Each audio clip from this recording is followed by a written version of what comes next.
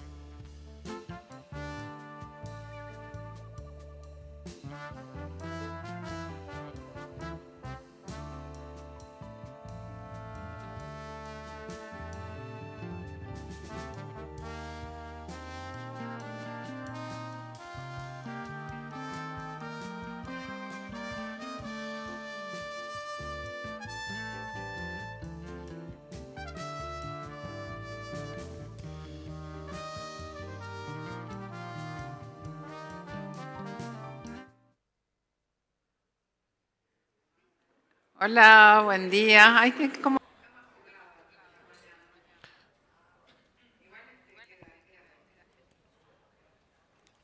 Good morning. Good morning. Good morning. I have everybody's credential here badges. Thank you very much for being here on this third day. We have a first speaker that is Patrick Panic from the Council of Europe, who plays a key role in the regulation of internet because even though it's not the United States or the United Nations and the European Union created regulations that are important for uh, a framework like the Budapest Convention, and recently they have created new ones on AI. So Patrick is going to tell us on this. He's going to be speaking English. He speaks very good Spanish because he's from Belgium, but he's going to be speaking English. So if you need uh, headsets for the translation, please request your headsets. Thank you very much. Thank you very much. And later, during the morning, we will have Christopher Painter. He was the first cyber diplomat in the world. He worked for Obama, and he's responsible for the GFC Global Forum of Cyber Expertise. He's a part of the school. He's going to be online. And later, we're going to be addressing privacy, cybersecurity, and then less technical topics, more including social media and human behavior. Patrick, are you there? Patrick, good morning. Good morning. Everything's okay there? Are you in Colombia or in Europe? Okay, you're in Colombia, so it's like 7:30 there. Good. Greetings from Adrian, Oscar, and all the students that are here. We have your PowerPoint presentation, but you can screen it directly from your computer. Okay? You'll be presenting directly from your computer, right? Yes, from here. Okay, I know that you play a key role in the Council of Europe, that you speak very, very good Spanish, but you're going to be addressing your talk in English because it's more convenient. Thank you very much for always being here with us and supporting the school. Thank you very much. For us, all yours. So much, Olga. It's you know I would prefer to be there with you in Argentina, but right now I have a meeting here in Colombia. As you know, I'm in charge within the Council of Europe of everything to do with data protection, cybercrime, digital cooperation, digital companies, and artificial intelligence. And artificial intelligence is actually the latest or the newest element of my workload, basically, and of our achievements as well. And I will say a few words about that. I only, unfortunately, have until 8:30 because I'm participating here in the Latin American network on data protection, which is very well functioning. And actually, Olga, some of your former participants to the South School on Internet Governance are actually here as persons who are responsible for data protection in their own country. Gonzalez from Uruguay, for example, told me this morning that he participated in one of the sessions of the South School on Internet Governance. So he sends his regards and he hopes that you will remember him. Now, Council of Europe, we claim to have the first global instrument on the governance of artificial intelligence. Claim, it's not a question of who is first, but it's a question of what do we regulate and with whom. And I'll say a few words first about the Council of Europe, which you know, obviously, but maybe for the participants also to contextualize things a little bit, because in fact, Council of Europe and European Union, even though we cooperate on a regular basis, and for this convention on artificial intelligence, we definitely also work together. The European Union was one of the countries which was one of the countries or regions that was negotiating on behalf of the European Union countries in the context of our Committee on Artificial Intelligence. If I'm going too fast, let me know, because the subject matter I have in my head, so I tend to go maybe a little bit fast, so don't hesitate to interrupt me if you need more time to listen to what I'm saying. Council of Europe, Europe's largest intergovernmental organizations. We have 46 member states. We also have 5 observer states, including Mexico.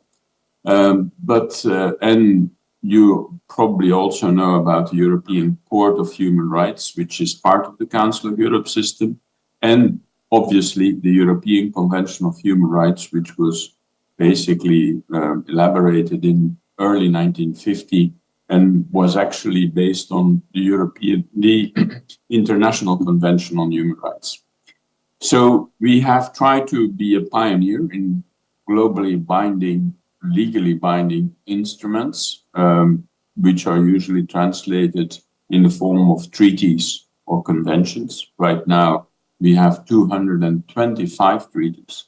The European Convention on Human Rights was treaty number 4, and now 75 years later, we are at treaty number 225. I'm also proud to say that the last 3 treaties were all part of my own department, one on data protection, the other on cybercrime, and the third on artificial intelligence. I'll tell you a little bit more about that. So, global, legally binding instruments creating a common European and international space for some of it.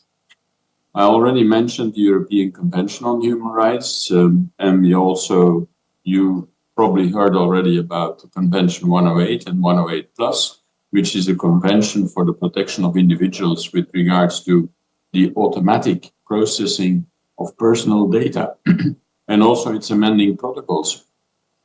Can you imagine?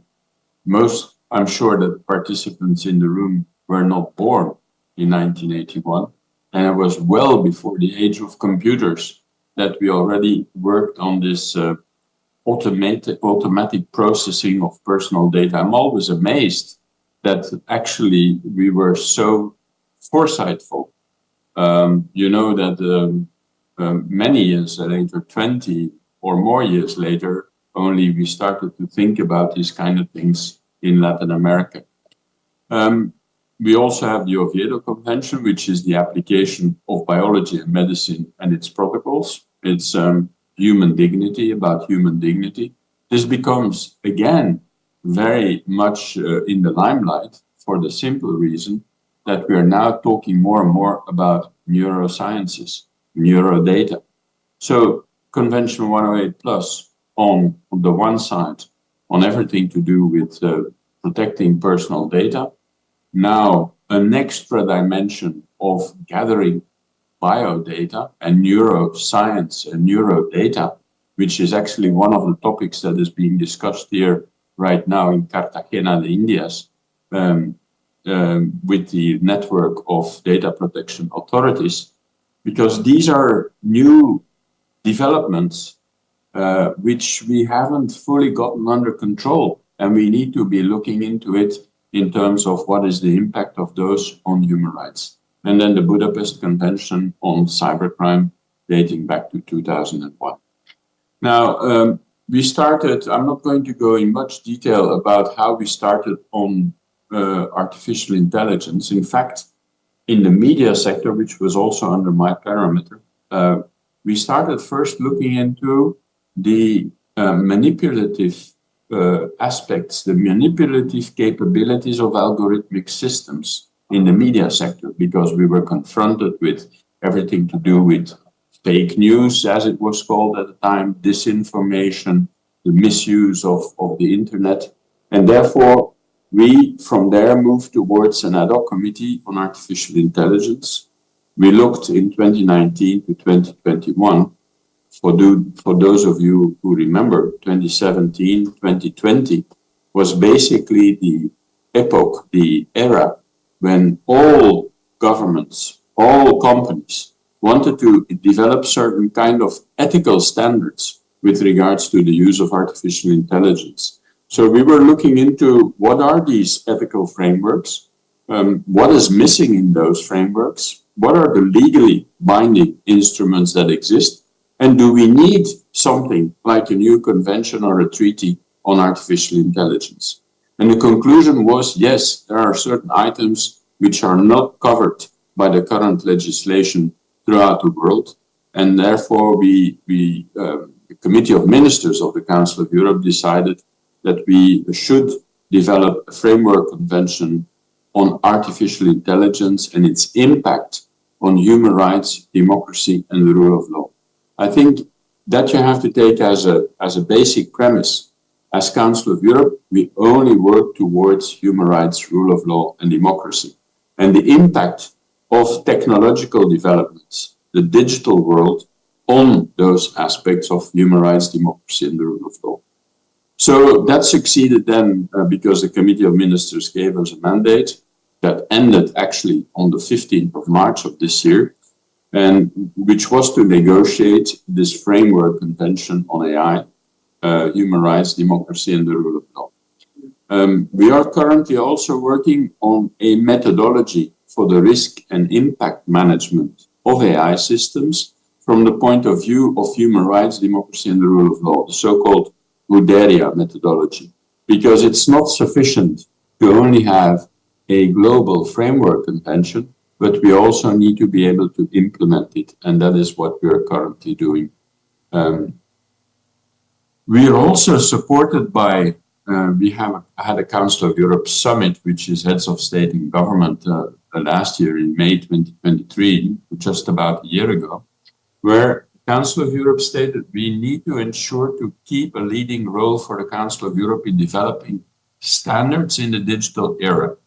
to safeguard human rights online and offline, including by finalizing as a priority the Council of Europe's Framework Convention of Artificial Intelligence. So we really had a mandate from the top level, that is heads of state and heads of government, that decided that we should be doing this.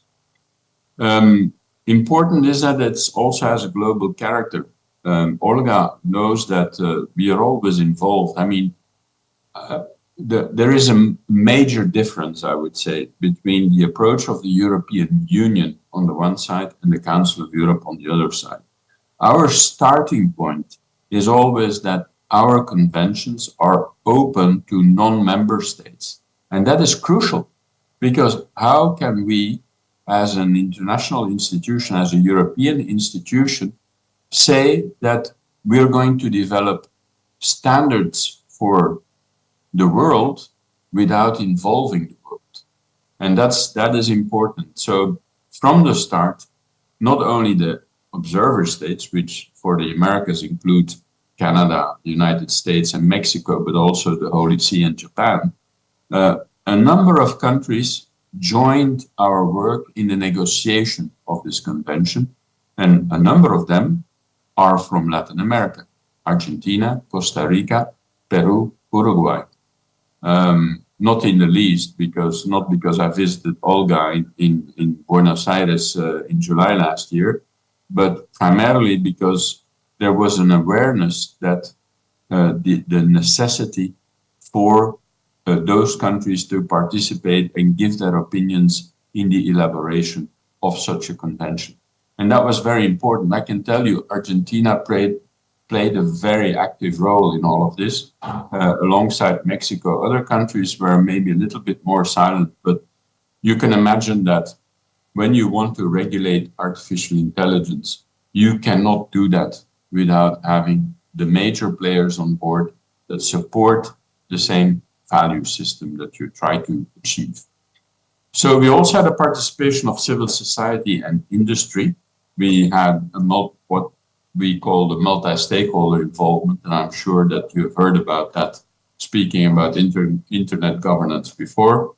That basically means we wanted to involve the technical community, the business partners, the civil society partners, and the academia. So there was a very high, extensive involvement of all those representatives. And here's a list. I mean, I also shared with you the PowerPoint presentation, both in English and Spanish. So you will be able to look at those that were invited to participate in those negotiations. A question that always comes back, and how does that refer to the other institutions? Well, we have a cooperation network that on this issue, which is global policy.ai, which is basically reuniting or uniting all those international institutions. And for your information, we also took the definition of the OECD when it comes to defining what we're talking about when we speak about artificial intelligence. So following basically the unanimous adoption by the Committee on Artificial Intelligence on the 14th of March, I told you our deadline was the 15th of March, so we worked until midnight on the 14th of March. The Committee of Ministers consulted the Parliamentary Assembly of the Council of Europe, and then the Committee of Ministers adopted the convention on the 17th of May 2024. That's 2 weeks ago, my dears, not even. Yeah. So it's really fresh from the press, as they would say in Flemish. What do we do? A framework convention does not go into much detail. It formulates fundamental principles and rules which should safeguard human rights, democracy, and the rule of law, but at the same time has to be conducive to progress and technological innovation. So we do not want to stifle innovation. It is very important that what we do is also going to be stimulating innovation. It is not contradictory. And also many of the companies have said that to us. We need certain benchmarks, we need certain guardrails in order to say in which areas do we develop. At the same time, let's face it, not all countries in the world are going to follow those guardrails. But that's then a question of what type of society do you want to build. Some general points. We wanted to make sure that it is complementary to the already existing international instruments and only focuses on the gaps. So we're not going to, in a way, create new human rights laws or any other instruments. We just want to ensure that the basic principles are to be respected when developing artificial intelligence. We also wanted to make it future-proof. That is, some say technologically agnostic. We did not want to, in any way, try to predict or try to focus on any kind of application that is existing now, because during the negotiations time, for example, we had a whole discussion at some point in time because ChatGPT came out and it hit the world press and everyone wanted us to start looking specifically into ChatGPT. We said, no, we cannot do that. What we will do is we will develop standards which are technologically neutral and future-proof. There is no point in trying to predict the future.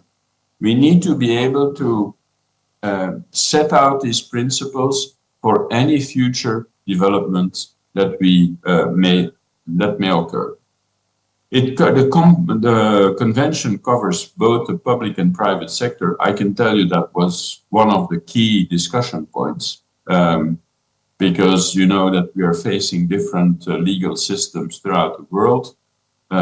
In some countries, a government cannot necessarily decide on a overall benchmark for the private sector.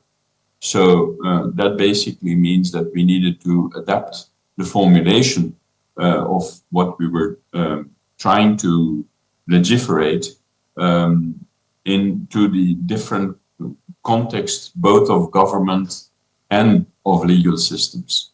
We gave a number of limited exemptions from the scope as regards to the national security and research and development. Recent research and development obviously is the key of the system. And there, a number of countries were rather reluctant to any kind of stifling of research and development. For us as Council of Europe, it is also important that we cannot, because the Council of Europe's mandate is very broad in terms of protecting human rights, rule of law, and democracy, but has one limitation, and that limitation is we cannot work on national defense issues. That doesn't mean, because right now we're talking multi-purpose AI development. So it's not a question of dual use, it's multiple use of artificial intelligence. So basically, those items which are related to technology that can have a multiple use still falls under the scope of the Framework Convention. I said we stole somehow, we didn't steal, but we discussed with the OECD the fact that we should use common definitions.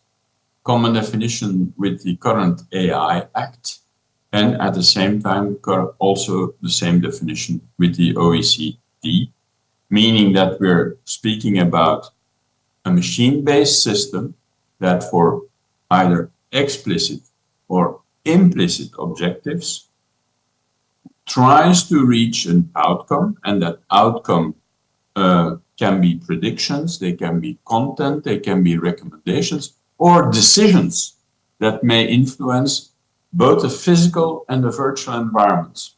That's rather large in a way. So different artificial intelligence systems They obviously may vary in their level of autonomy and their adaptiveness after deployment, that is, the self-learning systems.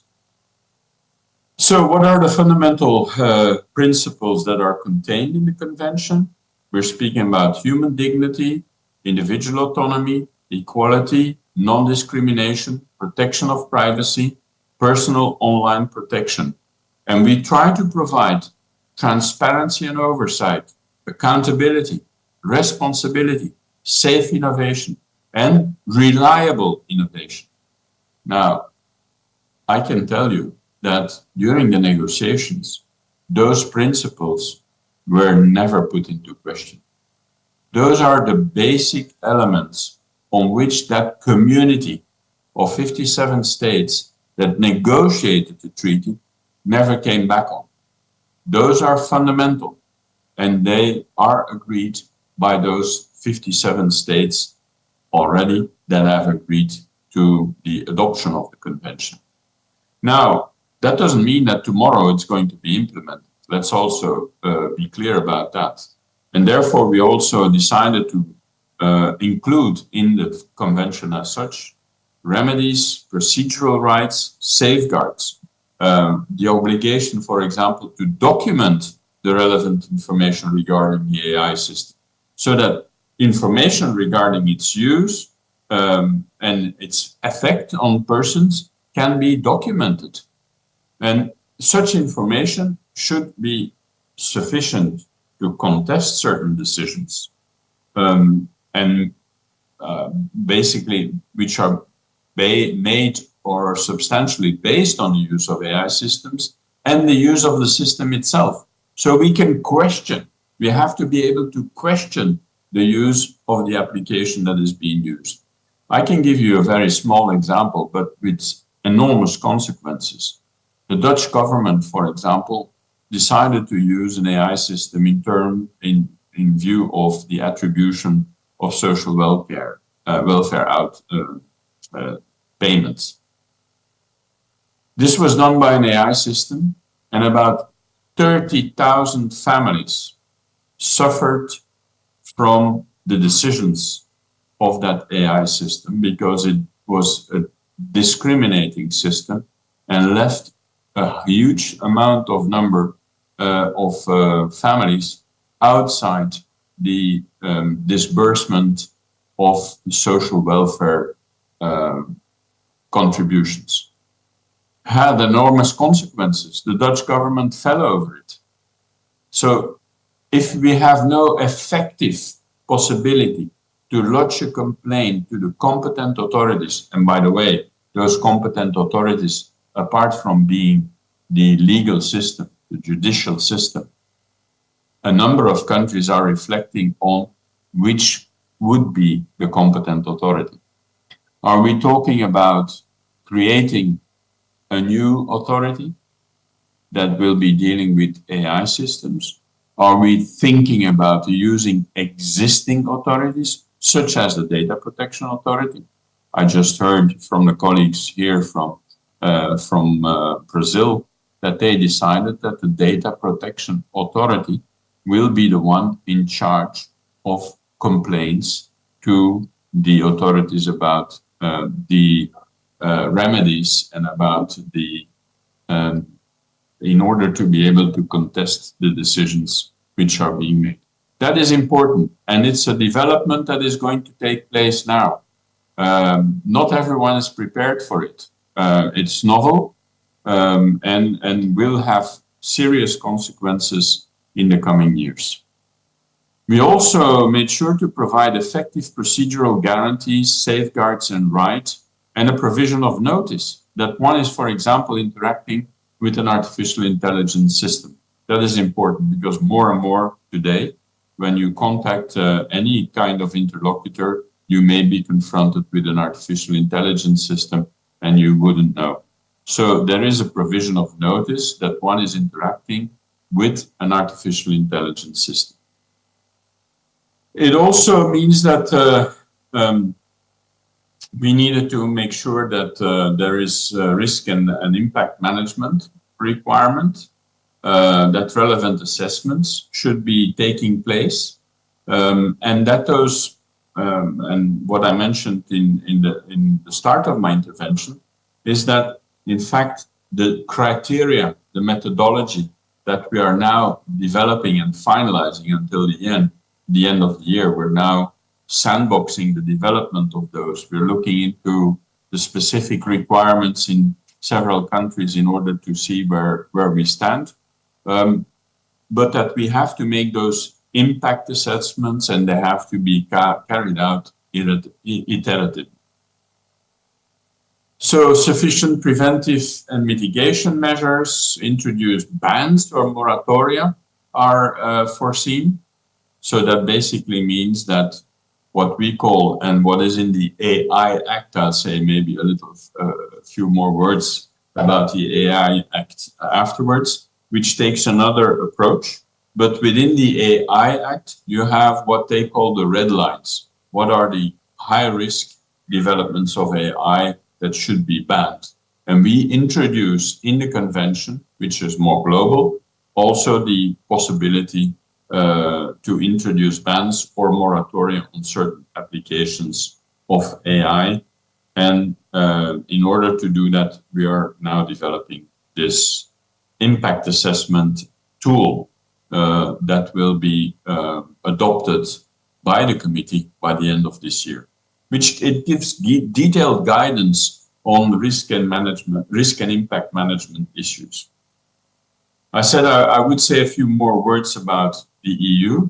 Remember, the EU is the 27 countries, which are it's a supranational institution, not like the Council of Europe. Council of Europe is an intergovernmental institution. The European Union is a supranational institution. So the EU has recently adopted a regulation laying down harmonized rules on the placing on the market of AI. It's a complementary instrument.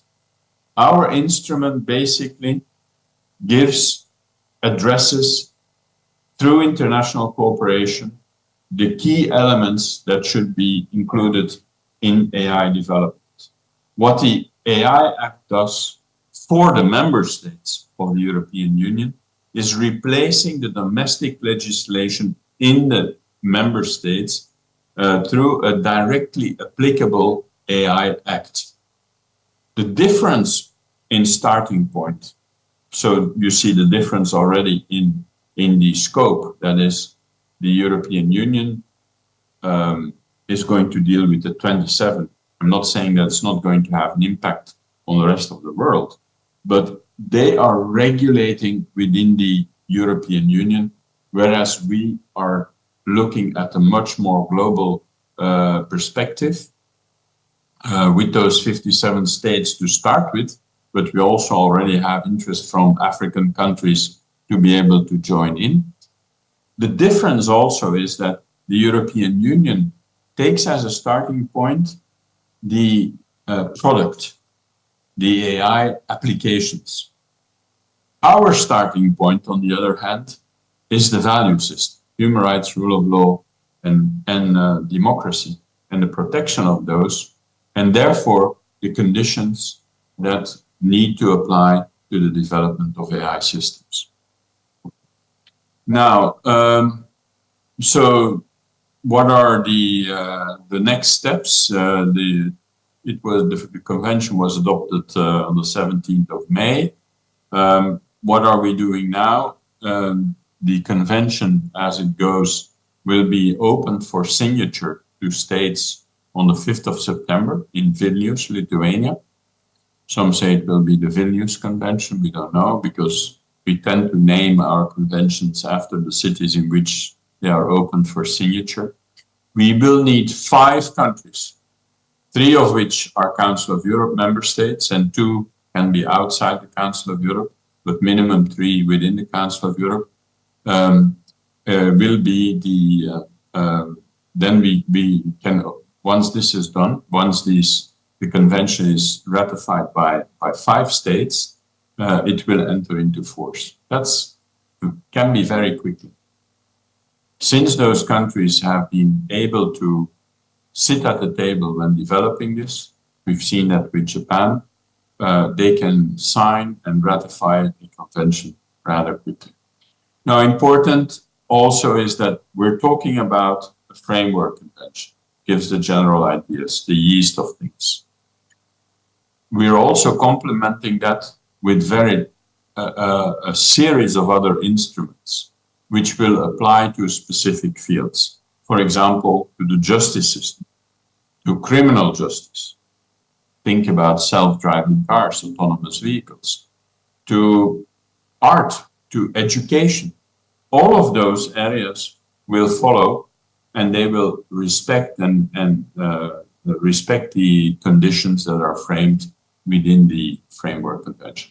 I will stop here, so to leave you 10 minutes or so to ask questions. I'm sorry I don't have more time, but as I said, we will be discussing here in Cartagena, we will be discussing the impact of neuro data and neurosciences and the connection between data protection and neurosciences, and obviously also with artificial intelligence. Thank you. I will stop here. I'll stay with you for another 10 minutes or so for questions. Thank you.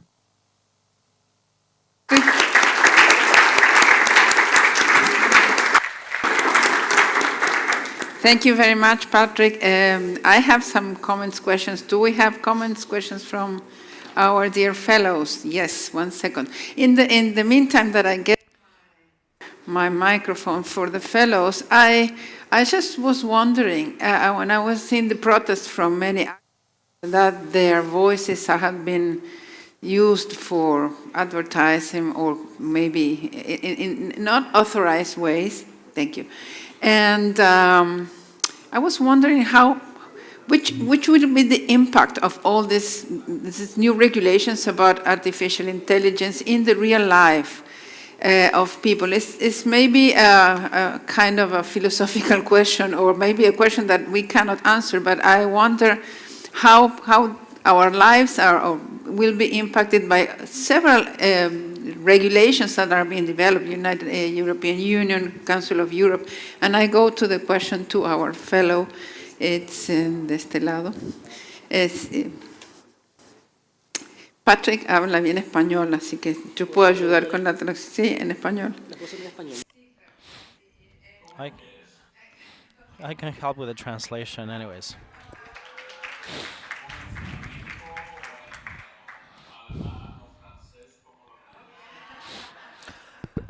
I could speak either Spanish, French, or German, or English. My name is Unisoni from Chile.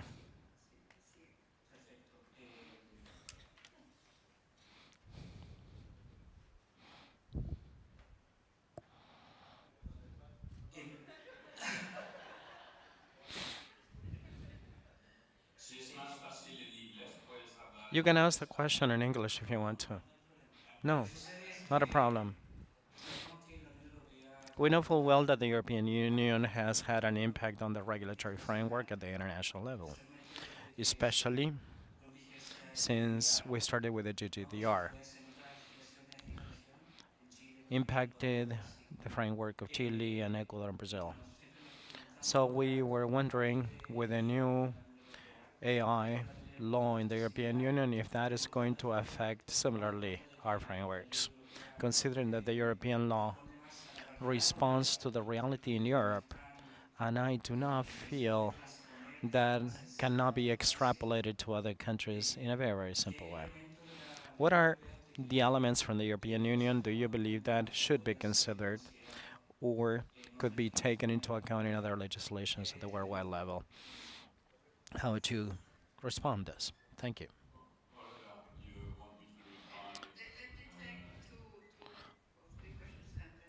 So we do more profit of your time. ¿Español o inglés? Español. No, okay. Hola, buenas tardes. Soy My name is Seyon Kosher from Colombia. I was wondering regarding the Council of Europe, how they conciliate or combine or converge the European or the rules from all over the world, because in America you have more a commercial aspect of it, and in Europe you focus primarily on the principles and rights, and in Asia target at cooperation or socialist. So when you have mainstreams that are different across the world, how do you converge this in a single rule? One more question.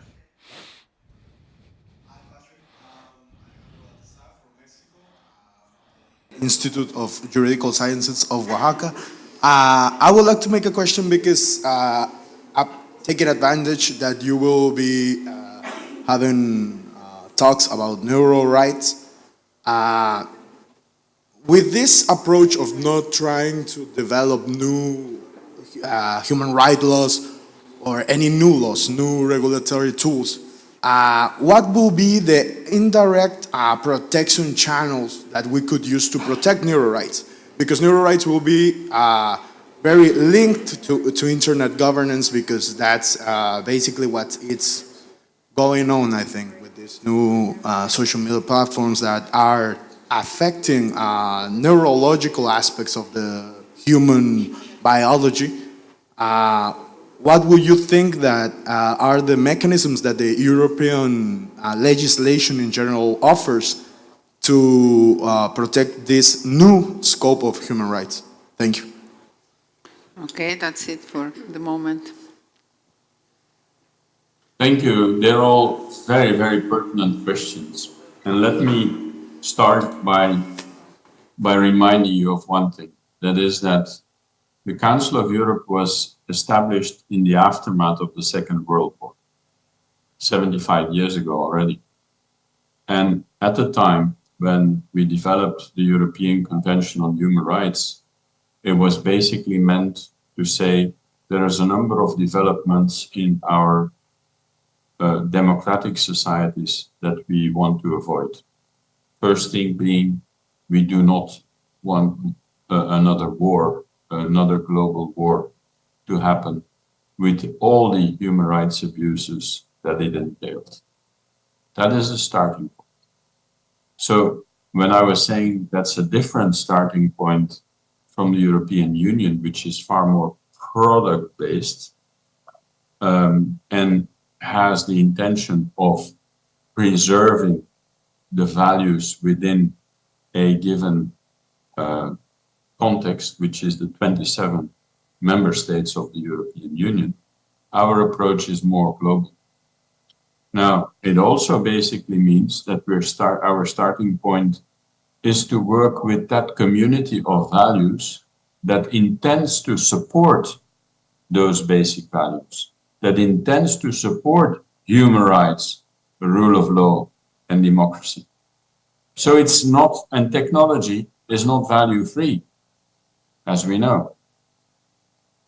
Technology can support the value system and the society that we want, or can destroy it. And that is the fundamental choice that we have to make as an international community. What is the type of society that we want to live in? What do we want to preserve? And obviously, when it comes to, and to answer the question that comes from Chile, the starting point, for example, of the GDPR, again, is Europe and the European market. That is, how do we make sure that the criteria regarding privacy are being maintained or upheld in those countries with which we are in economical relations. And that has been translated in many bilateral agreements between, on the one side, the European Union and other countries, for example, the United States, which have a different approach to privacy. We're not going to say that even if we share those fundamental values together, it doesn't mean that the application of those is going to be the same. And there we need to be able to adapt and take that into account. The GDPR, in my opinion, and that's a little bit what is being trying to that is being trying to be in some way imposed on the rest of the world that wants to cooperate and have economic relations with the European Union. Our starting point from the data protection perspective, namely Convention 108 and Convention 108 Plus, is the joint development of those standards. They are compatible with what the GDPR is doing. And the Convention 108 and Convention 108 Plus are elements in the adequacy decision of the European Union. So there is a certain convergence in there, even though we're not the same. Now, from Colombia, the question, regulation, the approach of regulation. At some point, it used to say we used to have this telltale story: United States develops, Europe regulates, or United States develops, China copies, and Europe regulates. With AI, my dear friends, that is no longer the case. There are several poles which are indeed on the one side focused on the United States, but on the other side on China. So if we want to regulate something, because there Europe and the European Union is running behind, if you look at the figures on how AI is being developed, Europe is running behind. So we need to be able to say that community of values, what do we share, and how do we want to ensure that AI is not going to serve for social control or is not going to serve for social scoring, but is going to be used to underpin the basic values that we stand for. And Alejandro, also on neurosciences, well, the investment of business, my dear, is such that they have been investing quite a bit, not only in emotional intelligence, but also more and more in neurosciences. And that poses very concrete questions to which extent are we actually being, and coming back to our starting point on algorithmic systems, to which extent can algorithmic systems, especially when they can use not only rational data, but also emotional intelligence, and in the future more and more neurosciences, how are we going to preserve our independence, our autonomy as individuals, as society, from the technology? I will leave it at that because I will need to run now. So thank you very, very much for listening to me, and I hope very much that I will be able to participate in real the next time. Greetings also to Adrian. I saw him running around, so my best greetings to all of you. Take care. Hope to see you somewhere in the world this year soon. Have a nice time in Colombia. Enjoy the good coffee there. Bye. Yes, thank you. Cheers. Very interesting and very generous with his knowledge. Let's see what happens with these AI regulations. Let's see what happens, because the Budapest Convention had something similar. I was unaware of what he said, that the European Union makes regulations that are the beacon of hope for regulations to impact somewhere else. However, they don't impact directly, they are not binding with Latin America. However, the Council of Europe creates conventions that other people can join or can adhere. Argentina and others have adhered to the Budapest Convention. Vinculante, being binding to the national legislation. You need to modify this and adapt them so we can be in line with the convention. Like GDP, and unlike GDPR that created the impact, but countries review their data protection laws or not. I mean, that was in line with the legislation, their own legislation. Do we have Chris online? Do we have Chris online? Chris, are you there? You, where are you? It's a fake background, but it's. I know, but it looks like you're there. I know. Thank you for being with us this morning. Where are you? In Washington? I'm in Washington. Okay, so it's not that bad time for you. It's like 9, almost 30. Yeah, it's great.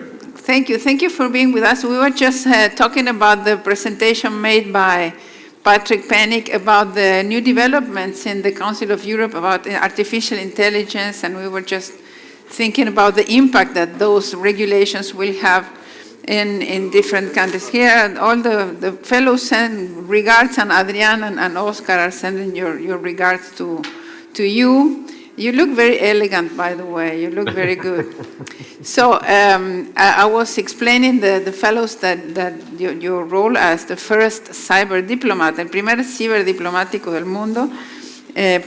Chris was advisor of the President Obama at the time, and now he's the head of the Global Forum on Cyber Expertise, that he will explain to us what is it about. And Chris goes all over the world teaching about cybersecurity and also involved in many activities and follows all the meetings related with cybersecurity and cybercrime. So he's the one who will let us know which are the new developments in those meetings, and explain to us, please, what is the Global Forum on Cyber Expertise, what you do there, and always very generous with his time and a friend of the schools.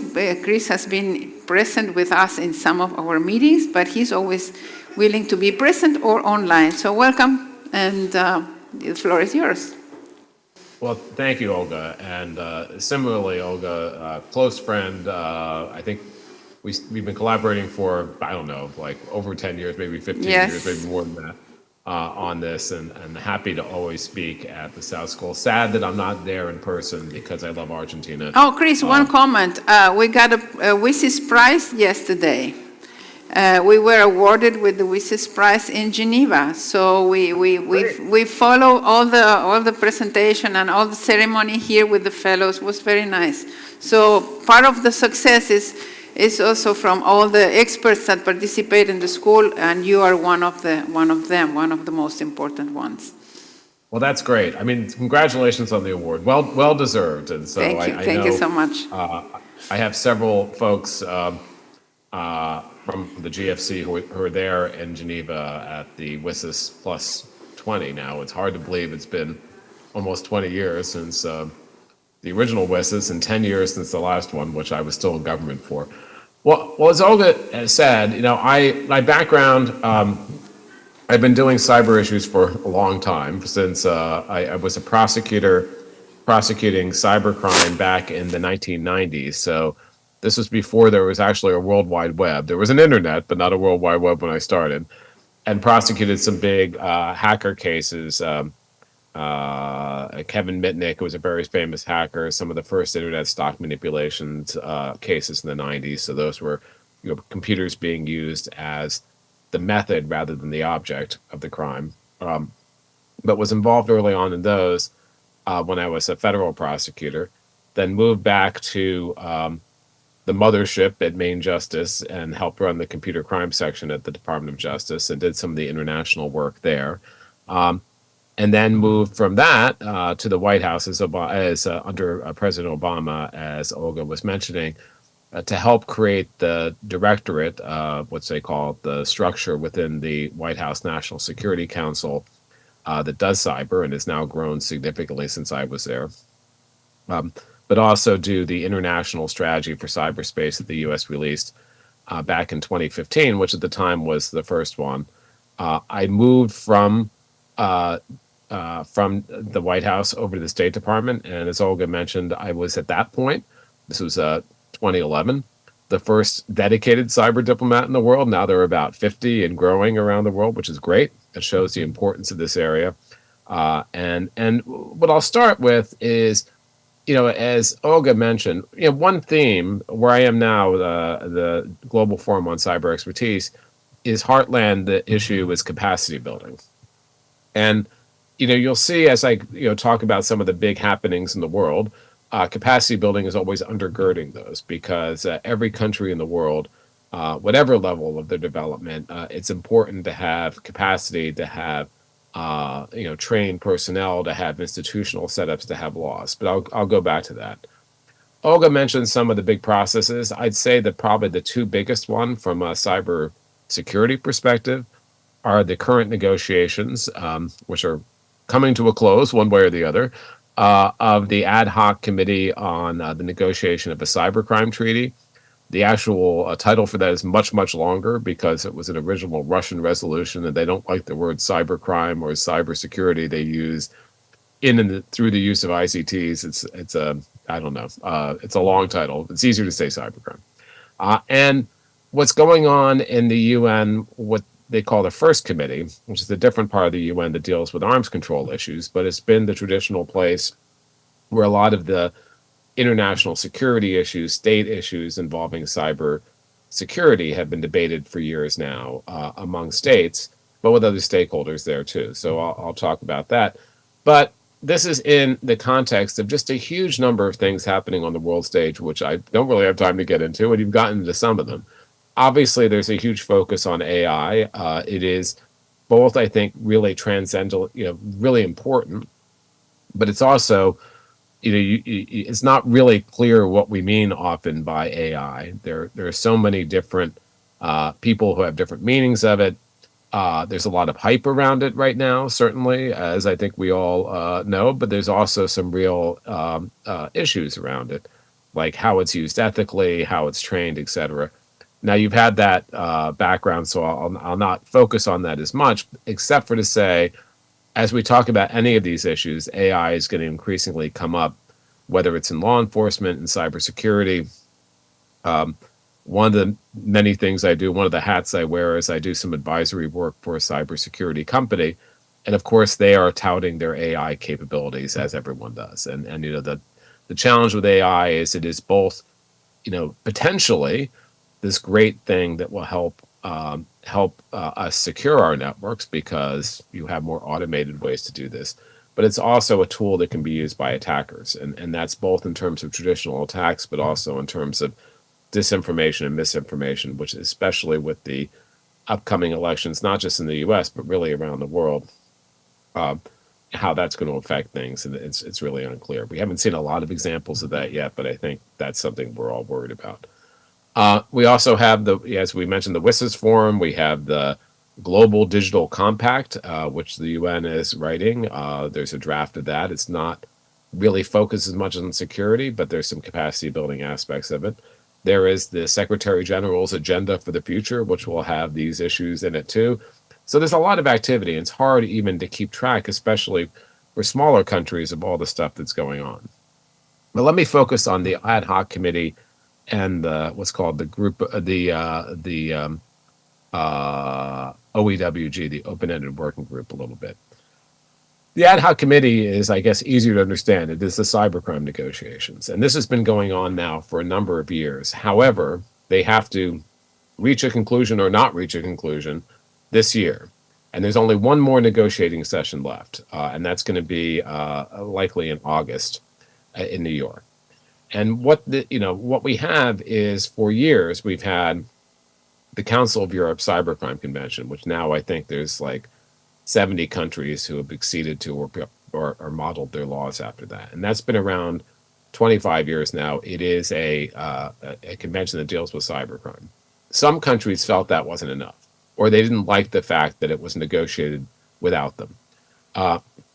So even though it's got a lot of penetration and a lot of countries have it, we still face this problem with not every country having good cybercrime laws, not having the good procedures in place, and you want every country to have it. And many countries only feel comfortable if you have a negotiation within the UN context. thinking it's a more universal system. So this negotiation has been, as I said, going on for several years. Some of the big issues around this still remain. The goal of the convention is to have substantive laws on cybercrime, but also procedures, capacity building, other aspects of fighting cybercrime, to have a UN convention for this. But the problem, I think, has been that there's vastly different views on what that means. Russia, China, Cuba, and some others want a convention that deals with every single kind of crime, not just attacks on computer networks, but the use of computers for every kind of crime, even if there are already laws in place, even if there are already conventions in place that deal with those. And they have a different definition of what crimes they think should be covered. The West and many countries, in fact, want a convention that deals with those crimes that often are not penalized now, which are attacks on computer systems. So the tension comes down to a lot of different things, but one is human rights. Some countries want to really go after what we would consider in the U.S. protected speech or human rights issues. Not just an attack on a computer network, but a actual use of something that criticizes the state, for instance, which is protected political speech, but some countries want to get after those things or other things that very broadly. I remember one delegate talked about we should penalize rumors about natural disasters. I think the Chinese delegate said that. And that certainly was something that they were worried about in their own domestic context. So this is a big debate because it's not just a substantive debate, it's a human rights debate.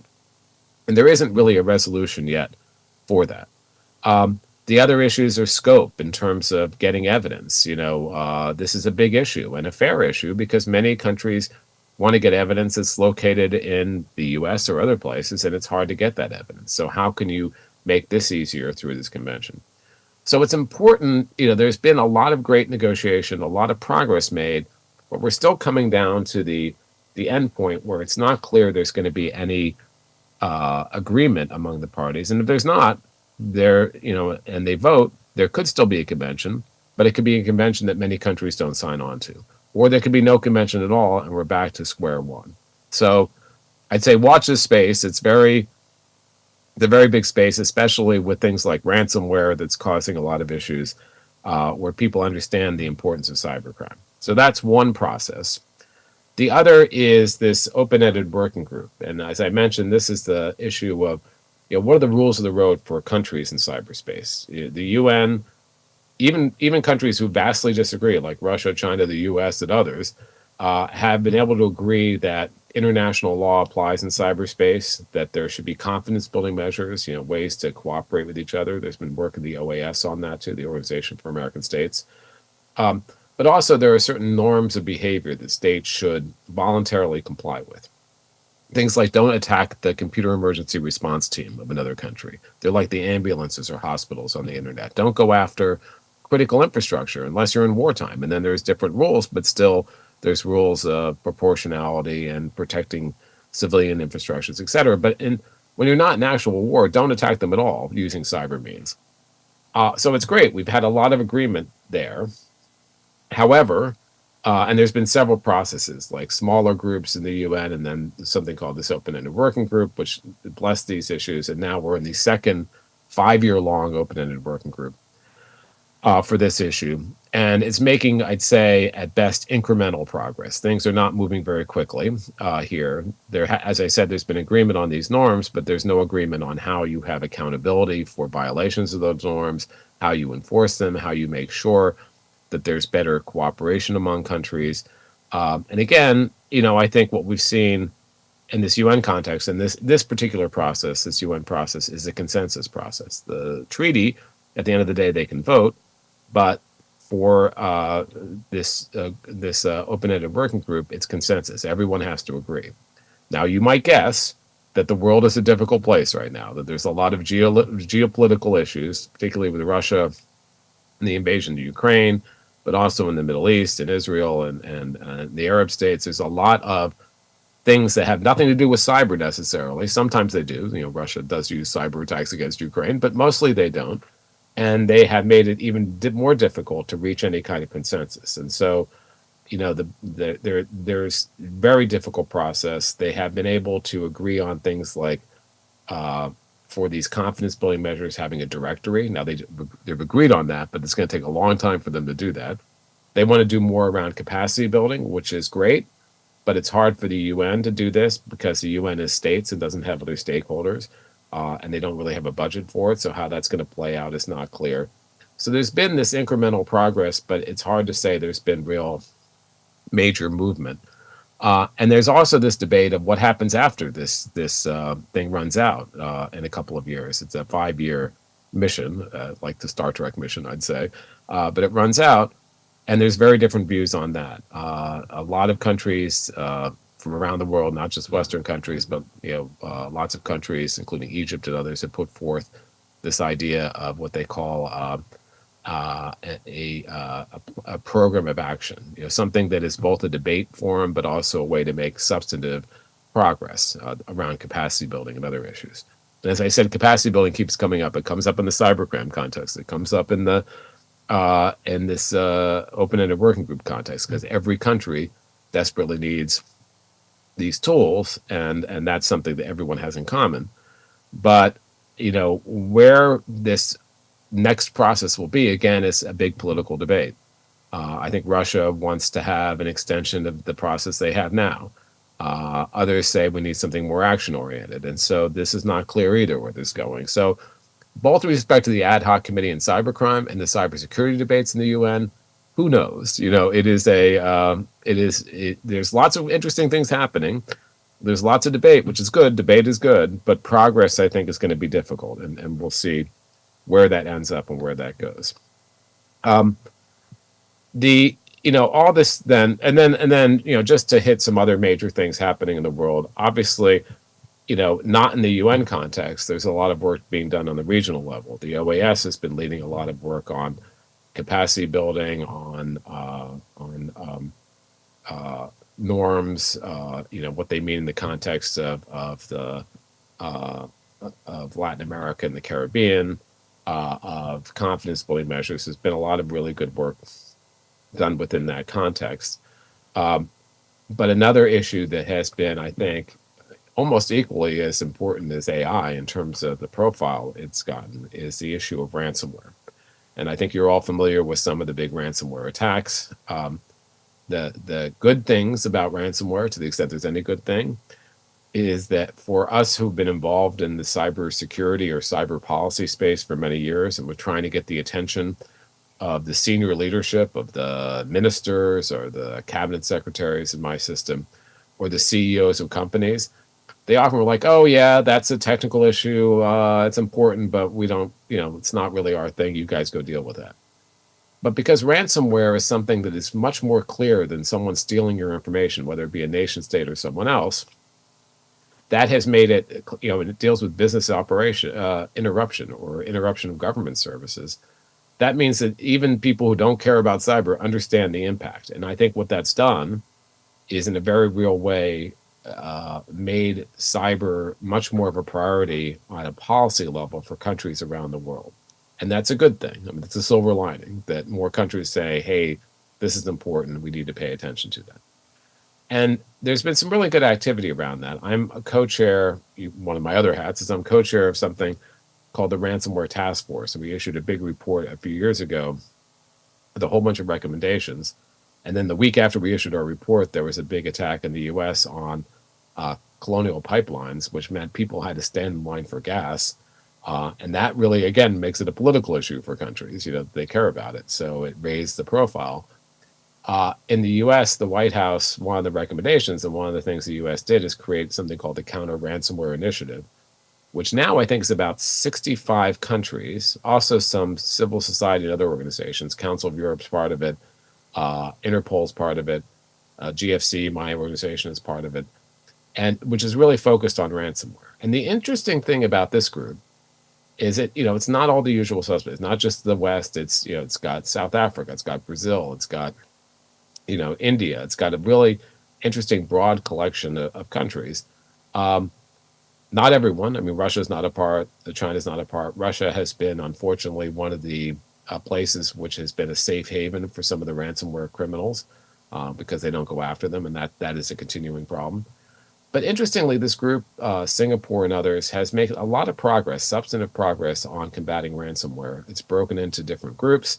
Operational groups, capacity building is one of the groups. Another group is policy. Another group is operations, disrupting ransomware groups around the world. And so that's been a really, I think, interesting experiment and shows how countries can collaborate even if they disagree on a number of things. So that all brings me to capacity building and what the GFC does, but also, as I said, the importance of capacity building is that when you go to these UN meetings, when you go to these regional meetings, people may disagree about some of the substantive issues they're dealing with, about what is a norm, how you enforce it. And there's been, they're trying to do some work around sanctions and other things that you would use to enforce when a country violates some of these norms I talked about. But almost everyone says, well, capacity building is something that's important that we need. And that's good. And what do we mean by capacity building? Well, it is everything from training individuals, but also in a very real sense, it's the policy framework. A lot of countries, many countries in your region have them because the OAS has been working on this for many years, but having national strategies for cybersecurity or cyber issues. That's an important foundational thing. Having a national level CERT. Again, lots of countries still don't have that. More do than before, but still a lot don't. So having a national level group that could help protect not just government but private sector networks, having good cybercrime laws, having good cybersecurity laws, having the ability to cooperate, to actually effectuate some of these norms that the UN agreed on, like cooperating. One of the norms is if you see malicious code, someone sees malicious code coming from your country, you should help either using law enforcement or technical means to cooperate. Sort of a due diligence requirement. So you can't do any of these things if you don't have the capacity to do it. If you don't have the institutional capacity, if you don't have the personal capacity. So capacity building is important. Unfortunately, the resources devoted to capacity building pale in comparison to the great need that many countries have. And there's not always the best coordination among different donors and others. So you may have like 5 countries going to one country training the same 5 people, and that's not efficient, especially when the resources aren't that great. So the GFC was set up, the Global Forum on Cyber Expertise, in 2015, initially by the Dutch. It is an independent organization now. It has about 220 members and partners, including 60 countries, a number of private sector companies, a lot of civil society and academia from all over the world. We have regional offices. We have one in the Pacific Islands. We have our hubs, one in Singapore for the ASEAN countries, one in Africa, and then we are partnering with the OAS to have one in the Latin American Caribbean region to help inform some of the capacity building efforts. There are 5 working groups. One is on national strategies and diplomacy. It's broken into 2. One is on incident response and building certs. One is on skills, training, and awareness. One is on cybercrime. And the new one is on AI, because as we said before, AI is not just a bright, shiny thing, but it is actually an important thing. So it's AI and emerging technologies, because it's not just AI we're focused on. And these working groups are places for the members and partners of the GFC to come together and work together and to create, products, but to do other things. So that's part of it. And then we have a number of tools. So one of the key tools is matchmaking. So if a country comes and says, I need help with X, let's say I need help with a national strategy, we try to match them with the donors and the implementers who are part of the community to help them achieve that. And that's an important thing, not easy to do, but an important thing. Another is a Sybil portal, which is a portal with now about 1,000 different products, best practices, links, calendars, etc., that is accessible to everyone. So the GFC's website is www.thegfc.org. The Sybil portal is www.cybil, CYBIL, portal, PORTAL.org. And the Sybil portal, you don't have to be a member or partner. You can go there and you can search by region, you can search by substantive area, and it's a good place where we have all this information together. We have recently linked our portal with the UNIDIR portal. That's the UN kind of research agency that deals with a lot of these issues. So that helps it be even stronger. And I think it's a really good product. And then we have some research that we sponsor that we do. Recently in the ransomware area, we sponsored something on public-private partnerships between countries and private sector to fight ransomware that was done for Spain and for a couple other countries within the counter ransomware initiative. The GFC, I think, is a vibrant community. It's a growing community. If your country is not a member right now, we certainly welcome you to join, and many of your countries are. But it underlines the importance of capacity building to achieve all the way I put it is capacity building is critical not only in preventing and responding to the bad things we see online, and there's lots of those, both nation state actors and criminal actors and hybrid actors and others, but also to achieve all the positive things, all the things we want to achieve, all the good things, how AI can be transformative, how every country around the world, even if they don't think they care about cybersecurity, cares about digital transformation and economic growth. So cybersecurity is an underlying part of that. To get there, we need capacity building. So those are all tied together, I think, as part of this. As we go forward, that's going to be something that no matter what else we do, we're going to have to continue to focus on these capacity building issues, while at the same time dealing with all these substantive issues, all these geopolitical issues, all this potential dissent, the kind of attacks we continue to see. And look, you guys know this, but we've seen a lot of criminal attacks. Those are increasing. Ransomware is like the latest variety of those, or not even that. It's been a number of years now.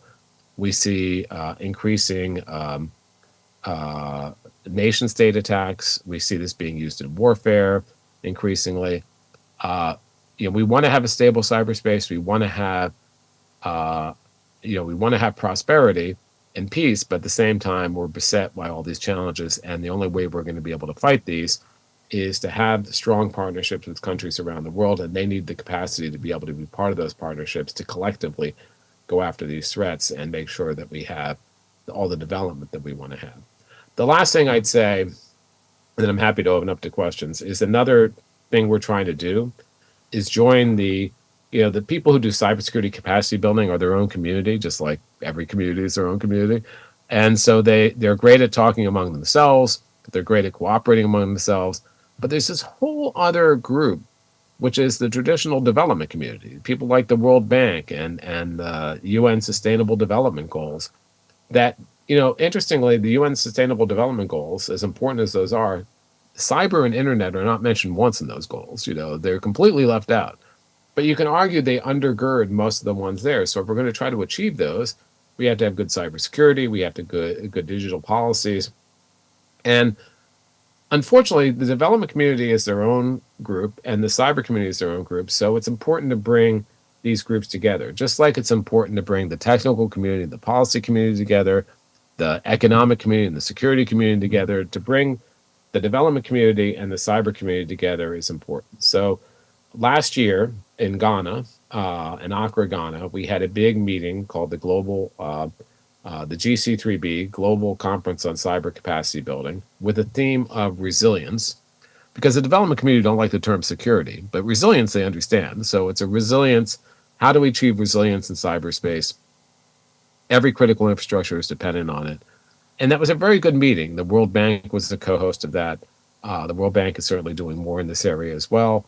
But we need to bring these communities together because the resources the development community have are vastly greater, and mainstreaming cyber as part of the development agenda is, I think, critically important. So that's the other thing that we're trying to do. Not just we, but many people are trying to do. So with that, I'll stop and Olga, throw it open to any questions and answers or discussion we want to have. Yes, thank you very much. ¿Tenemos preguntas para Chris? Do we have questions for Chris? Yes. If in Spanish, I can translate it into English. Don't worry about it. And he will ask a question in Portuguese, and I'll translate it into English. Thank you very much. My name is Guilherme, and I come from Brazil. I do research on digital rights, security, and raising children. What is in the convention that may help with the perspectives of protected children under digital contexts or environments, especially with encryption, that would help? Did you hear me? Did you hear the translation?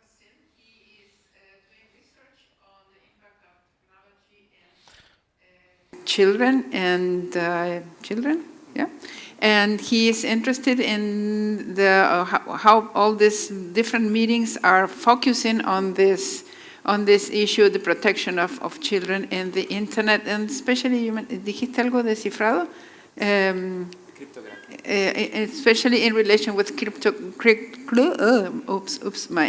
cryptography. So that's the question.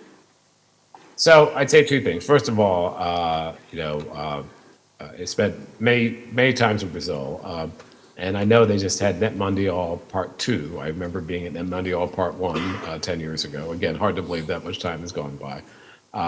So thanks for all the leadership in those areas. I think the idea of child protection is an important one. It's not as much front and center in the UN negotiations. It is in the cybercrime area, because those are one of the victim communities that are worried about. So I'd say the two areas that we've seen, I think, fair focus on are protecting children, but also gender-related issues. That often women are targeted through cyber stalking and other attacks. So that's an issue. So I see this more in the cybercrime area, but certainly as we've looked at things like the UN Digital Compact or other issues, there's been a focus on children, in several different ways. Protecting children online is one. Another one is in terms of, children empowerment, education, et cetera, and making sure they're connected. So I think those are the two big themes. In terms of cryptography, there are two issues I mentioned on that. One is, cryptography often, it's a good thing in many ways. It protects privacy and other things. On the other hand, it allows predators to communicate and try to hide their identities and evade law enforcement when they're going after children. And we've seen that, I didn't do these cases when I was a prosecutor, but we had a whole group who was focused on child exploitation cases. And that certainly was something that unfortunately the criminals are very adept at using technology. The other is, some of the extortion and other schemes we see, that obviously just like in ransomware, cryptocurrency is used there. And then the third thing is, it's not just for communication. Sometimes cryptography is used to embed child pornography issues or images in legitimate issues to make them harder to find, to be able to trade, et cetera. So that's partly a technical issue. And it's just like the issue in ransomware. How do we deal with cryptography? How do we deal with some of these challenges? And that is certainly a challenge. But I think that debate has come up more frequently in the cybercrime area, not just in negotiations, but also in enforcement, that Interpol and others have been focused on. And it's a very important area, I agree. Okay, okay. We have two more questions, and then we leave you because we are on time for the break. English or English? English, very good. Hi, my name is Leticia and I'm from Brazil. In Brazil, we have a discussion going on in the Supreme Court about net neutrality of internet, and it talks about also cryptography, end-to-end encryptation. And I know there are a lot of laws and projects of laws in the worldwide being said to ban this contribution to not use that when in terms of privacy messaging, social messaging, and on those areas. So I would like to know what you think about that, because we have a lot of risks and data protection and human rights, So maybe just to hear on this point. Thank you. Yeah, so first on net neutrality, complicated subject, but important. I think you might know that the U.S., our Federal Communications Commission, once during the Obama administration endorsed net neutrality, then that was reversed under the Trump administration, and now it's been back, and they just voted to re-embrace it. So It's an important issue, though, I think, for the growth of the internet. On the issue of encryption, this is a really hard issue because I've seen this from various perspectives. When I was a prosecutor, of course, I wanted to find evidence anywhere I could see it. If terrorists or criminals were communicating with each other, like people who were targeting children were communicating using encryption, I wanted to be able to decode that. I wanted to be able to find that. So it did pose a real challenge. On the other hand, as you point out, and I completely agree, encryption is incredibly important for computer security, for privacy, for human rights. One of the things I've done is I participate in various human rights. There was a big gathering that annual gathering was held in Costa Rica last year, and obviously, dissidents, others need to be protected, and encryption is an important way to do that. And in fact, the State Department, when I was there, and still funds a number of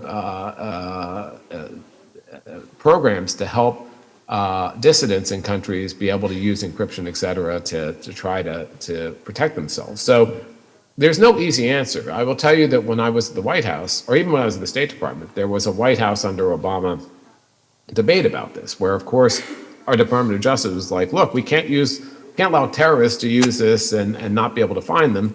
And on the other hand, people were saying, but this also protects security and privacy. So we were looking for different solutions, and frankly, we didn't come up with one, I don't think. We debated it at a very high level for a long time. And as you also say, as we see these terrorist incidents around the world, some countries are trying to outlaw it. I think we're not going to come up with a solution anytime soon. I don't know the answer to this. I don't have a solution because I understand both sides completely, and I agree with both sides. So how can we find a way to get the evidence we need in critical cases while at the same time protecting privacy? And I think we have to work with the providers, we have to work with others to figure out what the answer to that is, because there's not an easy answer. And as criminals use more encryption more, and fortunately often they don't. I mean, I had a big case years ago, a hacker case, where he had lots of stuff encrypted. But he also had lots of stuff that was not encrypted. So we were able to use that, and we didn't need the encrypted stuff. So this is an important policy debate, and I would urge all of you to be involved in this debate, because I think they need to hear the different perspectives that are out there. And it's important for countries to understand this is not just an easy answer one way or the other. So the last question. Hello, good morning, and thank you for your speech. I'm Iago, also from Brazil, and consider your experience in USA. I would like to ask you about what do you consider the best practice for international cooperation in combating cybersecurity threats and cybercrimes? Given the diverse legal frameworks and varying levels of technological advancement among countries, what strategy do you recommend for effective international collaboration and capacity building in this agenda? Thank you very much. Thank you for the question. I'm beginning to think, Olga, everyone's from Brazil in the audience. Well, we have like a 70% of Brazilian fellows, so we are becoming a bilingual Brazilian-Spanish school. Great. So, I mean, that's an important question. That's something that from the very beginning, I and others have tried to build. And that, there's not just one level of cooperation. Law enforcement, even with different systems and different laws, law enforcement has been pretty good and is getting better at cooperating across borders on issues. And you need to have that. You need to have policy coordination to fight some of these threats. I'll give you an example. When I was in the State Department, there was a protracted, what they call denial of service attack against some of our financial institutions. And this is a botnet. And as you might know, botnets are millions and millions of compromised computers all over the world, but they had concentrations in the US. We know how to deal with those, but they were also in Germany and other countries around the world. So I, at the State Department, would call my counterparts in those other countries and say, look, you don't want these botnets. They're illegal computers in your own, they're innocent people whose machines have been taken over. Do whatever you can to help with us with this problem. Go after these concentrations, these botnets in your country.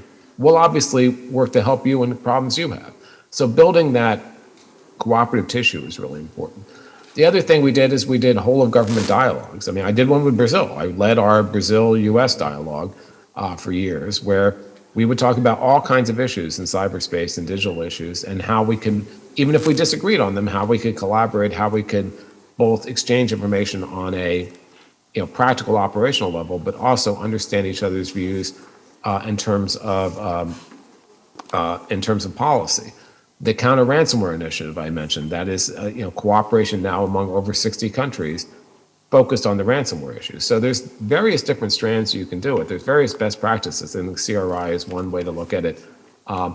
Another one is I talked about countries violating these norms even though they agreed to them. Well, I think you're unlikely to get enforcement at the UN level because you'd have to get agreement of all the countries, but you can get some countries banding together, and we've seen this, making joint attributions, like in other countries say, we've seen this event and this country did it. That's been happening more and more frequently. A bunch of countries coming together. We've seen countries taking collective action, sanctions and other actions. So there's no one thread on this, but I think your point is absolutely right. International cooperation, to the maximum extent possible, is the only way we're going to be able to make progress and fight these threats. And we need to be able to do it. Even if we disagree on major issues, we need to be able to try to do cooperation. And I also led, before the invasion of Ukraine the first time, our dialogue with Russia. And I led our cyber working group with China. And so even those countries we disagree with, we need to make sure that we're trying to build the bridges when we can and cooperate where we can and how we can, understanding that's not going to happen all the time. But you're absolutely right. That is the major issue in cyberspace, is building that cooperative framework. Thank you, Chris. I love hearing Chris talking about going to the White House as if I were going to the coffee in the corner of my home. And I was talking to the President of the United States as if I was talking with my friends in Buenos Aires. So that is fantastic. Thank you very much for sharing all your knowledge and all your knowledge, especially about all the meetings. Chris' presentations are the ones that I hear afterwards 2 or 3 times, so, and I write what he says, because it's such a lot of information. Thank you very much. Un aplauso para Chris.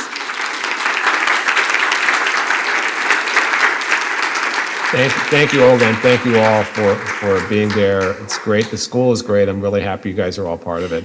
I suspect the wine is probably better in Buenos Aires than it was at the White House. You never know. Okay, anyway, hope to see you. Again. Hope to see you all. soon. Thank you. Thank you very much for being with us. Thank you. Bye. Bye. Me encanta. Sí.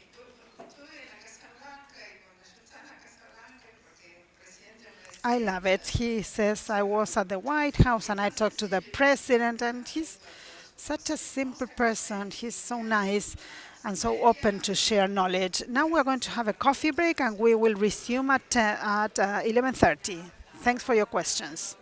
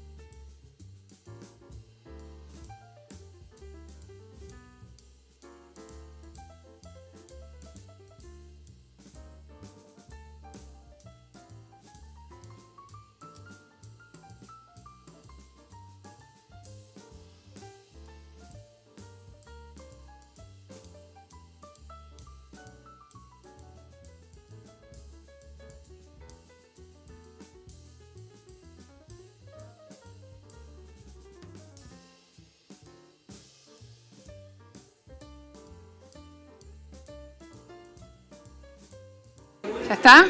Hola, gente. Shh. Que el cafeína, la cafeína.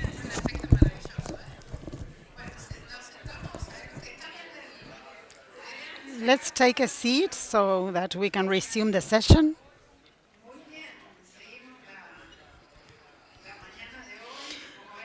We're going to continue with the agenda this morning.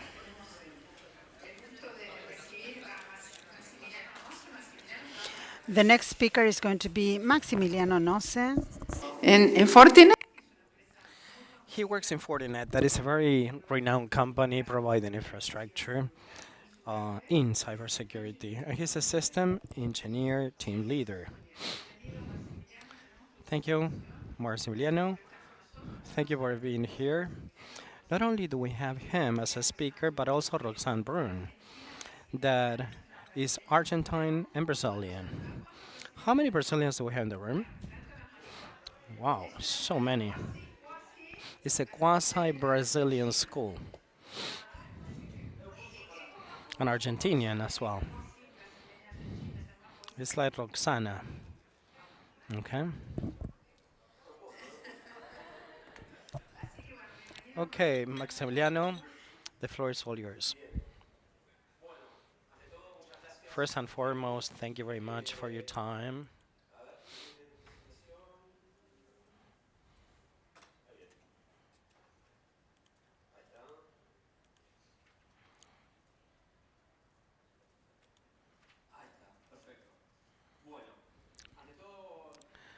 First and foremost, thank you very much for inviting me.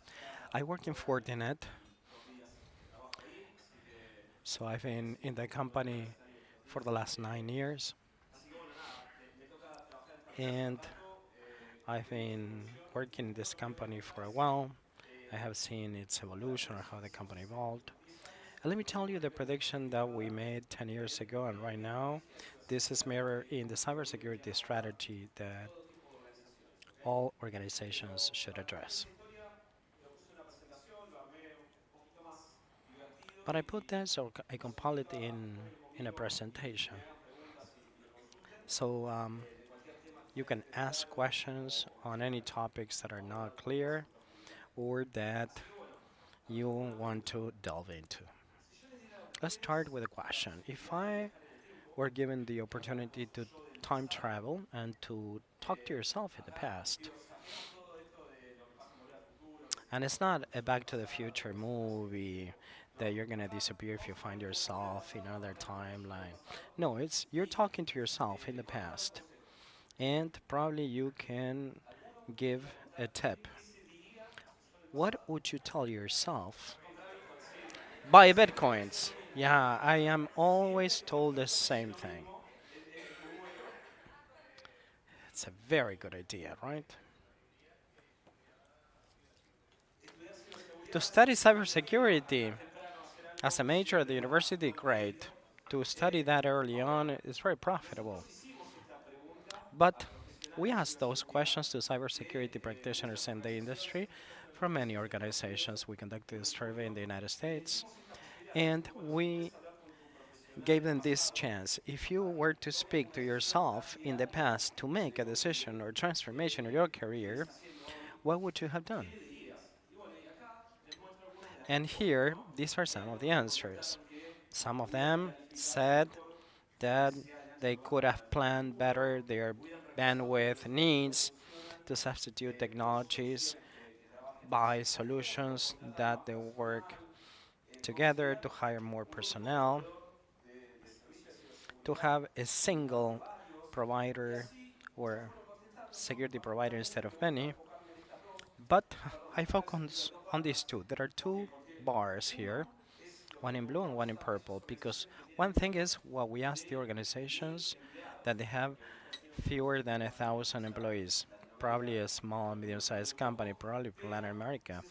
The employees change in number, but in purple we have the SME and the blue large corporations. And let me tell you that the answers in small and medium-sized companies, they wanted more personnel, whereas large corporations place priority up on eliminated multi-suppliers, the multi-supplier approach, and to have fewer suppliers. So I take this survey, I took this survey and tried to interconnect or correlate a few items. And I was able to draw some conclusions, which is something that you need to work with me. Let's see if we agree. And how can we take this to the cybersecurity arena? What can you see in the picture? Coffee makers. Yeah, coffee makers.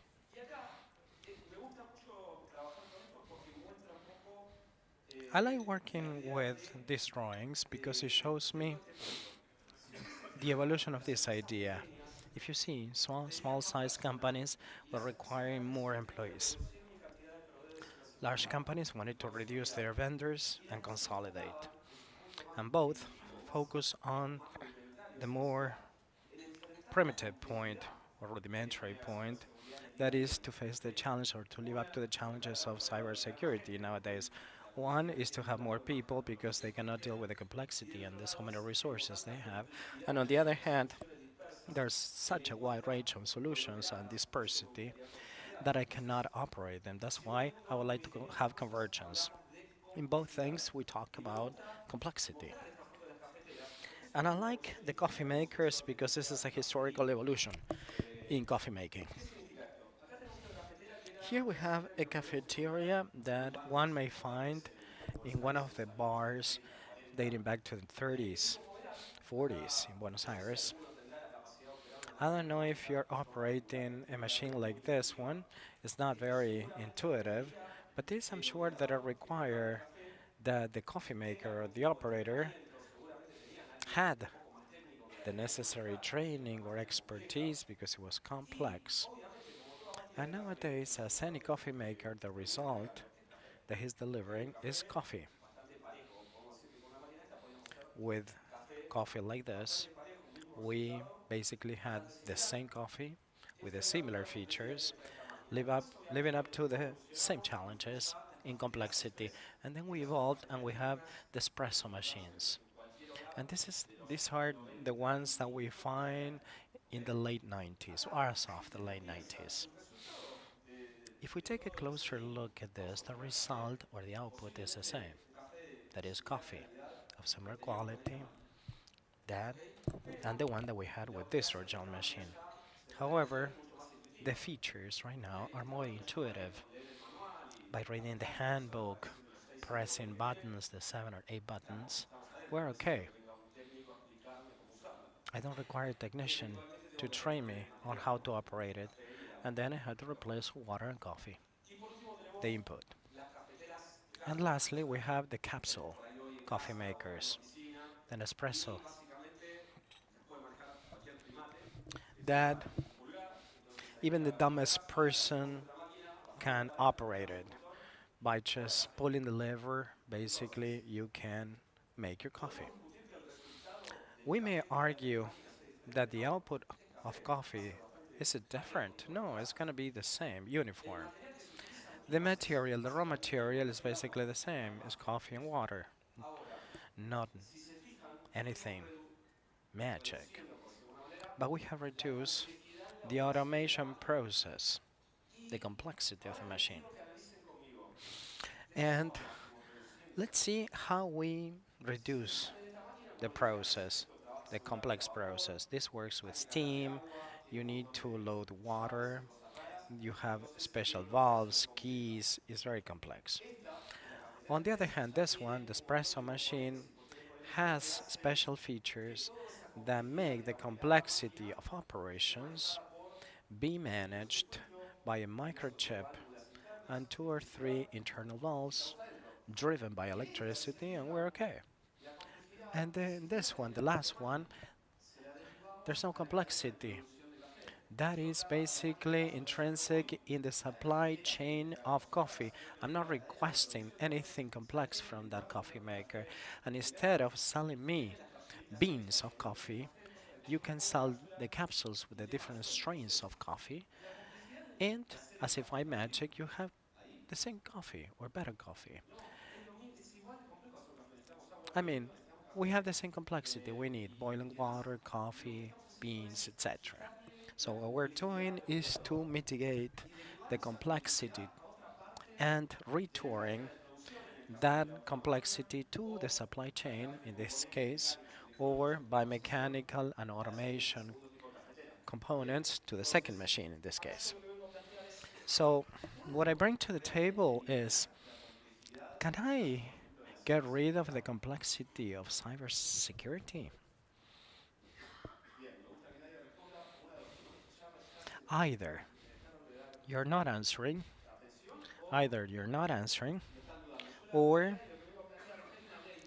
you're doubting. There's a law that is called Tesla law. The Tesla law is used in web design, and that is that the complexity cannot be eliminated. There's a point where complexity cannot be reduced any longer. Eventually, yes, I can disguise it, phase it out, or hide it, but it's going to be there. In UX, we worked to a certain point that if it's too easy for the operator, it loses flexibility or agility. But this is invention was through time. Before, with programmers, they use assembler, the, the web machine program. In my case, I didn't use it, and thank God I didn't use it because we migrated the complexity of speaking to the language of the machine to the compiler, or we program in C, C++, so we use a language programming software that ends up translating this machine language. Is magic. You have a compiler, and it's great, but the complexity is the same. I speak with machines. So we migrate the complexity to other parts of the process. And we can think and apply it to other things, many other things like the cloud.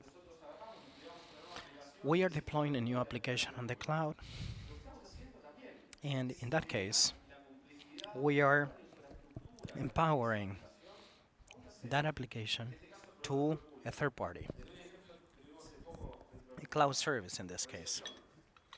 For example, we had a client that was deploying an app that required database and calls me and says, Maxi, it became critical and I wanted to have in high availability.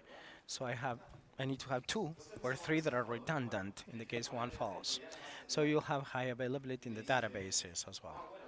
No, but that is required by the database people, but you need to talk to them, I said. Why? Okay. And I need a file server with synchronicity with all the applications. And he tells me, no, we don't have synchronicity in between. But I said, okay, you need to implement that. And you will need two servers and a redundant application that goes to the network. And when we performed the analysis after 3 months, we wanted to um, have the database operational. And I said, is it worthwhile to continue? Why don't we work with a cloud service? And he said, I don't know if it's going to work, but let's try, I said. We went to a cloud or a public cloud provider. We said, upload redundant database. In 2 clicks, you have the redundant database. Uploading, redundant server, clicked, 2 minutes. Redundant share file server, in 2 hours, we had that application operational. So we outsourced the complexity to a third party. We didn't eliminate the complexity. It was exactly the same database, the same file server that was running on top. But that infrastructure right now is outsourced to the cloud service that we pay a service, and it's expensive. I'm not saying that it's cheap. But these are things that are happening, and we need to deal with that complexity. And when we speak of cybersecurity, it's exactly the same thing. In these same surveys, or survey, these companies that were surveyed were asked, what is the percentage of companies that dedicate more than 30% of their time to troubleshoot problems related to complexity? And those that have more than 10 cybersecurity suppliers like one in Denmark, Fireworks, a server. 82% of the respondents said that they are dealing with integrating and complexity among all the tools, but those that they have one or three suppliers, only 18% were involved in troubleshooting that complexity. And there's a point here, a good point, because these statistics reveals how effective the way is going to be. So, faced with complexity, what are we going to do? And here I have the hypothesis that comes from the 40s and is what we raised, and it became a market standard for cybersecurity. With any provider that you may speak with, regardless, he's going to talk about the cybersecurity FIG, that is something that dates back to 2015. And if you talk to the Gartner Group, he's going to talk about the cybersecurity mesh, and other brands are going to sell this, a cybersecurity platform that is wholly integrated, because it's necessary, because this is what we find nowadays. Let's speak of cybersecurity. Not of coffee making. Although I'm an expert in coffee makers and cybersecurity, we're going to deal with cybersecurity. We have the technology pillar in this case, processes, and also people. Nothing new, right? For those of you that work in this field, this is like the Bible. It's a given. And here, we need to think the current scenario that we're faced with, because it may seem nice, but then you need to put it in context. And the current status that we have is that there we have challenges of remote working. I may find in a whole number of corporations that during the pandemic they had to provide remote access to users and resolve issues of access that were never conceived for that purpose. The most rivaling case was a corporation that carries electricity, and the operators of the power plants did not have remote access, and they were not allowed to circulate in the streets or to travel in the streets. So in 3 days, we had to deploy a safe remote access, a secure remote access, to operate the data centers that they were behind closed doors and they could only be operated by them. This happened during the pandemic, especially, and right now we return to the offices, to the premises. Many multinationals right now are saying, everything looks nice during the pandemic, but right now let's return to the office, or maybe we can negotiate home office for 2 days, 3 days probably. And we will reach a consensus because it'll give me enough time to be at home without turning our home into offices. In my case, my house is an office. My children, for example, kick me out every time I make calls. They kick me out of a room, etc. But I insist, we are going to reach a balance, and working anywhere is becoming relevant. And then we have digital transformation processes, and this is not new for you, but we find that companies are dealing with many countries that are migrating from the analog to the digital world, where before we had air conditioners and we could cool things down, and we were adjusting the temperature depending on how cold it was with a remote control. And right now we have OTC tools, and based on different parameters or factors makes the decision to change the temperature. That is happening pervasively in the industry. So we need to think with the interconnectivity of these tools. And then we have the evolution of applications. An application implies, well, Maxi, I need to deploy it with a web server, with a database. But right now it's more complex because deploying an app means having a development process that is a box process, a bots process that I'm compiling, deploying, and code, and the applications are changing. So they are not monolithical and micro applications that are working together. Las desarrollan muchas personas y me exponen a un montón de... And they expose to many vulnerabilities, libraries that I'm now using. Probably I use 2 or 3, and right now 60. So how can I make sure that these libraries are not subject to vulnerabilities or problem? And then critical mission applications. Have you ever seen the movie Hackers, where with Angelina Jolie? Apágalo, apágalo.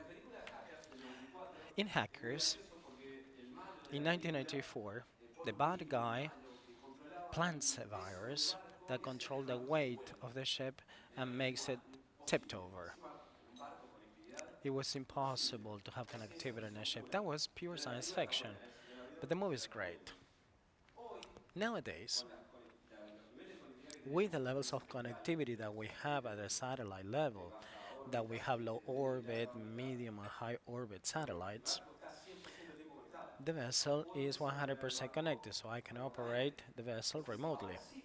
So nowadays, we could suffer an attack from that movie in 1994, and it become real. I mean, it cannot tip over the vessel, but or capsize the vessel.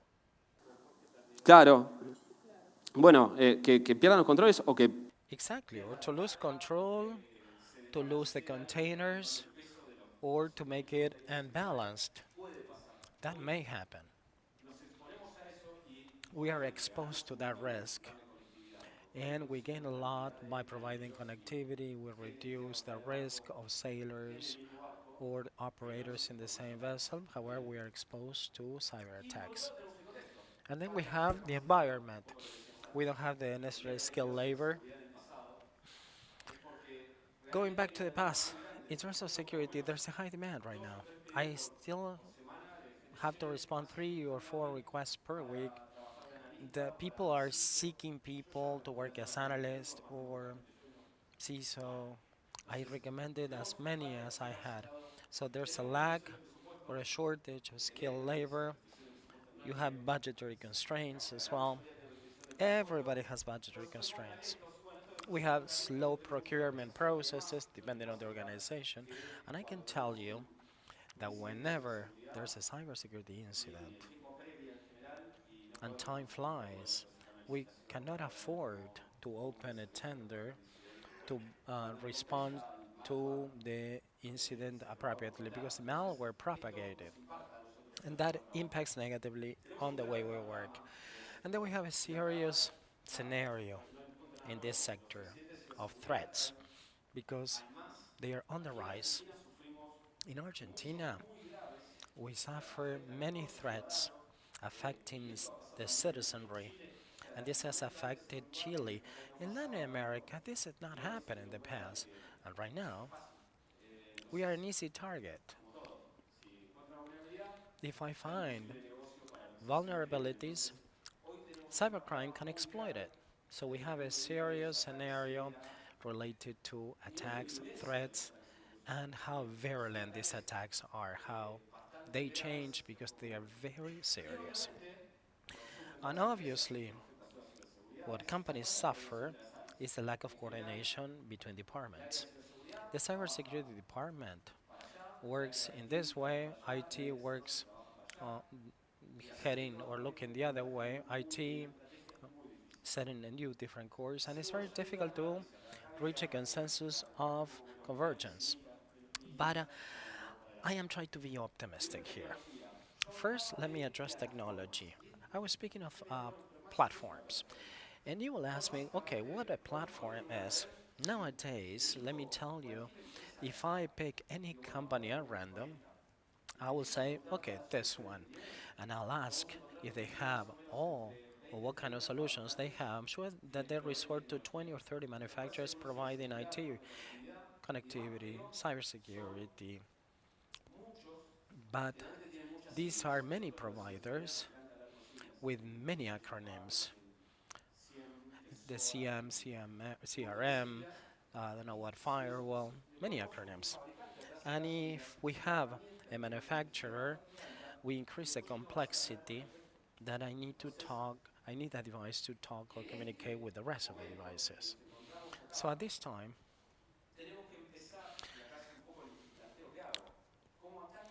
we need to see how we address the complexity. One way of approaching complexities is to integrate platforms. What does it mean? Well, separating in larger areas or quadrants. First, for example, network security with these three vendors. Probably I can shortlist it to one to cover all needs that I have and come up with a special platform.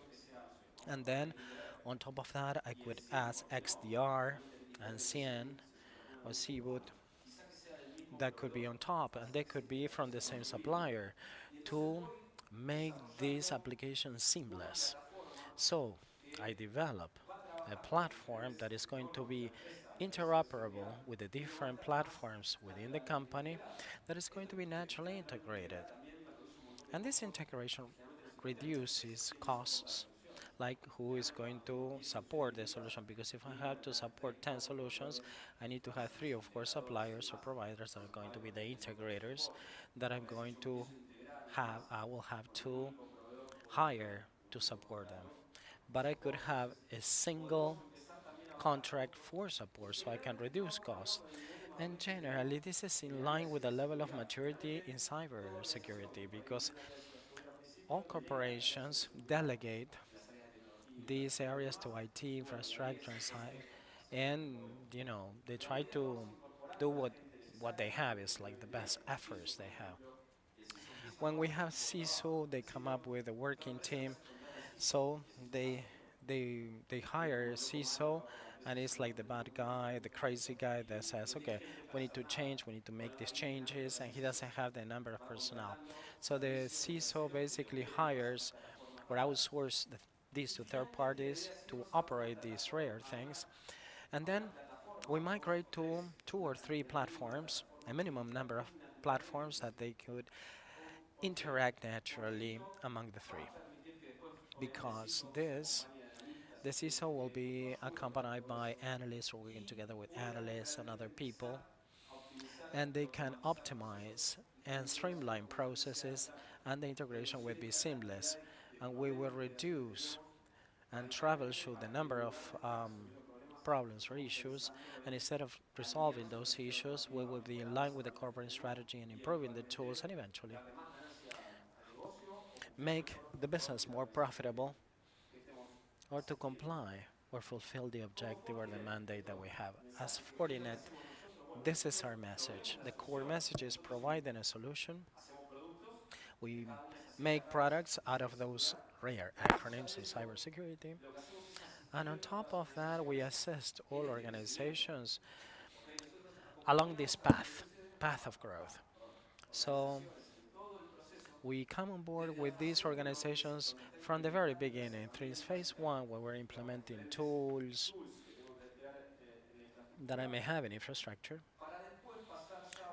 and then to migrate to a scheme where I can see this cybersecurity in a more holistic way, and I start assessing and correlating information among different platforms, cross vendors, like one in Beacon in Denmark or a server somewhere else. So I could have a dashboard with an operator and I can improve the decision-making process. And in the latter phase, we have automation. What does it imply? Automation is the purpose, the ultimate purpose, to become that machine that you press a button and then basically by lowering the lever, you make the coffee. And you need to operate a large machine that may be too complex. This is the purpose. Automate my solutions, automate and streamline processes of cybersecurity that will allow me or facilitate this with a lower number of people and mitigate the cost. And to be involved in the time that I need for the features that I really need for cybersecurity, because we dedicate 90% of our time to try to increase defense and defend from virus, but that has to work by default. We should be analyzing, assessing, and studying how the malware is propagating to eventually improve the defense. Threat hunting, to protect proactively from the threats and not to go after the alarms or the flags, the red flags that are being raised. This is from the point of view of technology. Let's talk about processes. Am I okay with time? Yes? Okay. On the other hand, we have cybersecurity incident management. Do you have a special CSIO? No, we're minority here. We're not cybersecurity officers, most of us. For the rest of you, when you have a cybersecurity incident, we need to adhere to the handbook. It's the same when we have a fire in a plant. In case of fire, there's going to be a procedure handbook. There are going to be people that are going to tell us this is not a fire drill. Take that path, and there's going to be a map that indicating the emergency exits. So there's a plan in place. With cybersecurity, is exactly the same. And why is that? Because if I have ransomware attacks or phishing, I need to resort to the procedure manual that explains clearly how am I going to proceed, what are the stakeholders or incidents involved, and I need to predefine the decision makers in the case or when it comes to making a decision. They need to be involved and they need to be up to speed. What am I referring to? Well, in the case of ransomware, and they infect all servers, IT are running like crazy. What is going to happen across the office is that everybody's drinking coffee and they're all talking and they say, why, this is easy. And then we said, no, there's a problem. It's like having people on fire and then you're drinking coffee because there's nothing that you can do. So when you have a cybersecurity incident, we need to involve all the stakeholders within the organization and they need to collaborate to remediate this situation. And even the top brass or the executives, we have to report the ransomware and what information was vulnerable, was exposed or disclosed, disclosures to the client. We have the PR, the marketing team that needs to be involved, ready, and send a report of what is going on. And that is not going to be sent by cybersecurity. If I have to send a message, I mean, the shares in the stock exchange are gonna fall. I mean, that needs to be dealt by the PR system, okay? They need to be involved in cybersecurity. The same with the high executives or the finance people. The finance people need to know that before this incident, I need to run and invest in hiring a group of people that can troubleshoot this. For example, do you know if you have a special budget for in the event of emergencies? Probably not. The operational managers, I'm sure that they make allocation or a red telephone, and in the case something breaks, I need to make a call, and it's $10 million that needs to be invested up front. Because if not, the plant is going to go down. In the case of cybersecurity, this may not happen, but it has to happen. So, cyber crime incident management is very important. First, preparation. Podamos armar los When I speak of preparation, is that we can come up with the manuals, procedures. Detection and analysis is very important. It's part of the cybersecurity team. When I need to have the necessary tools to detect and to contain this. And then recover or restore data. And then post-incident activities. Normally we're not aware of this, but after an incident, when there's a server that is down or that you lose remote access, sometimes we said, okay, leave the things as they are because I need to analyze what is happening, and everybody's knocking on the door and says, no, I need the server up because I need to have the call center operational and we need to do the forensics this takes time. And we need to have everything well documented, detailed, with the post-incident activities and management that should be performed. And it should be in compliance. Because once you have the alarms and it's on fire, nobody's going to sign.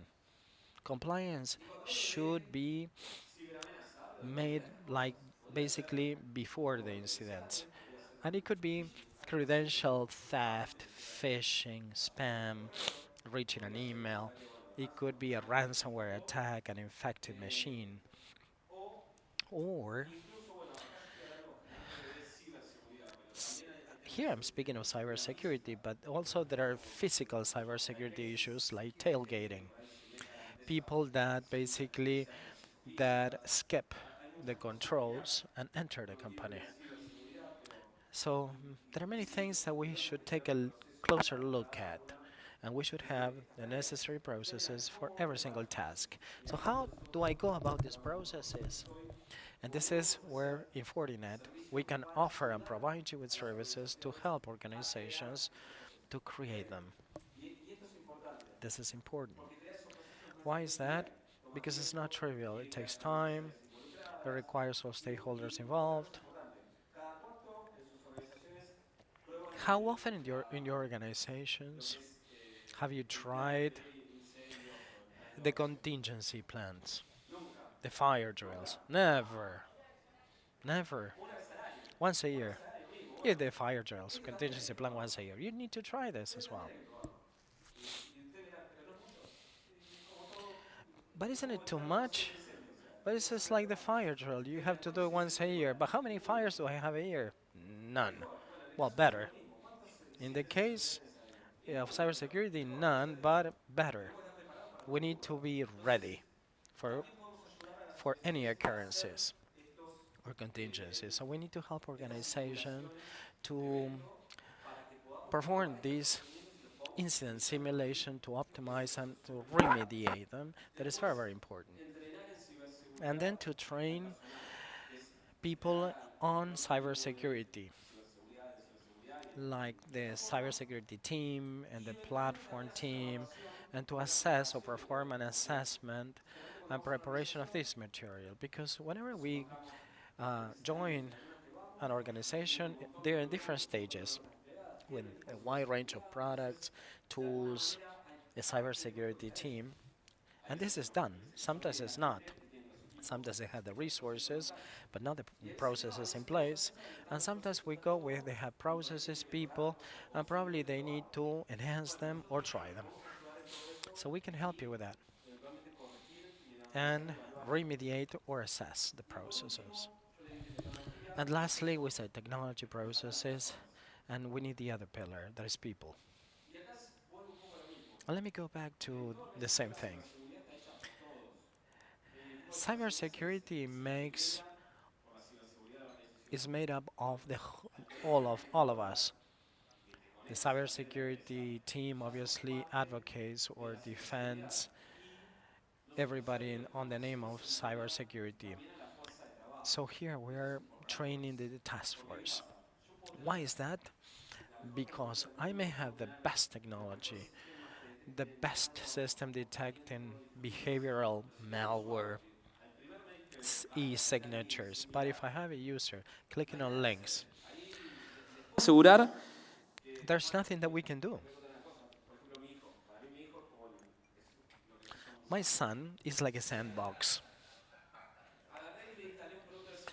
I installed a security product software just like us, and the software created alerts everywhere. Alerts were popping up everywhere.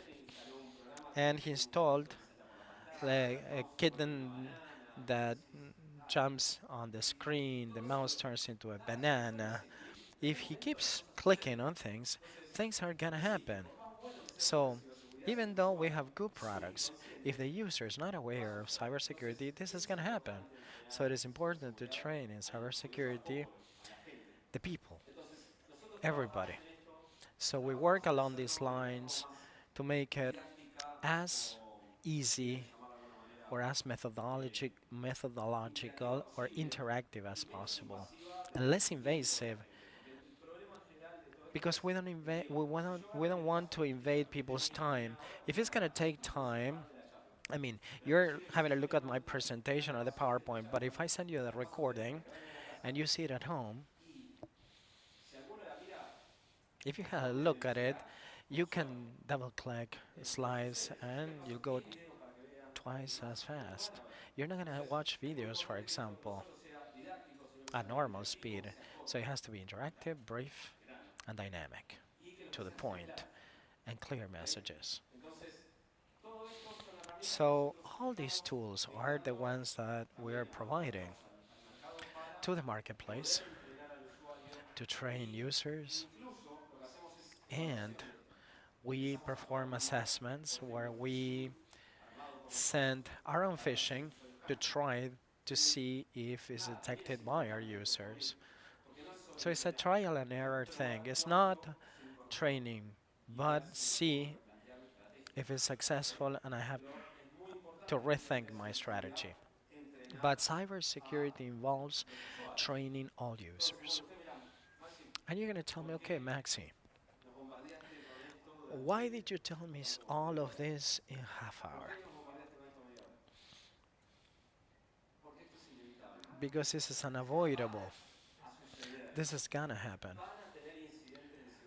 You're going to have incidents of cybersecurity to a greater or lesser extent.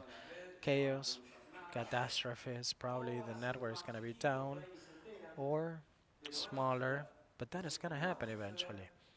As they are bound to happen, we need to be ready. We need to raise awareness. You need to know that when this happens, you don't need to drink coffee. You shouldn't be drinking coffee. There's a procedure handbook in place that you need to follow because this will urge further collaboration to solve things faster. So let's get rid of Thanos for some time. And let me remind you of a case study that we had. It was an exercise with one of our clients. Let me tell you how complex this world of cybercrime is. Because you may think, okay, what you're telling me is very rare, strange. Because cybercrime, organized crime, this is not for me. I mean, in terms, the cybercrime business competes head to head or hand in hand with drug trafficking. It's the scourge of drug trafficking at a worldwide level, so it's not trivial. There's a lot. But probably we see it as rare. Let's see a case. We have a team that is in Canada. What the Canadian team does is goes to the forums where they sell credentials, where the dark web malware is, hackers, those people that have hoodies, and I mean hackers dress well, better than me probably. They don't use hoodies. So we do proactive research in the networks, and we do find things. The Canadian team calls me and says, there's an Argentinian company that you have it very, very close, and they are selling credentials, access credentials. And we've been talking to the seller to see if that was true, and it is true. So why don't you report this and you help him? So I tried to find that company because we didn't have anything. It was a client of ours, but they bought premise equipment once and they were never in contact with us. So I said, why don't you give me information so I can show this to the client? So sends me the report, and probably, I don't know if you see that, it says the organization, the net worth in the stock exchange. As it was an oil and gas company, we're related to the most important oil gas company in the country. So this is part of this group. It calls attention, so if I have more access, basically I could relate to the larger companies.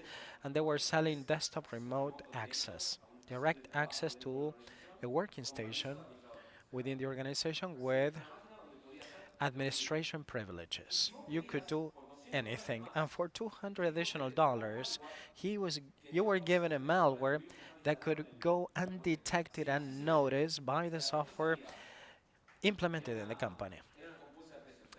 It was a bid. It was $3,300. And for $200 more, the auction said, okay, you have the virus. So it's successful. I mean, it's affordable. 3,300. And you're selling the keys to the company.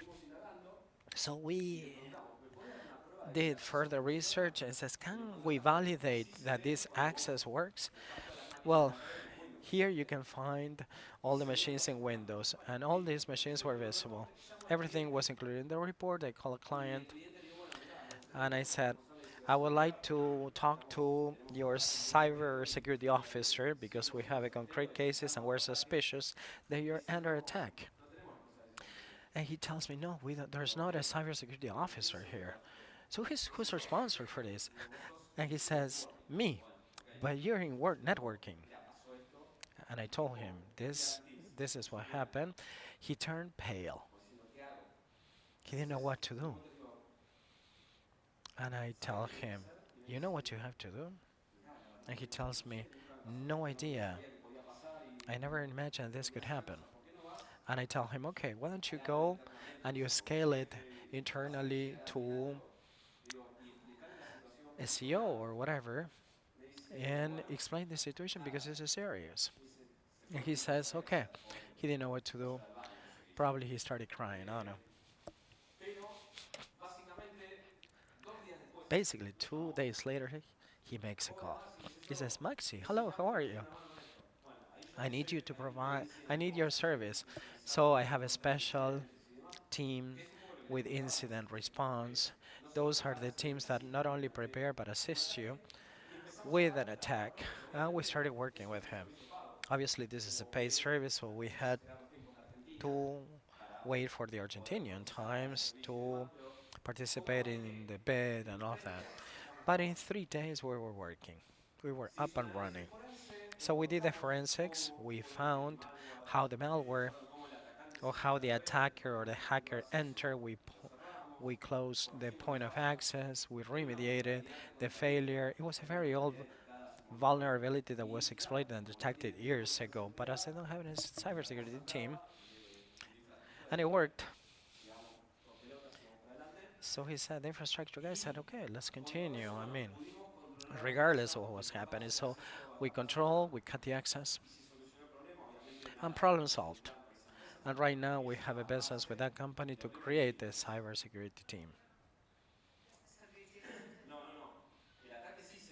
The attack, yeah, they attacked, they had access, they had the tools deployed to have constant access, and what we did is to mitigate that attack or vulnerability.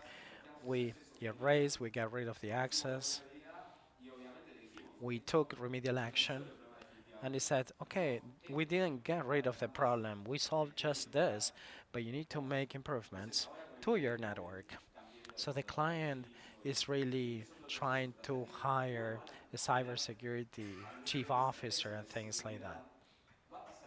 But it's gonna take some time, and it costs money.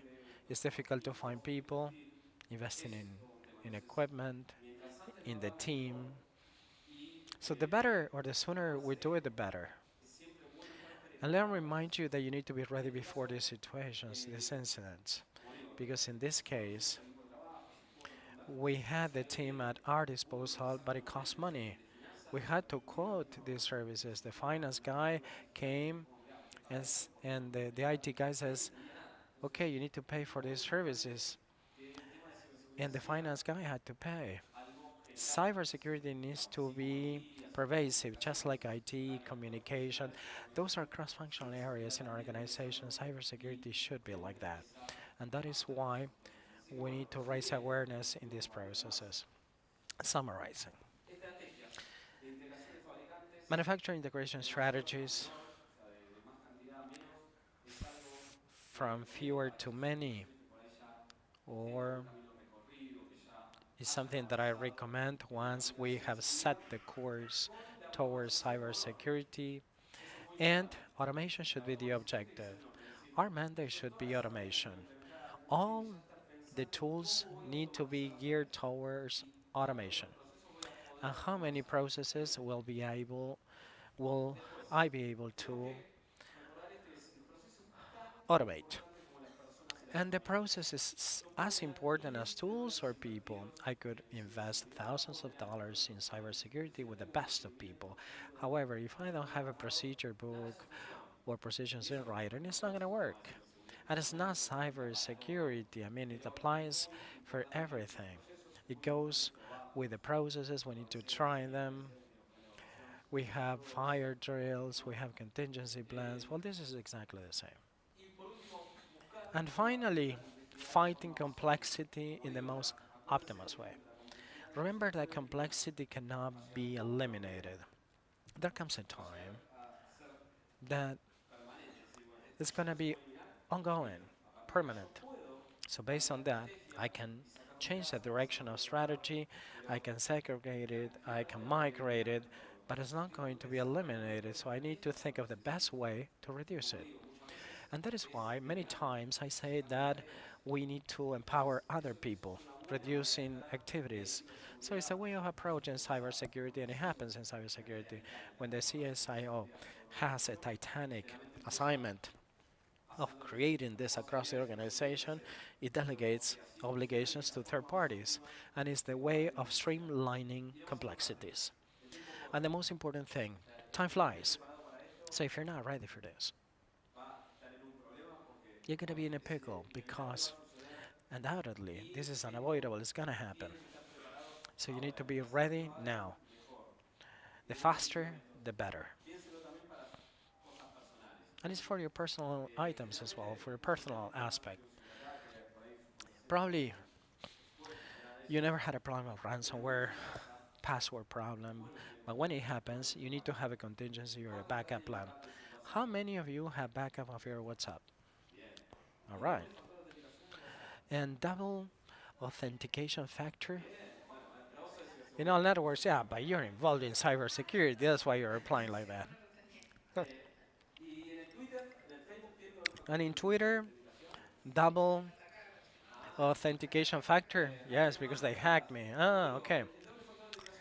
Double authentication factor is simple. It's on in all platforms. How do you enable that on your own? How many of you have backup of your computer passwords in a safe way? In my case, I had to explain this to my wife. I said, if I die, these are the master passwords. And she said, I'm not interested, really. Good luck. You're not going to have access to anything. I insist, you need to be ready when things happen so you have preparation up front. And this is the key takeaway. And with Fortier, you can talk later. Whatever you need, I'm going to be at your disposal. You have my QR data, and I will gladly take any questions that there may be in the room. Thank you. Three questions.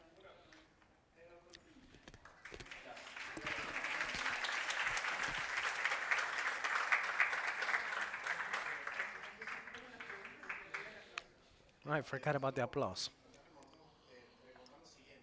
Remote participants are asking to the ISPs that are small and they don't have a clear vision on how to deal with cybersecurity. What can you recommend to the ISPs on how to deploy a cybersecurity strategy? Because there's a specific case that I will go over very quickly. Medusa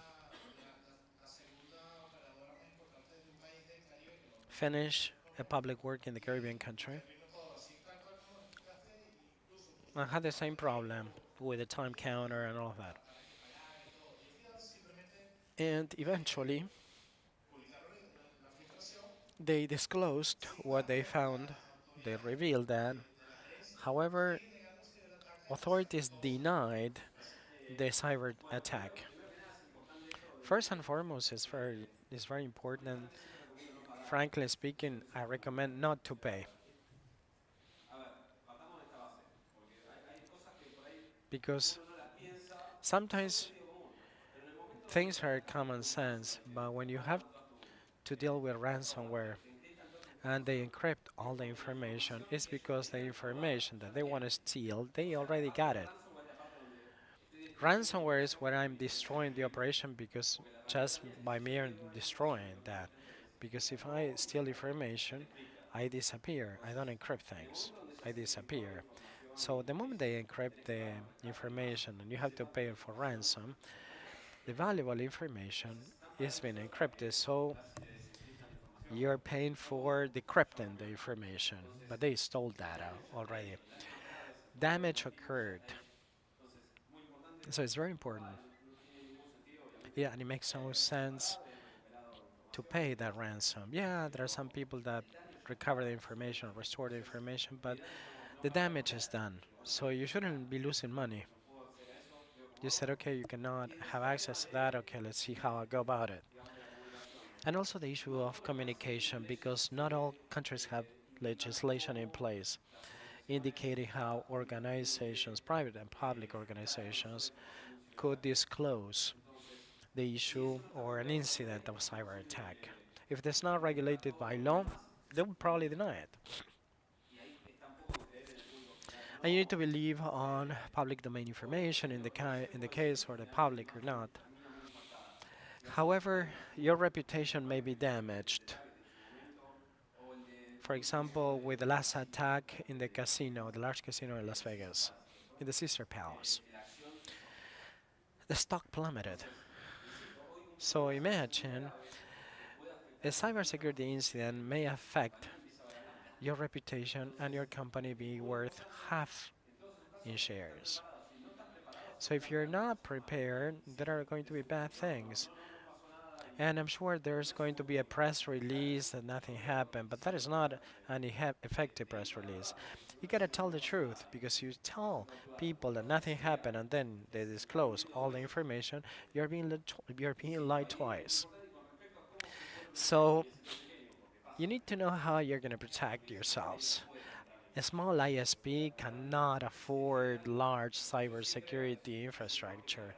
What I recommend to the medium companies is to speak with the wholesalers, because they do have that mindset in place. So probably they can strike an agreement, an upstream in cybersecurity. They can sell that as a service, so that ISP can have that protection in place without investing in so much capital, and that is in the SLA with the supplier. Sometimes we have many regional ISPs in Argentina, so you need to talk to the wholesaler, to the one that provides the trunking system in the internet that can provide cybersecurity, so you don't have to disburse so much capital and to have the necessary tools. Because if you do not have the tools, it's very, very complicated. Morning. Do you have institutions in the public sector as clients? And if so, what is your vision in connection with their raising awareness in the public sector on the implementation of cybersecurity tools in the many departments? I shouldn't be answering that question. Rosanne should be taking your question.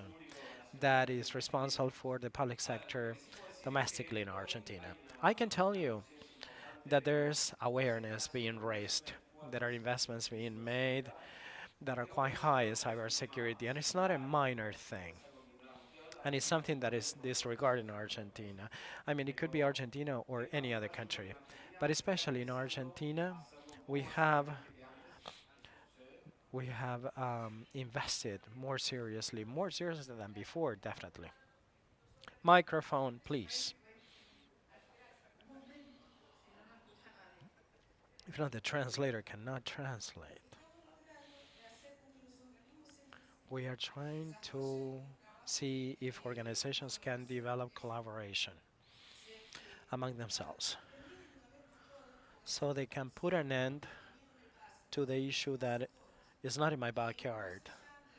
It happens to everybody, and apart from politics, is the state that should deploy the strategy of cybersecurity, and they resort to us to bridge the gap. But it has to be a decision on the part of the government, and luckily it's happening in many countries. In connection with the public sector, the decision should be top down. It is important to raise awareness on top, so it could be deployable, because if it's a bottom up approach. We tell them, okay, we cut it right here or discontinued, and we cannot coordinate with other areas to share information. Micrófono. And that is not going to happen. So we need to convince top executives so we can have a top-down approach to increase collaboration and to have it as a key strategy. We're running out of time, I'm sorry. We have other two panelists waiting. But there's another question that is going to be read out by him. What are specific measures are taken by IT governments to strengthen the cybersecurity ecosystem so it could be automated at the OTC level and also being driven by AI? AI, first and foremost, is a double-edged sword where we can automate and streamline actions offensively and defensively. It's good for attackers and it's good for defenders. Those that intend good or that mean well to protect us. But we're protecting many tools. In the case of Fortinet, we have AI deployed since 2002. And basically, our signatures, all the protections downloaded, are developed by AI that does the development and the signature by itself. So in seconds, we can detect an attack or a hacking, and we propagate that signature everywhere. And it took 2 or 3 or 4 days before we had to test and humans to read the code. This is done with AI. Attackers with the AI, they simulate an antivirus. They tell you, okay, this goes through this one, it goes through that one, and they have their own toolkit with AI. The good thing, or the positive thing, is that we are incorporating tools.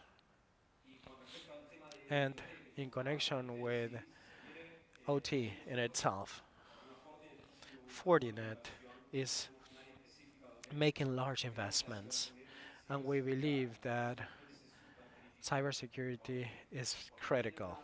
And why is that? Because the differentiating factor is different with the environments. The IT environment is for daily operations, and those are investments of 2 or 3, 5 years maximum tops. But for industrial investment, that is a 20-year investment.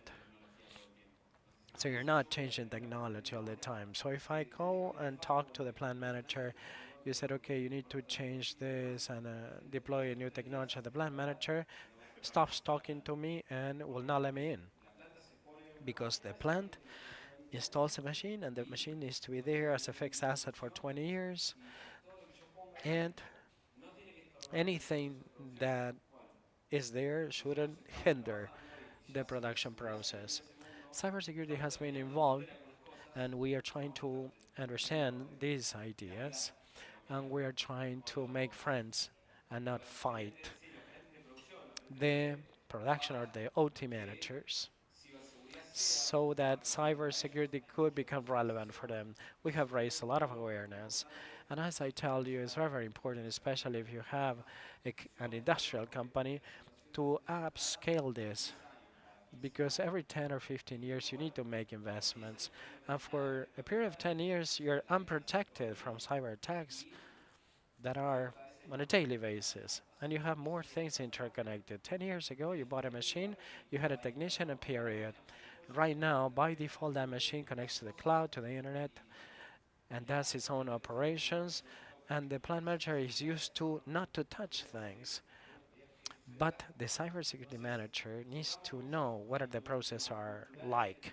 There's a cultural barrier, an idiosyncrasy that needs to be overcome, and we need to work more smoothly so this could become relevant for all industries and not to wait for another 10 years.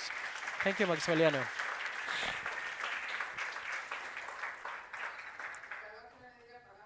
I'm sorry.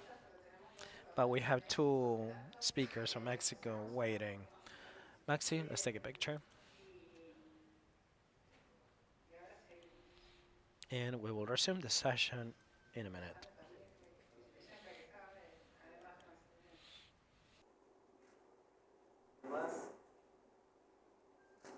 Gracias. Gracias a todos. Gracias, Maximiliano. Thank you. Thank you, Maximiliano. Well,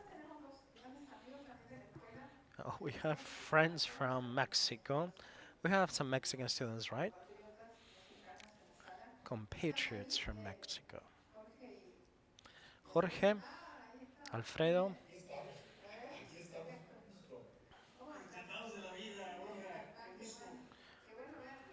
Good to see you. Both of them are lawyers. They're experts on privacy and security. And I wanted to do something differently. To play musical chairs here. To have a more interactive session before lunch. So we could be more interactive. And if there are questions or comments during their presentation, I could pitch in and intervene with the audience. Greetings from Adrian, that is here.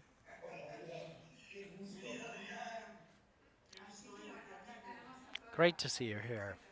We have a large audience in the room from across Latin America with a high percentage of Brazilians and people from Colombia, Peru, Bolivia, the United States, Guatemala, Chile, Honduras, Argentina, Mexico, India,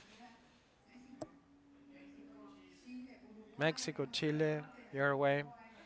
If you show me the mate, yes, it's going to be your way.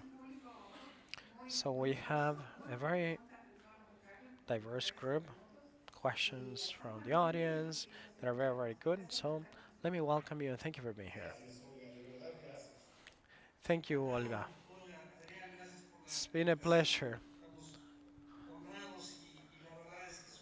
It's an honor to be here in this space when it's up to us to deal with privacy, data protection, and social media. Before we delve into this topic, because I have a fellow panel that is a master in these topics as one of the best experts in the field. Thank you, Alfredo, for being here. I would like to tell you a few stories before asking basic questions that I believe it could become very relevant. And I would like to share a story dating back to 1999. And I'm going to tell you why. In December of 99, I was in Chiapas, Potosí, the border with Guatemala, doing some work with the Aboriginous peoples, Sijitos and Jalabais in Chiapas. To my surprise, where I had to take pictures. They are called brothers, where we had to take pictures of these Aboriginous peoples. They told me no, because when taking a picture, you're going to steal my soul, rob my soul, so you cannot take a picture of me. So at first, it really caught my attention. I didn't understand what they meant. But after 20 years or 5 years, I know that they are right. Back then, digital cameras were not popular. Smartphones basically process SMS. They were not smartphones, they were cell phones. And it was very rudimentary, the technology. A smartphone was inconceivable at that time, unheard of. And right now, we had the habits of browsing, preferences, political ideological sexual preferences, idiosyncrasies, the possibility of interacting with different communities based on a cell phone.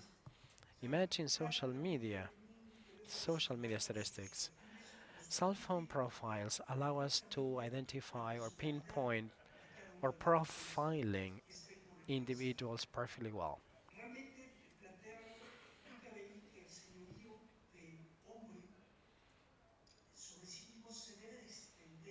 And this should also be deployed to the behavior, acts, system of beliefs, heritage, family relations, and social life. And it's not a minor thing. When speaking of this, Alfredo, I'm sure, is going to delve on this, on the self determination in IT. And this is a clear example of an utopia that is very difficult to attain. You have regulatory frameworks, guarantees, like the ones we see in the European Union, with a data protection regime that has a scope that is outside the territory of the EU, where we have the individual front and center with a robust protection, and especially with institutional issues or aspects for data protection, like the post-war period in Europe in connection with data privacy invasion or infringement or acts of war using private information, personal information, was used for war purposes. And then we have a free market sectorial model, like in the case of the United States, is where we find most of the large IT multinationals by the sectorial legal framework, tending to cross-border transmission of data, placing priority on trade rather than individual guarantees. And then we will find a third model in places like China, Korea, North Korea, where it's obvious that on the part of the state there's an absolute control of personal information of their inhabitants. And given this context, based on the data protection, personal data protection regimes or schemes that are in effect, our countries have different legislations among these models. And finally, this is taking us to having a less uniform perspective at the regional level, and probably Alfredo can explain this and can take this question. So I will ask him a question now that I will bring to the forum. Alfredo,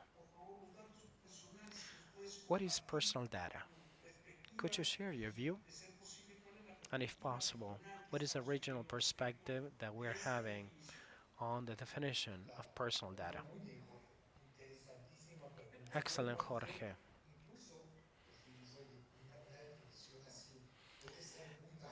It may seem a basic definition, maybe basic at first, but eventually it's very deep because we're talking about a subjective fundamental right of third generation. So, what is personal data? Personal data can be seen as all information relative to a physical individual identified or to identified. By definition, we're speaking of is we are speaking of information relative to the profile of person as long as the person is identified or can be identified is in a way.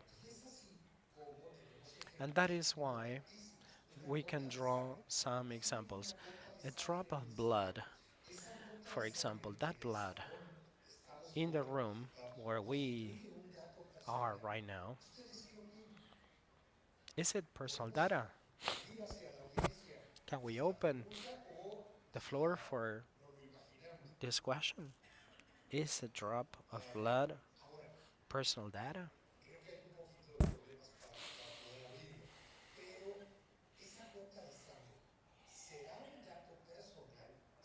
It's gonna be personal data as long as that information we could target the identity of a person. When the blood drop embeds the DNA, there's not a public registry or a registry of public domain of that DNA. And as of this DNA, I can identify a special individual that could be considered personal data. And there are many special cases like bones, hair, the mothers, the mothers trying to find the disappeared ones, their children that had disappeared in the dictatorships. Who are las muertas de Juárez, for example, is it's a very sensitive issue. Yeah, probably you're not aware of. In the north of Mexico, in Chihuahua, they kidnap and they kill sometimes women. So there's a group of mothers that are looking for the bodies of their daughters.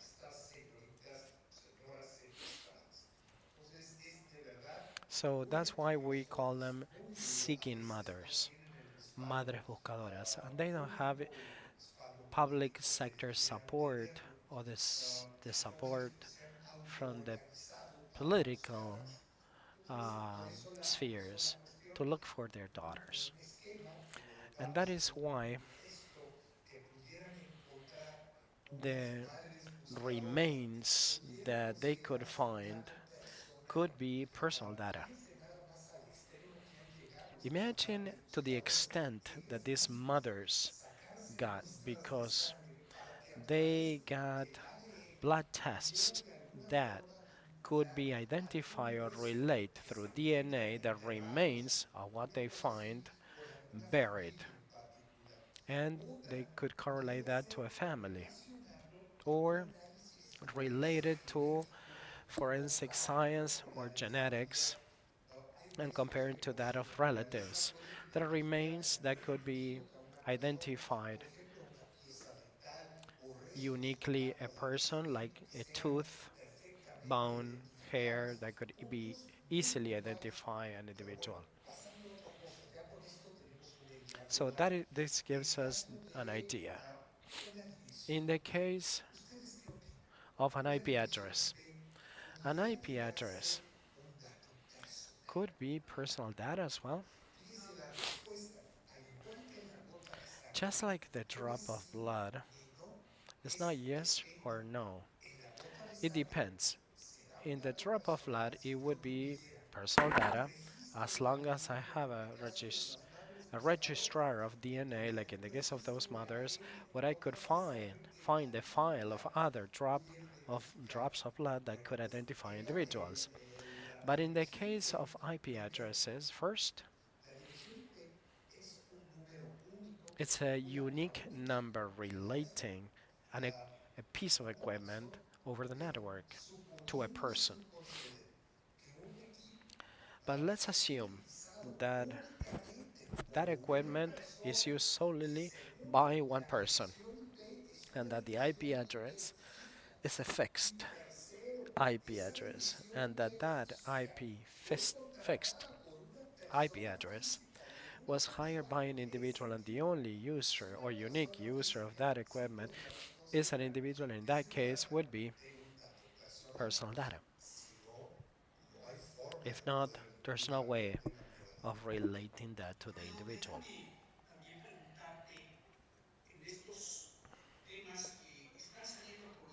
Let me tell you how these topics are coming up in connection with artificial intelligence. And I will ask you especially if, under your opinion, an avatar is personal data, like in the case of gamers that they use avatars and they use patterns of blinking.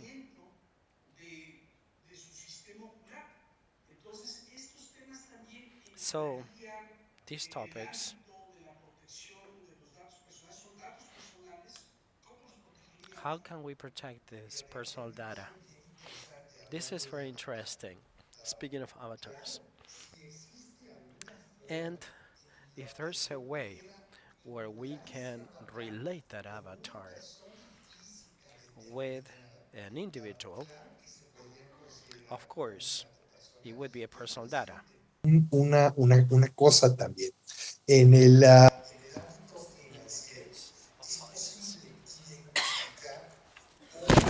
In the case of finance, is possible to identify biometrics, and that biometrics identifies as a financial institution. And then, second, the way you talk, the way your rate, speech rate, the way you modulate presupposes biometrics. And biometric as such relates that to an individual. That's why that definition that seems silly is so important. It's very complex. If through these patterns, this model of blinking or that voice recognition or heart rate or the way I am using the keyboard in a computer is going to help identify a person, of course it's going to be personal data, and in terms of legislation should be protected. Let me also, Alfredo, define a little bit this. The legal definition adopted by several countries, specifically Mexico, Argentina, we mainly talk about physical persons, but why don't we open this also to moral persons? I believe that there is jurisprudence in Mexico, for example, in which the protection to the right for privacy is established not only for companies but also for moral persons. And so why should this be excluded if moral persons are subjected as well to those rights and obligations? Here, there's some academic debate that is quite important. A moral person is going to have personal data. Those are people. It's a moral person. It's like a child that doesn't resemble its parents. It has its own identity. So who is going to be protecting moral people? Intellectual property, industrial property, trade secrets. There are some protections in place which are not necessarily the same, but there are some legislation in South America which also take moral people as personal data. Those legislation following the Mexican model won't include it even in the definition. Notice that the definition is quite clear.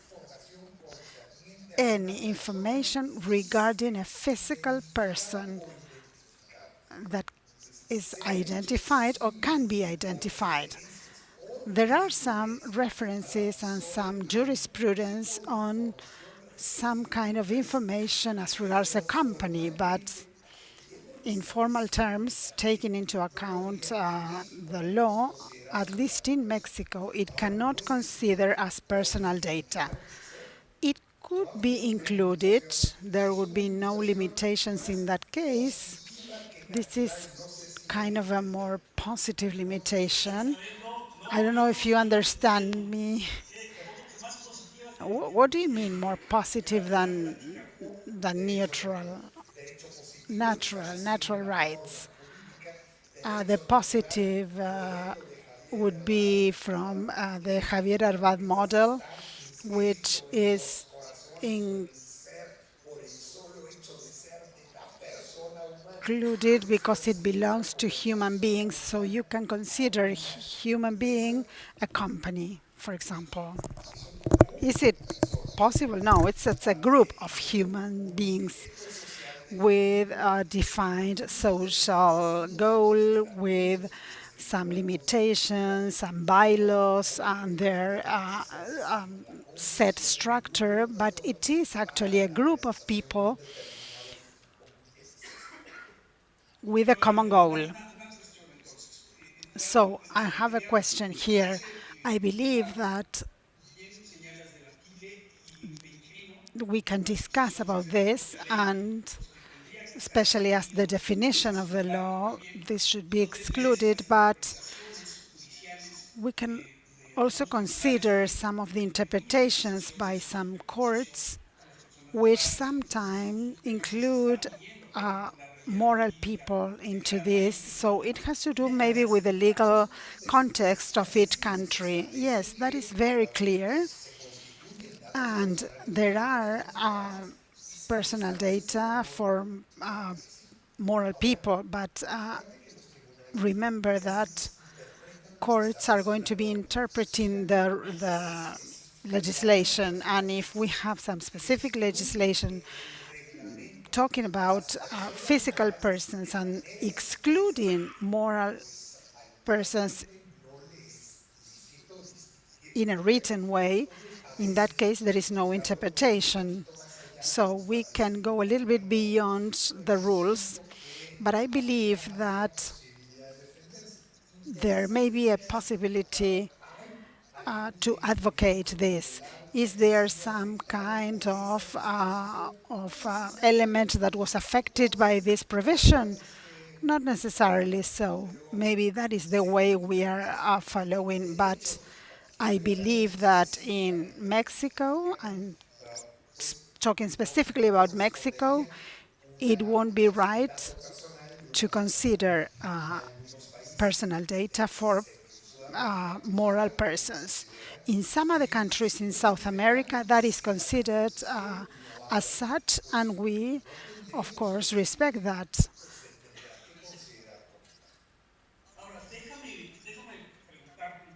Let me ask you, in that sense, we are talking about personal data and the value of personal data.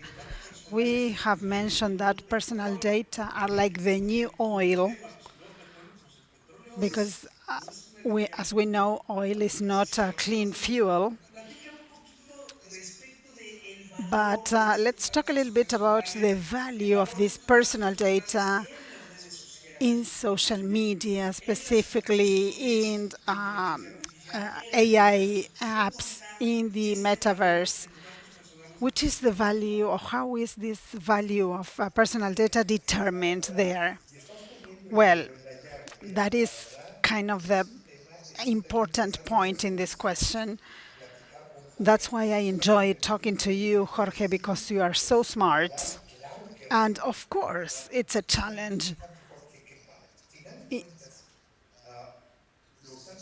Personal data, the connection of personal data is one of the most valuable assets for any organization. That's why it's like the black gold or the oil of the current trade activities. Consider, for example, Walmart.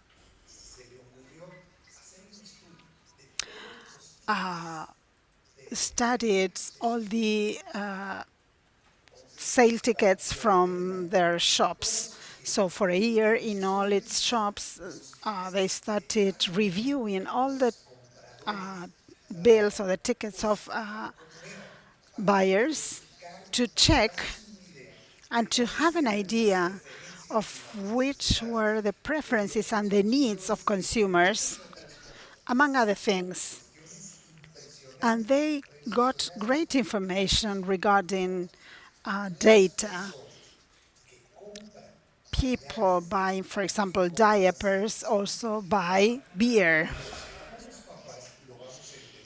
All of us who are parents totally understand this, because sometimes with a baby and have to wake up every 2 hours, you may want a beer to relax. So what did they do? They put in in a point in the shop diapers, and on the other way beer, because maybe in the way going from the diapers to the beer section, they start putting other things to buy, other products. So imagine that this was focused on the distribution of products within the store, the way in which those products were going to be located in the shelves. This has a specific reason, so everything is consumption oriented. For example, child's products are located in the lower shelves. Everything has a reason to be. The most expensive products are within your eyes line. The cheaper products are in the back.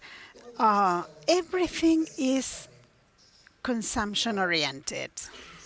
So we're going to be doing a very simple exercise. Imagine how much is Coca-Cola, the company. What is the net worth of the company? Millions, billions of dollars.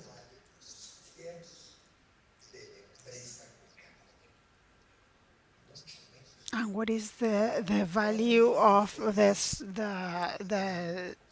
building or the structure? A lot less. So what's the difference? The customers. So imagine the value that those preferences of consumers gives a company, satisfying that need. It's really important. But within this context, maybe it's not necessarily positive, but I was talking about the way in which I'm going to position my customers, but that also depends on the data, on the type of data, and the market as well. For example, it's not the same to have email base which is 200 Mexican pesos in the black market than a clinical file, a full clinical file, which is 200,000 or 500,000 Mexican pesos in the black market. I am talking about the list of electors, which now is quite common because we are going to be having elections in the city of Mexico. Everything has a different value.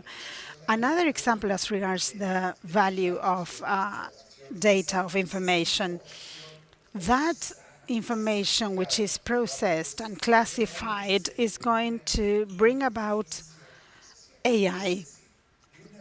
That is to say, from just a simple piece of information, I can get intelligence, artificial intelligence, and that is going to offer an added value within the organization. So that way of connecting that, maybe if I want to sell, for example, cigarettes, I'm going to take a customer base from the directory line of a specific city, for example. How many emails do I need to send?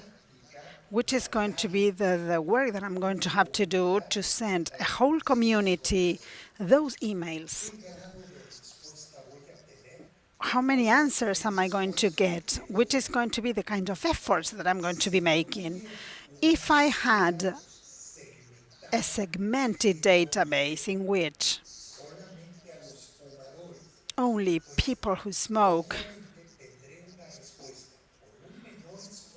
are included, I'm going to have a better answer with less effort. So that's why this is so important. Another example, in Mexico, it is not forbidden to sell databases. You can buy a database, and that is legal, only if you have authorization by the owner.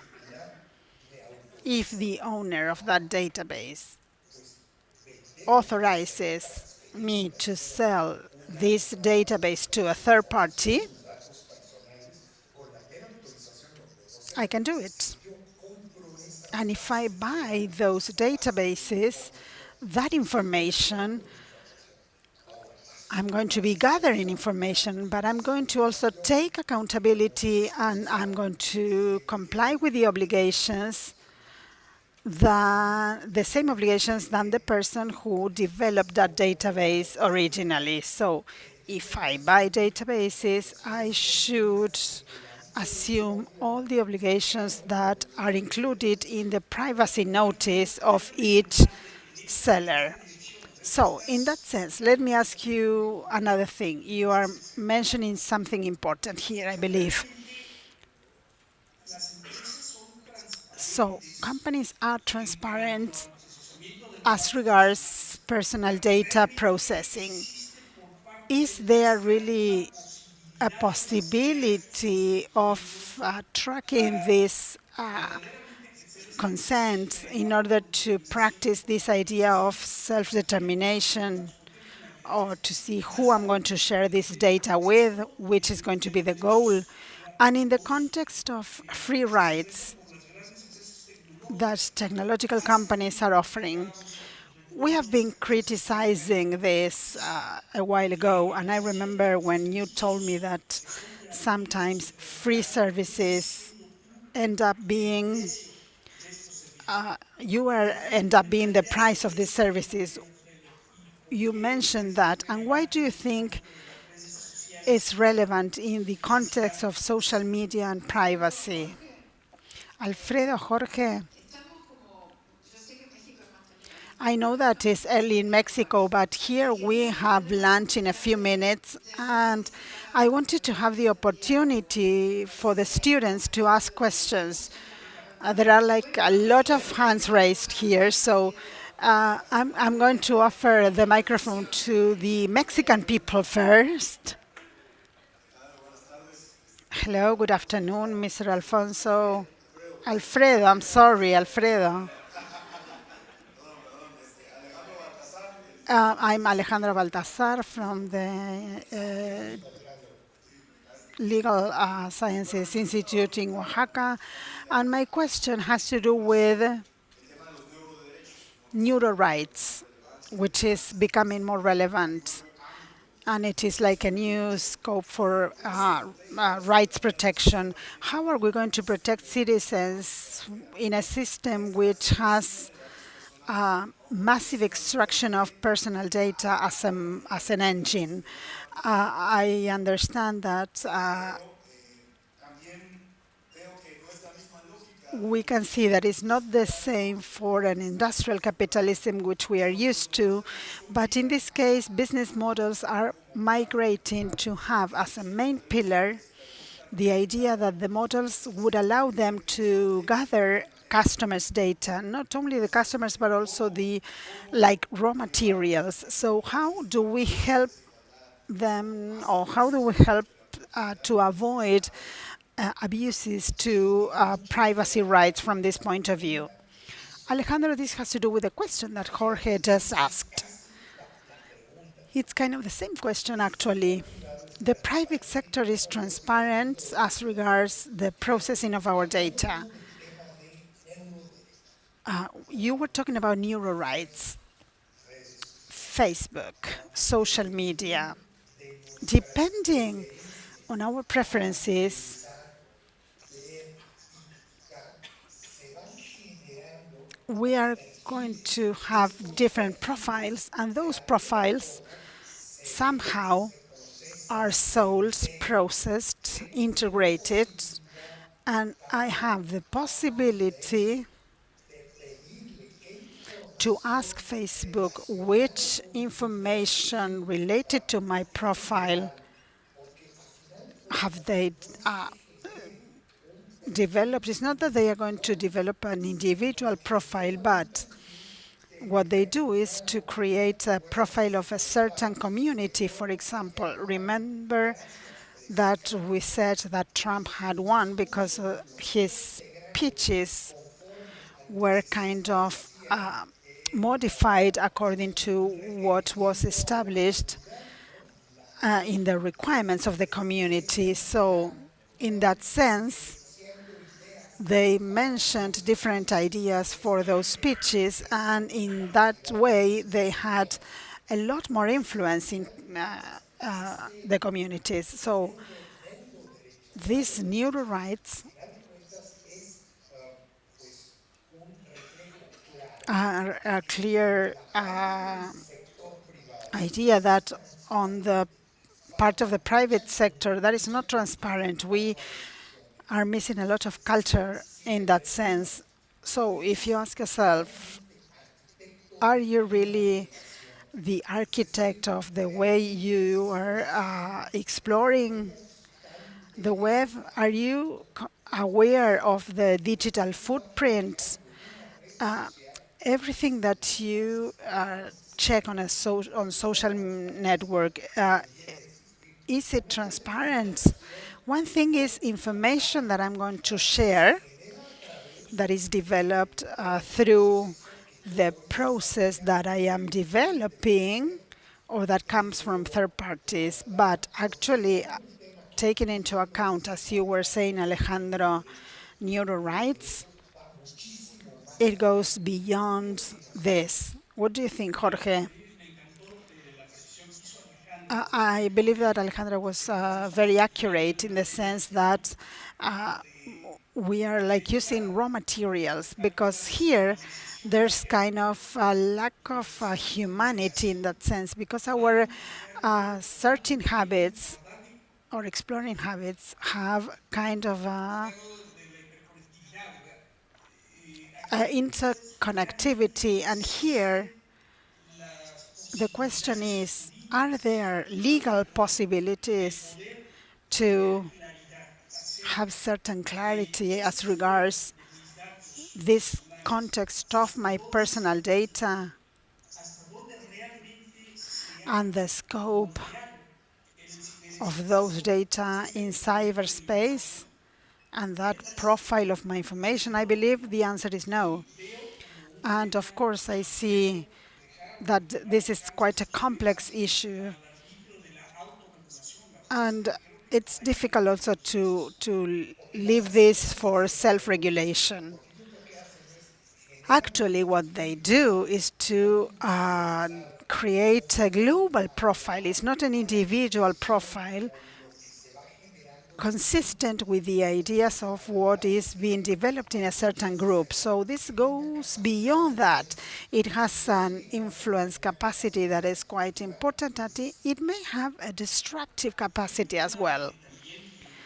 And also, in that sense, Alejandro, I believe there is something quite important, which is the fact of information biases that are developed by receiving information through social media, which actually have an influence in that trend for searching. And there are also some like information islands in which you are going to receive information in connection to your intellectual preferences, your ideas. And it's very interesting because the information that Alfredo is going to receive through his social media and the one that you are going to receive, Alejandro, is going to be totally different. And it may be actually the opposite information from the reality that we see through social media. There's a cognitive bias which is paramount, and we should look for the different mechanisms to reduce that phenomenon so that all of us who are in this virtual classroom have the possibility of having this variety of information, which is actually a human right. This is quite biased and has the possibility of having a negative influence in modeling these habits and preferences online. There's another question, Alfredo.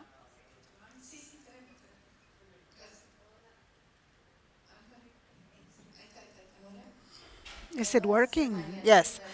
I'm Mariana from Brazil. The scope of my investigation has to do with children's rights and teenagers' rights online. And from the perspective of data protection, I have a question as regards the consent and how consent is going to be a tool for self-determination as regards information. The Brazilian legislation indicates that they should be informed, but we do not have transparency in platforms as regards children and teenagers. What is Mexico doing to protect this group of people as regards personal data protection? In Mexico,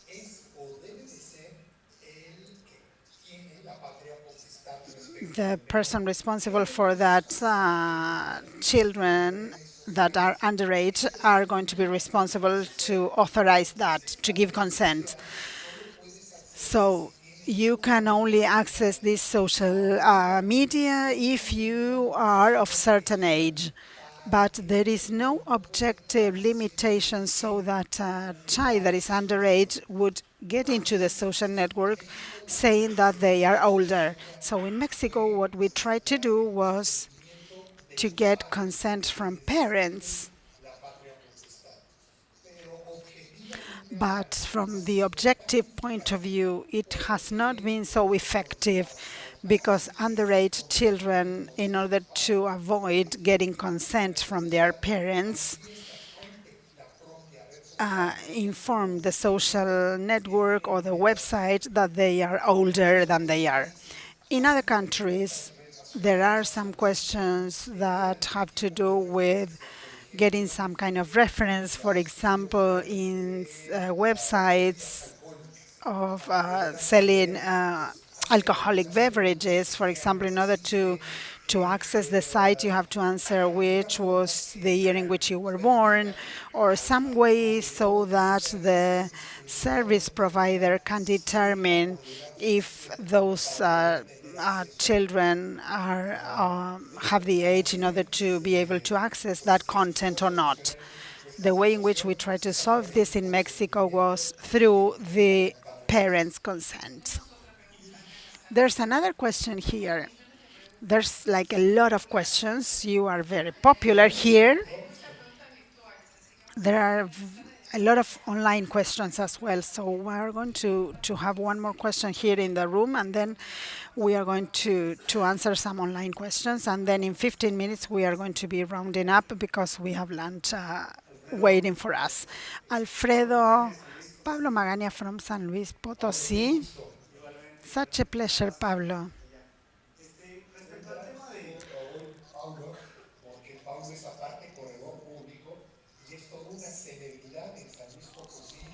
Pablo is very well known in San Luis Potosí and in Mexico. And he's a great friend and a great person. We didn't know about that. As regards moral or legal entities in Mexico, in terms of data protection, it's very interesting to see the definition of the law, of the federal law for data protection. Maybe in the private or public sector. And in that sense, it's quite interesting because in that sense, we would be losing that because most people in most countries require this the idea of being mandatory to give that so that there is no problem with creditors. So we have public records, and here we have a state which is Nayarit that is removing this advertisement principle. So maybe we can consider the personal data not as a physical person but as a legal entity that is going to be forced to offer this kind of protection, because the state is going to protect the data from these partners. And we are also doing this in order to avoid money laundering. So we want to benefit the individuals.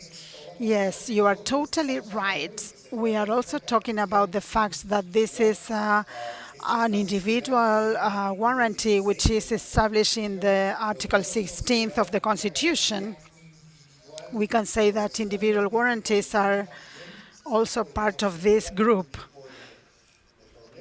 And in that sense, we may not have problems. And finally, that could be solved with transparency.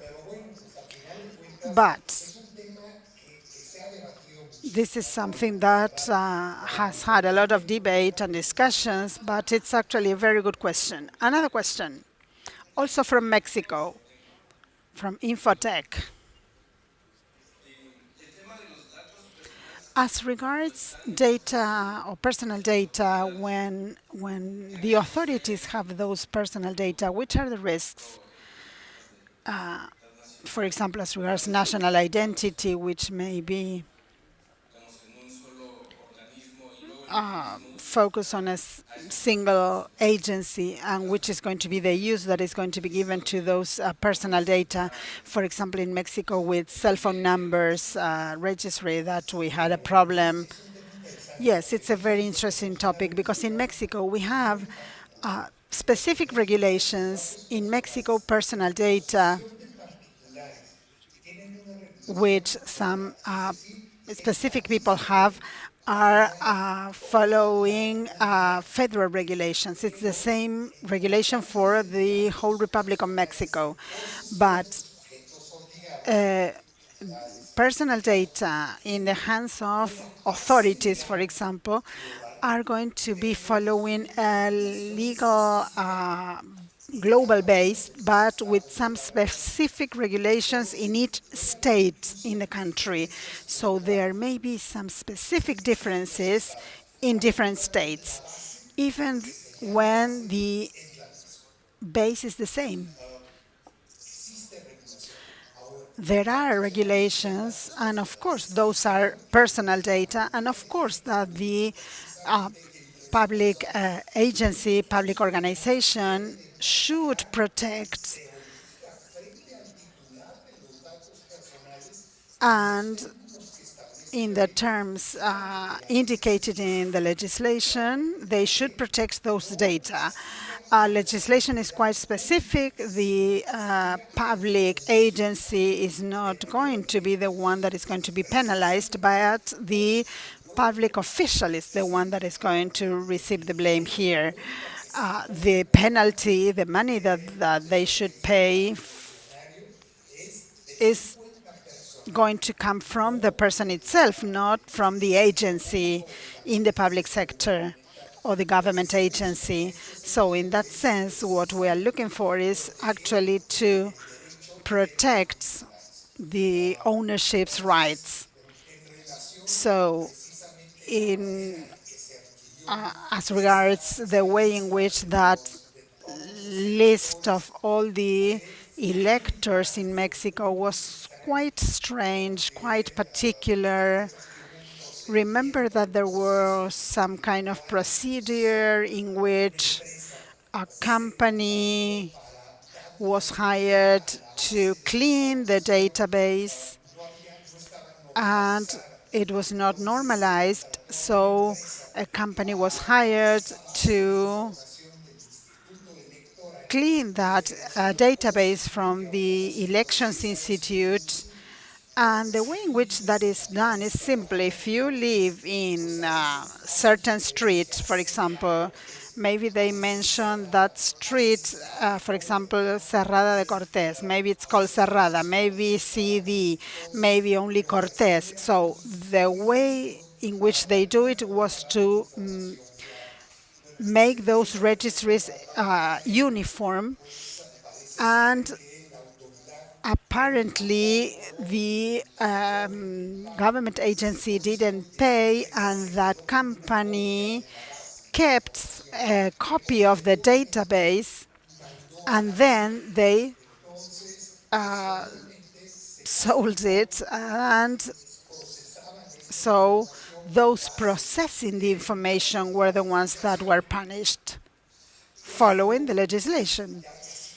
But that information had already been sold and was already in the hands of everybody in the country, so it was not something good.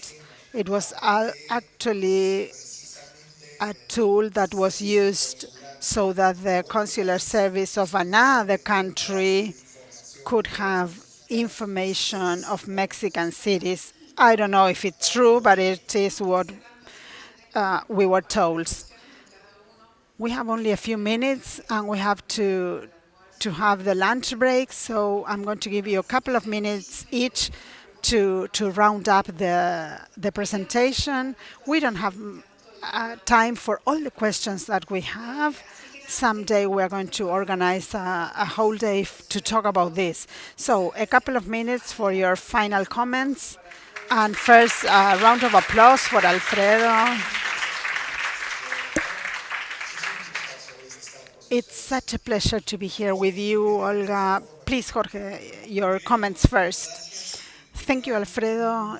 It's a great pleasure to share this presentation with you.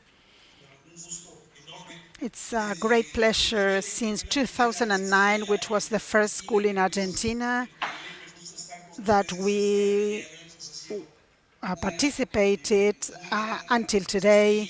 It's been a great experience, and I want to congratulate Olga and Adrián and Alfredo for sharing this kind of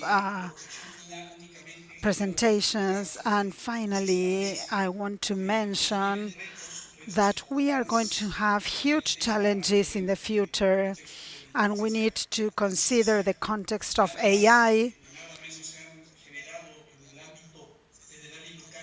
in the federal and local environment. In Mexico, we have had 300 initiatives of bills as regards AI, so we need to look for best practices.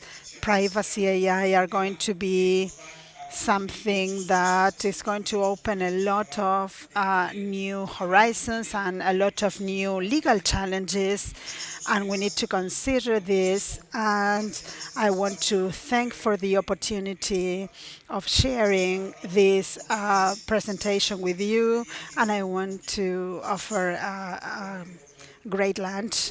And now I'm going to give the floor to Alfredo. Thank you, Jorge, and I want to also thank you for the opportunity. Those 300 initiatives that Jorge was mentioning have to do with a lot of legislation. Our legislators or lawmakers want to talk a lot about passing different laws as regards AI, but it's actually quite sad because it should not be regulated without considering certain things. So nowadays we are working on global models, like, for example, the global model of the General Regulation for Data Protection, Personal Data Protection, which in Europe is globally applied, or the different provisions as regards ethics, or provisions as regards risk management. I believe that we should follow that road, and that we should avoid the so much talk and to regulate maybe the technological part, but maybe sometimes lawmakers only have good wishes, but that's it. So we need to be careful, specifically in the case in which we are trying to foster this kind of topics so that this can be regulated in a convenient way. And you here in the South School on Internet Governance, which are the future for the Internet in the world, have these topics very clear in your minds and take into account that in Mexico you have two friends that with great pleasure are here to help you. So thank you so much, Olga. Thank you, Adrian, for the opportunity of doing this presentation, and have a great lunch.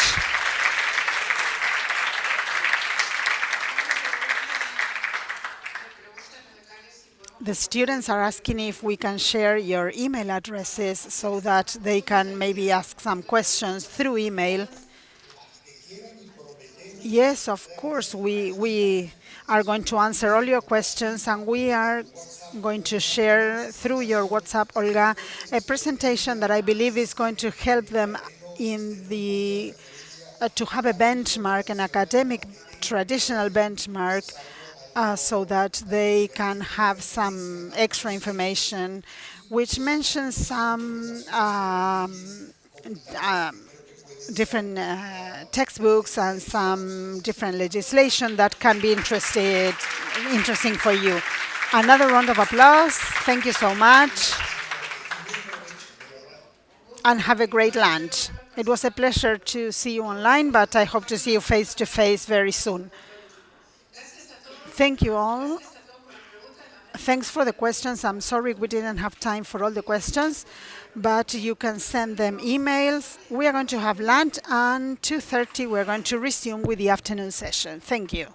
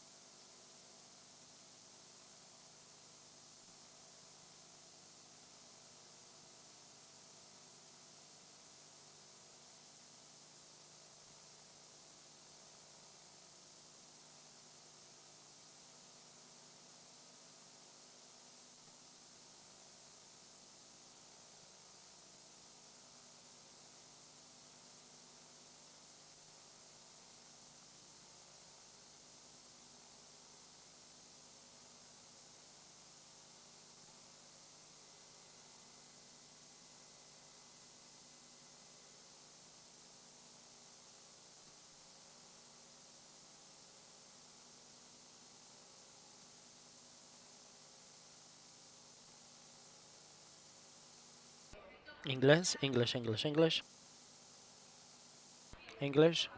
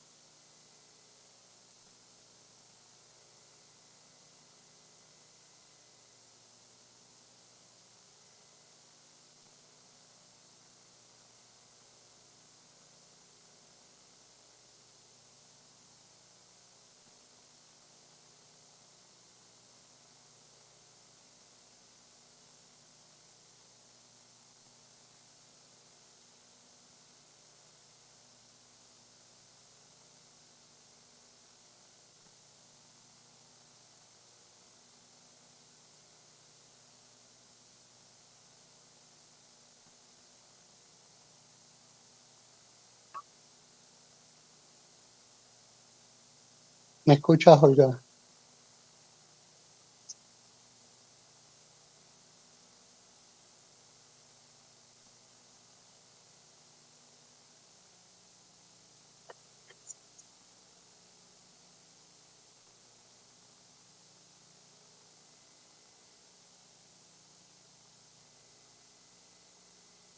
¿Me escucha bien? Ahora sí, perfectamente bien. Buenísimo. ¿Usted tiene una presentación? Sí, la tengo. ¿Puedo La- compartir pantalla? sí, está habilitado para que comparta. Perfecto. Voy para allá.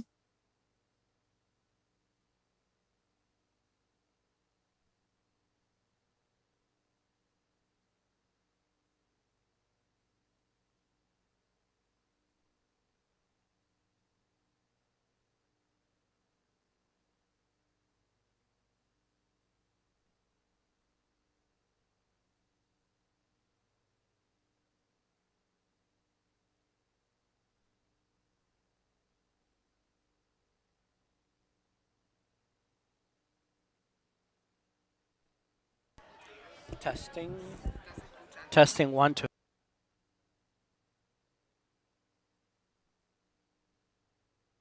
Testing 1, 2, 3.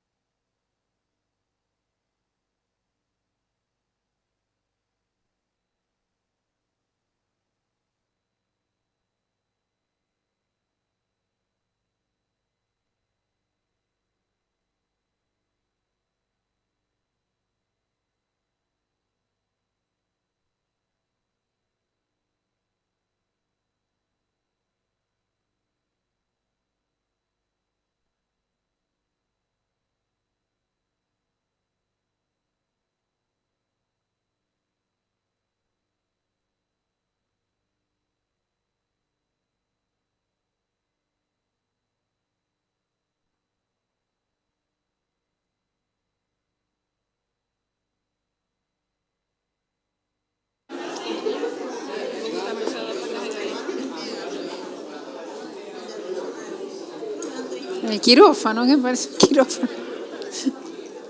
Hola gente, vamos a sentarnos. Me cierran la... Please be seated. Please remain seated.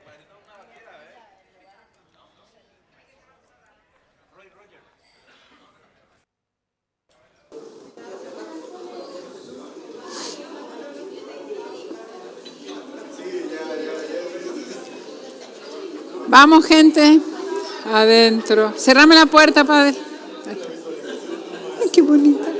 Hola, mi amor. Acá no hay nadie, siéntate. Ahora te doy tu credencial. Bueno, gente, vamos... Okay, we're going to resume the session. Close the door. Okay, we're gonna continue with a very interesting talk. Pablo, are you there? Pablo, nice to see you. He's based in Puerto Rico. He's a friend, good friend of the SSIG, and he was the host and organizer of 3 ICANN meetings. He said, well, this is a lot of work, but ICANN meetings or summits imply endless work. And we were lucky to attend to those summits twice. And they have been impeccable, very well organized programs. So he's very supportive of the agenda, the programs, whether it is online or face-to-face. Adrian and the whole team is here. Can you see us? Okay, good. And Pablo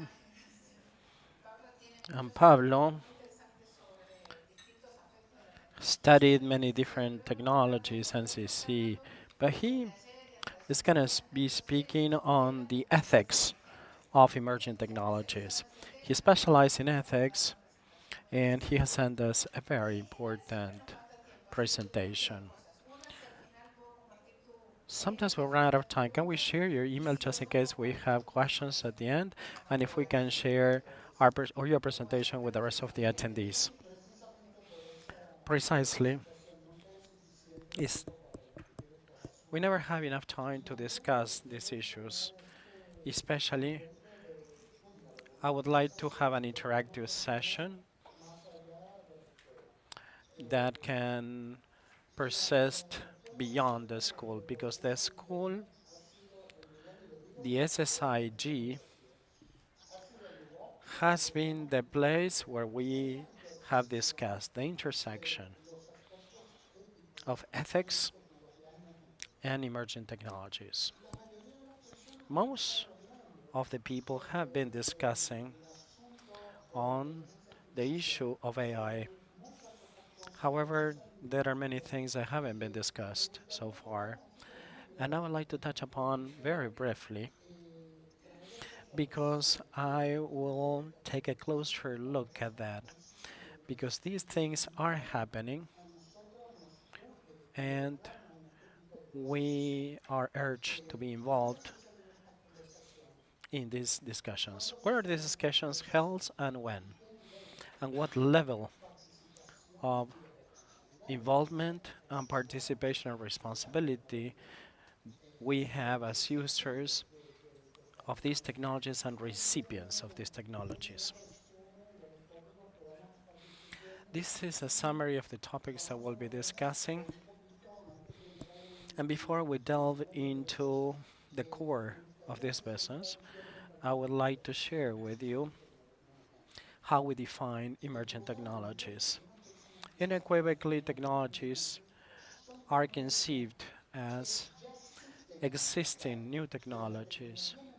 However, emerging technologies are characterized by other factors.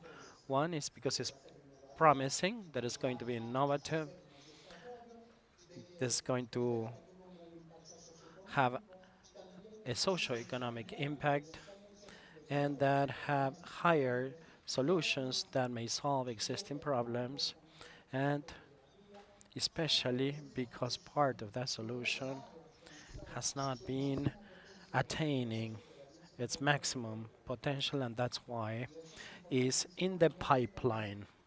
And that is why we have a large number of devices that are in the marketplace, that is not the output, but it is a product that allows research to be up to speed sustainably and doing some business, or allows the researcher how to maintain themselves or keep up to speed while they do further research. That's why when we produce these technologies, we need to think of the positioning. And apart from that, apart from considering this, what I would like to show you is, what is this about? The ethics of emergent technologies intersect with the user, and from the point of view of the device or the developer. Ethics in technological development. I am convinced, and I know full well, that there are ethical principles when creating technologies that should be considered or integrated in this pipeline. We urge a call upon the academia, especially the School of Engineers, Science, Technology, Engineering, and Mathematics, because apart from teaching these disciplines, they could teach other courses, including the ethical principles when developing technologies, when programming technologies, and when developing entrepreneurship and critical thinking. And we believe that we've been doing so. However, we need to have a general framework to facilitate the know-how, the framework, the mindset from one place to another, or from one technology to another. As this is the case, the responsibility on the part of developers is such, but what is our responsibility as users or as end users of the technology, and to what extent we should be involved to talk to the developers and bring to the table what is going on. So, transparency and accountability are key factors. In both directions, a two-way street, not only on the part of the developer, but also on our part, because we need to make sure that during school, our voice needs to be heard. When our voice is barely heard, what are those go-betweens or intermediary that can echo our voice? And we have the opportunity and the chance through the SSIG to take that information somewhere else.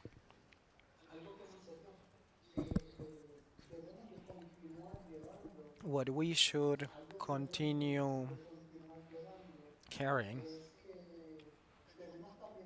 or continue doing is, excuse me that I have an inconvenience here. We'll resume. Let me fix it and we'll resume in a few seconds.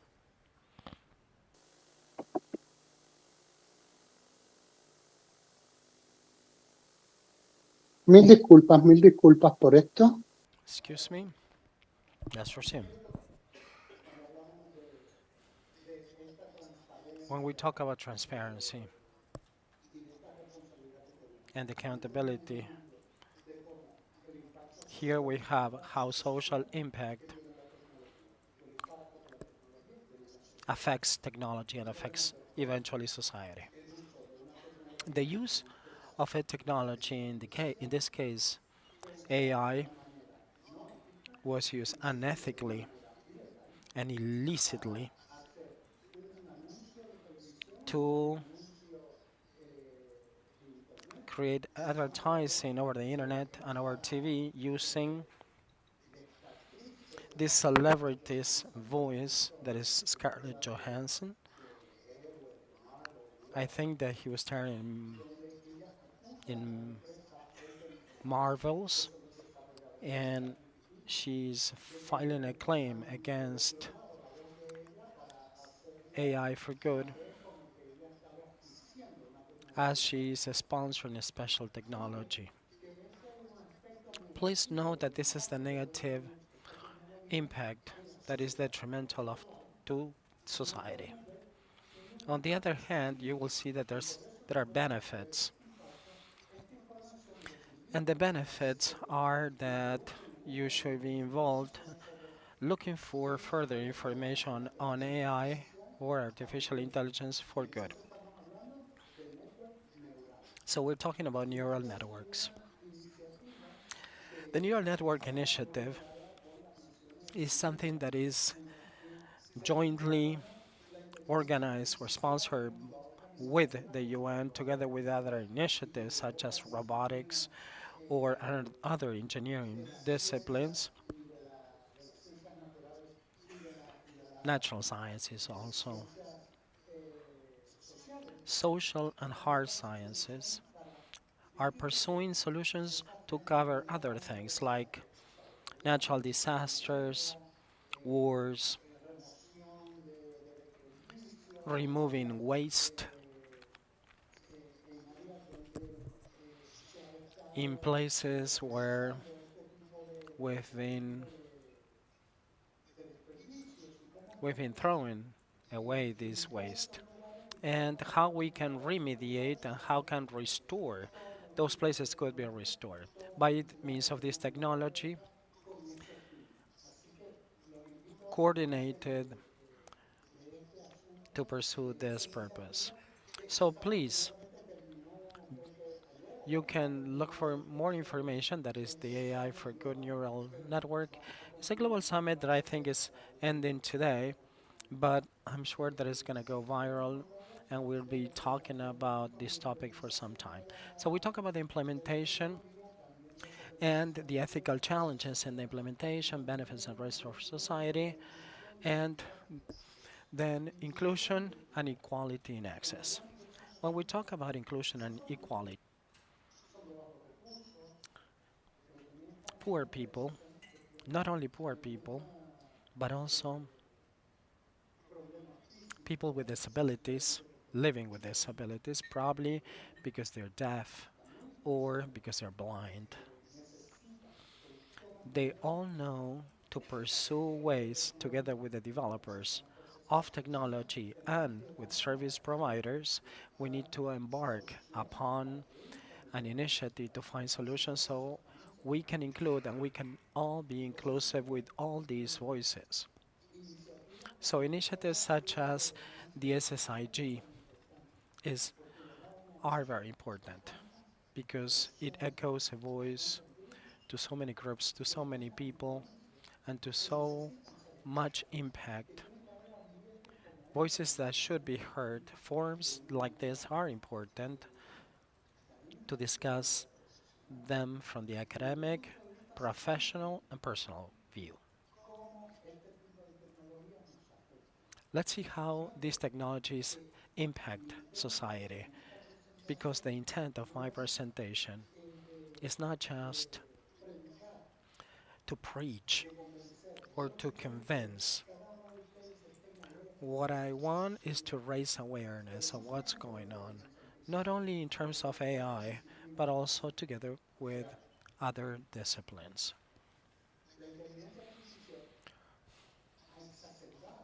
AI has exacerbated the know-how or knowledge of many people on how confidential, proprietary, personal data are being used. And this is not relative only to AI. This happened before. AI is just a response to the existence of accumulation and gathering of massive personal data. I don't know if you remember, but you will hear phrases or terms such as big data. Big data was merely the creation of databases gathering millions and millions and tons of information of all types, whether it was names, last names, gender, dates of birth, places of birth.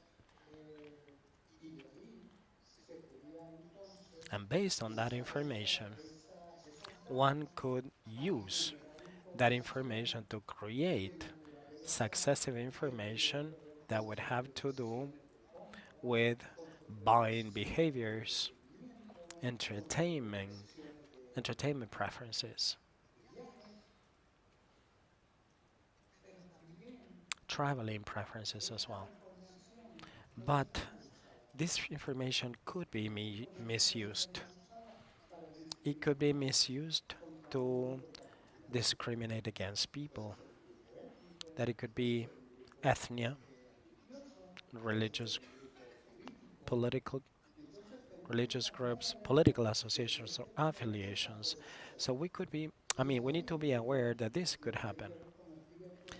And also we have the inherent risk vulnerability of information. And that is why we need to pay attention, because every time we browse a website and we enter the information such as name, last name, date of birth, place of birth, work, residence, and all of that, just by gathering information, we should pay attention, because when you don't pay For a product, you become the product. It's your information. So we want to make sure that you don't fall prey of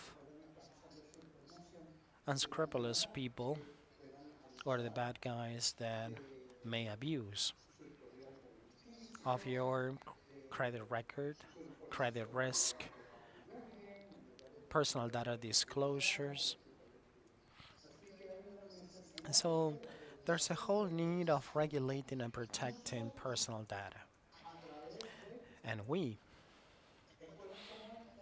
such as organizing schools like this in the SSIG or other academic institutions like ICANN, the chapters of ISOC or Internet Society, having chapters in so many countries across Latin America, Ibero-America, and the United States, could express ourselves, our views, and we could be the carriers of that information that probably they're not aware of this information, so their voices could be heard.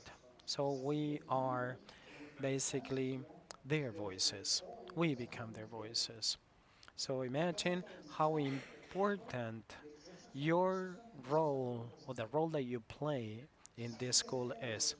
You're going to be the go-between between those people. So it's a serious participation in initiatives of this kind.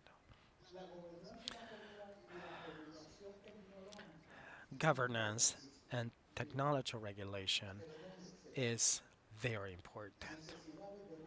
But where we require ethical regulatory frameworks, and where shall we have them? What are the forms? As we said, it could be the United Nations, ICLAC, the OAS, all these places where the SSIG has been involved and has been expressing its voice.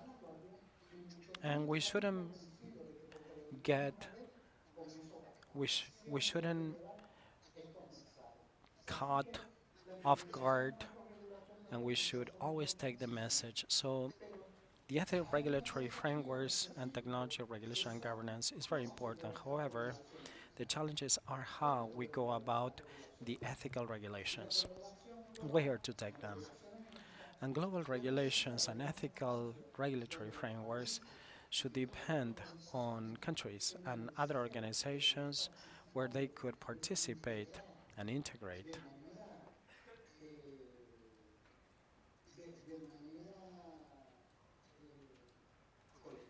collectively or cohesively. And to work just like the EU does, I'm sure that it can be done in our countries. And we need to be on the alert and to carry that voice and participate in the decision-making processes where we are going to devise and create these ethical regulatory frameworks. Let's see what these frameworks are. Generic approaches is one. This was widely discussed in several schools in the past. And let me touch upon what the generic approach is like. It's what we consider a group of technologies, but from the standpoint that is very superficial. It's where we are starting with the inception of that technology. However, there are other approaches, and that is the anticipatory approach. That is part, or that is when you start considering when you are about to do something. For example, when nuclear energy emerged, some researchers or thinkers or think tanks thought that it was done or used for wars or to wage wars. It will consume eventually all the CO2 in the atmosphere, destroy the planet, and it would be impossible to regulate that energy, and it shouldn't be developed. And that is the detrimental aspects of nuclear energy. When that was used, or when that is used, without any scruples, it will result in those detriments, not consuming the CO2 in the atmosphere, but basically it will cause chaos in the planet. But nuclear energy nowadays, it is widely used not only for power generation in many countries, but also it is used for medical uses. And there's a whole field, a research field that is called nuclear medicine, and that is what precisely allows to study cardiology, the width of the heart, of the walls of the heart. And that would have been impossible without nuclear medicine. So technologies bring benefits. And as long as we prepare to handle or manage these technologies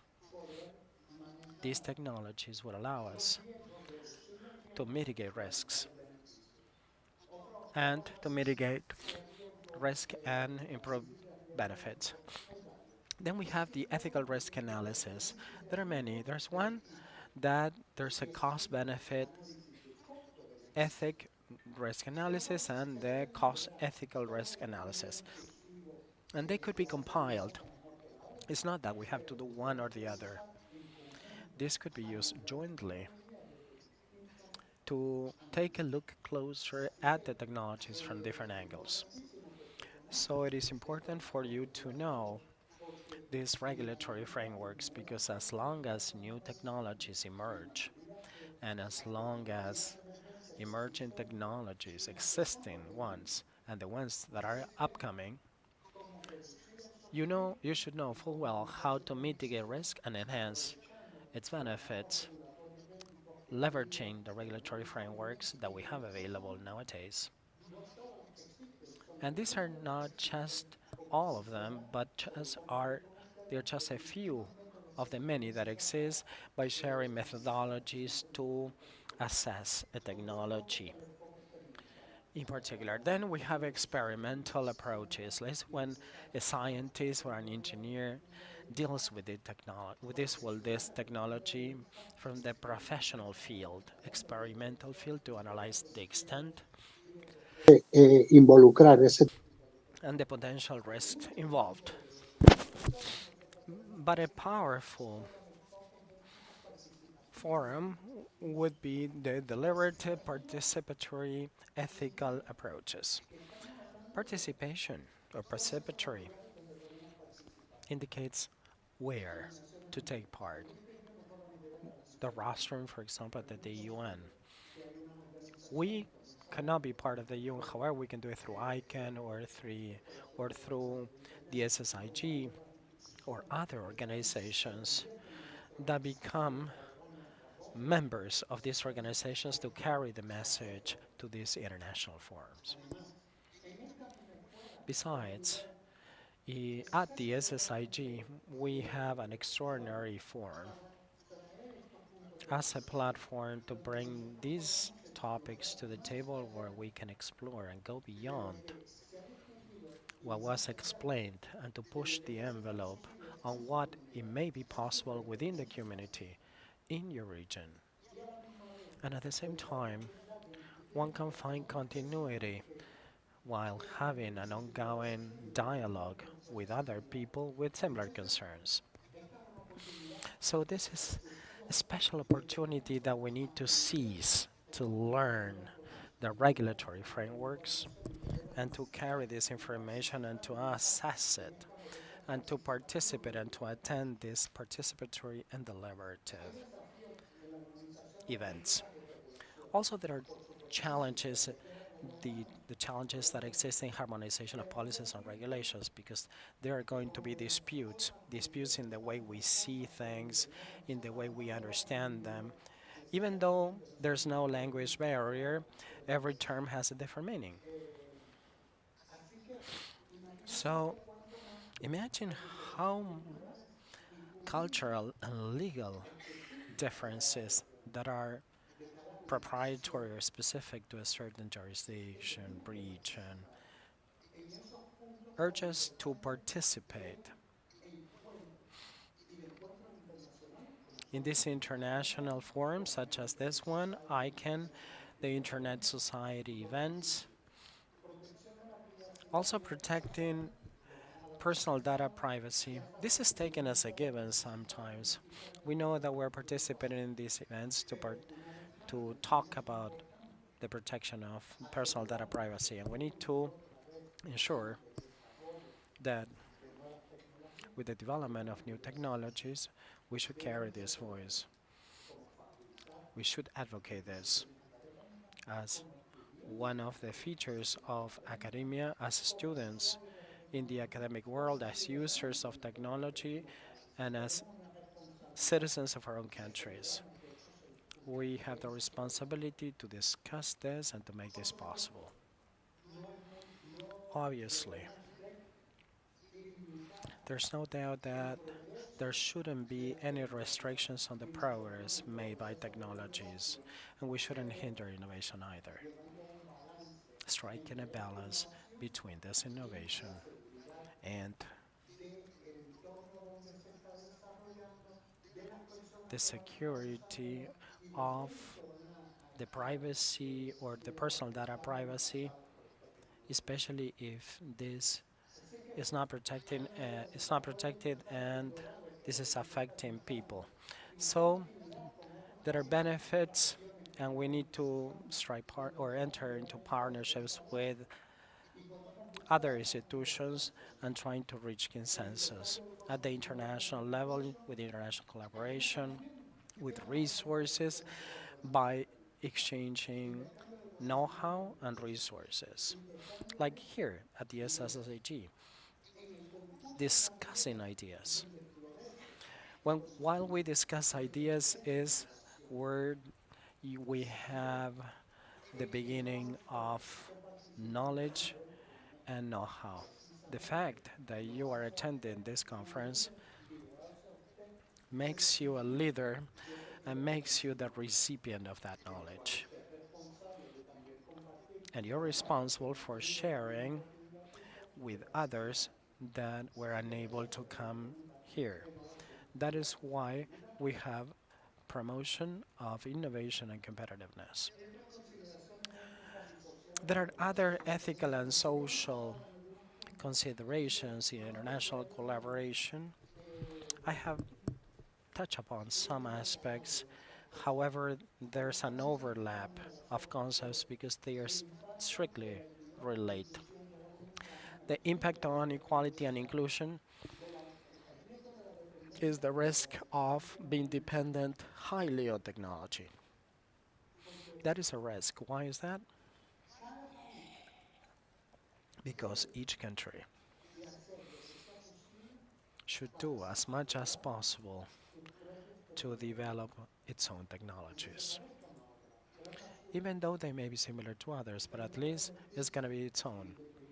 You cannot be dependent highly on a large multinational corporation that at any point in time may be the owner of that technology and you highly depend on them and they have the magic recipe. That is why we should learn and we should contribute in this by developing innovation and technology. Peer-to-peer collaboration is important in terms of development, programming, in networks, over the internet. However, we have other contributions to make, and that is making sure that within our jurisdictions, these technologies that are being widely used, we do have control over them. And this is what we like to convey to our own governments, that these technologies are not eventually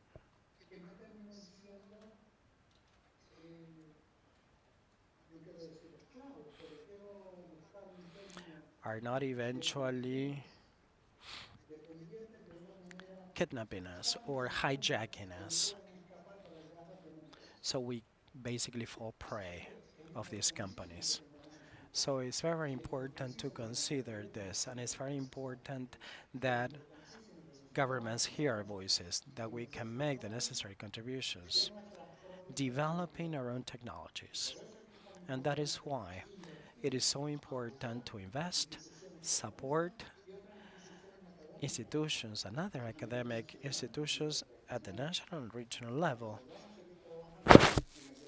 to work along those lines with innovation in every single country.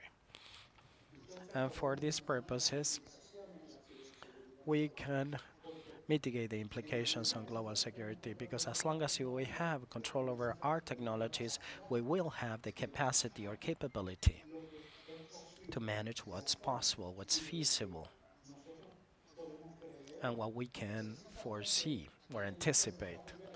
Because precisely those that develop technology in other contexts, environments, or cultures, or in other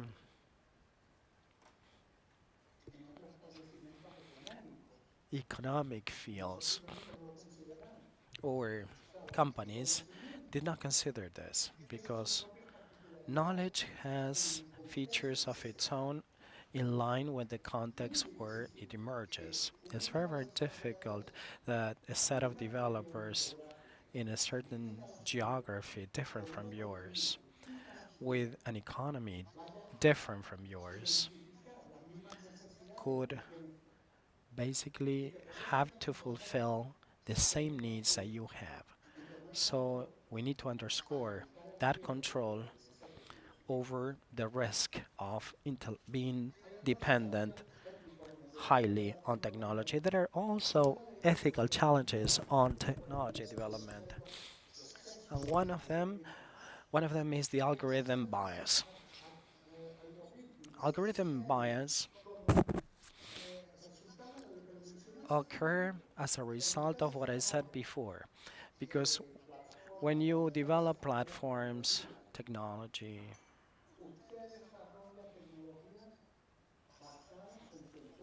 you do so based on your experience, based on what you know. So, and that does not necessarily fulfill the needs of others with people in other geographies, in other cultures, that may manage things from a different angle.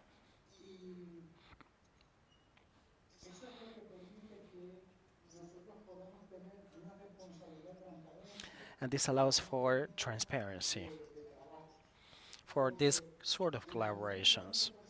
Because as long as we can develop and we can be transparent with others, that element of technology will be now considered, and it's our responsibility as developers and as end users of this technology to bring this to the table, which will eventually ensure equality and the principle of non-discrimination. Some examples of these algorithm biases that may seem incredible in terms of information. You know why? Because personally, it will affect me.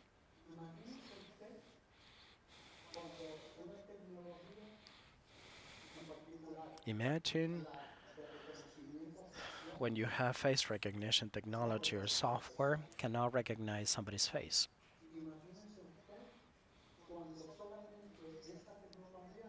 Or when these technologies recognize ethnia but not others.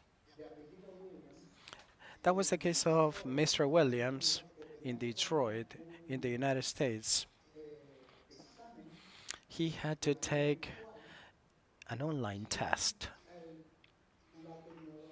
and the face recognition software could not see or could not recognize Mrs. Williams.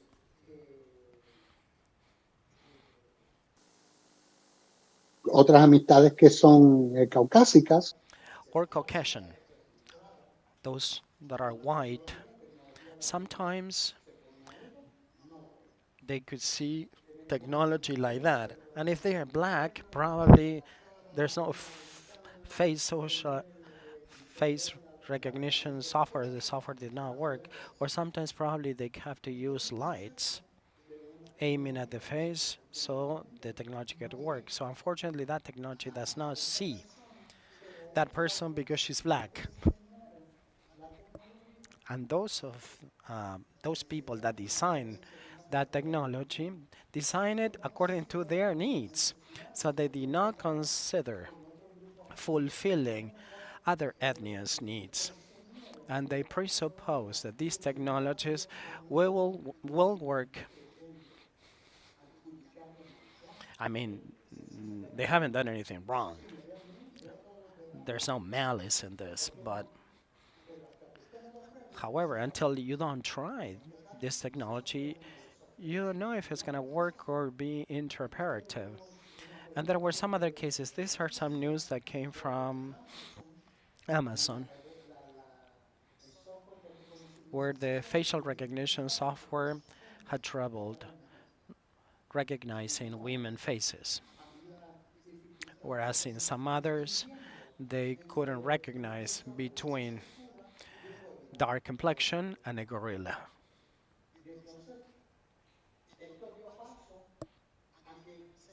So this gave way so we could develop and fine-tune these technologies.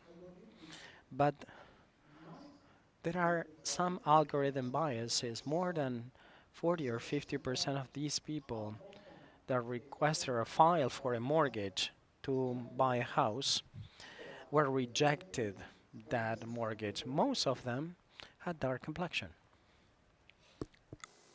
Entonces, se presume We presume then that our ethnical groups, in particular, that if it was programmed in such a way, I mean, people would behave accordingly. And imagine Puerto Ricans are fond of salsa, and therefore they're good dancers. Unfortunately, we all like, we like salsa, but we don't dance salsa. Imagine how much we could integrate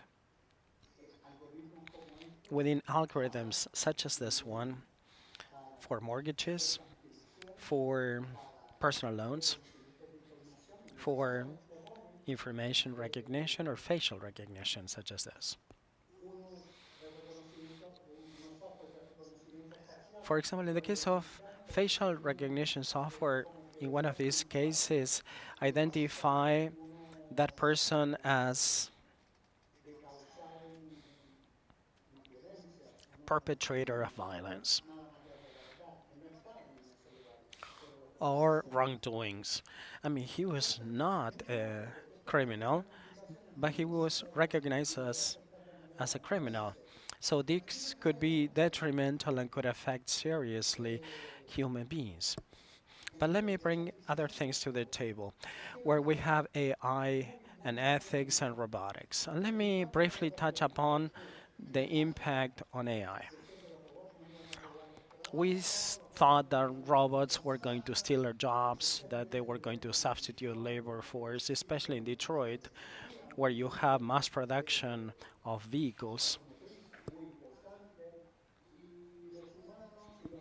Human beings and robots learn to do repetitive tasks.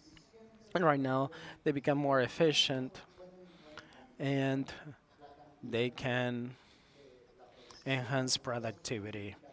As a matter of fact, productivity was significantly increased thanks to human beings working together with robots. The same goes for AI. But let me touch upon some other thing. The moral responsibility of machines.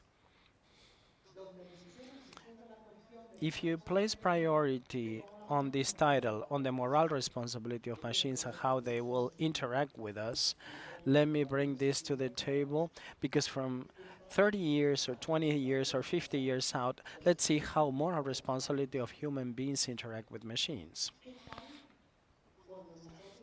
What would happen to What would happen to human beings where you have cyber human robotics or humanoids? Or, for example, an assistant or a medical care assistant for grandchildren that they have a certain impediment or disability. How how these people are going to interact with this person or with this humanoid, because we have the ethical interaction of these humanoids with human beings.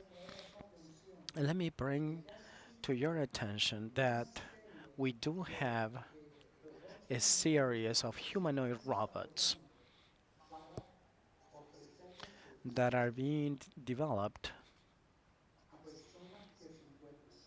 to provide services to people that are lonely, that they are single, that they have a certain disability, probably they lost a limb or they were born in that way. I mean, these people have physical needs. They should love, share things, or probably they are disfigured because of a fire, or because of an accident, or because they fought in wars and they were disfigured because they were wounded.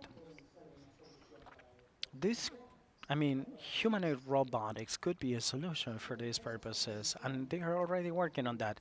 So I bring this to the table because when I referred to this presentation, in one of the articles, we found that there's a question if we should or we ought give rights to robots. This may seem crazy now. Hopefully, 30 years out, 50 years out, we can speak once again on this topic, and you will see that it's not that crazy. I'm not going to delve into this because we have already approached the concepts.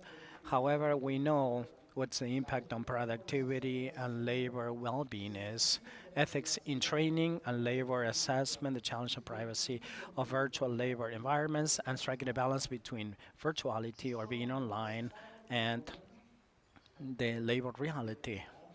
We're responsible of not falling asleep because precisely there should be a need to integrate all these sort of technologies or these type of technologies.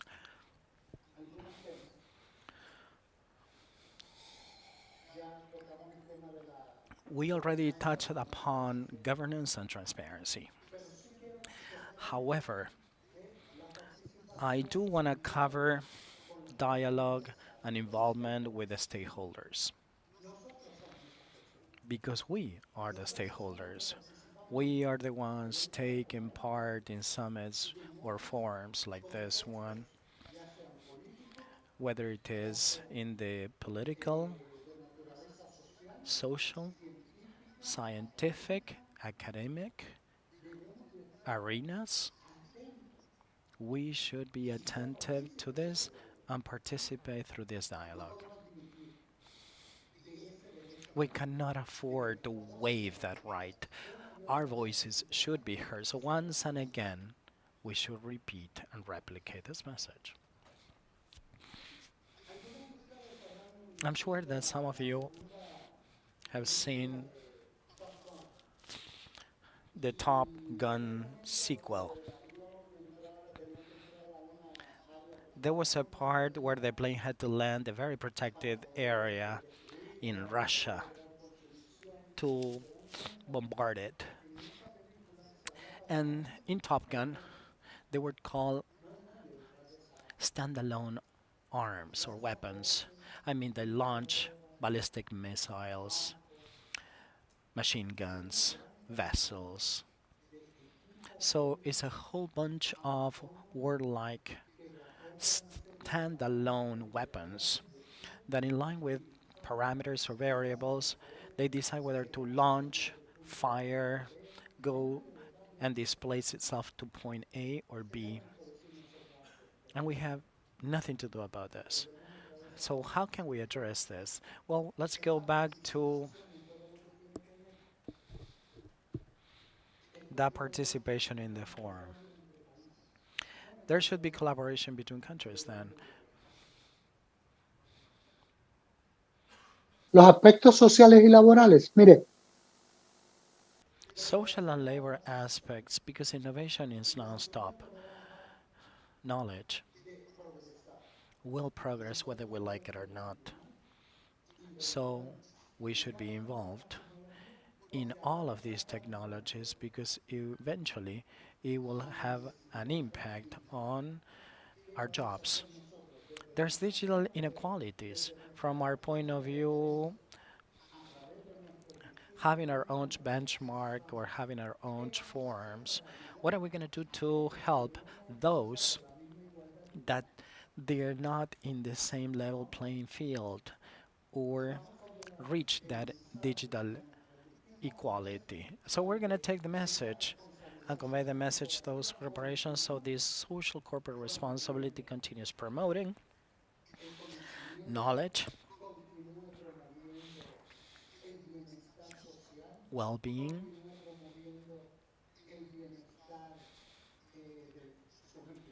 the well-being of our employees.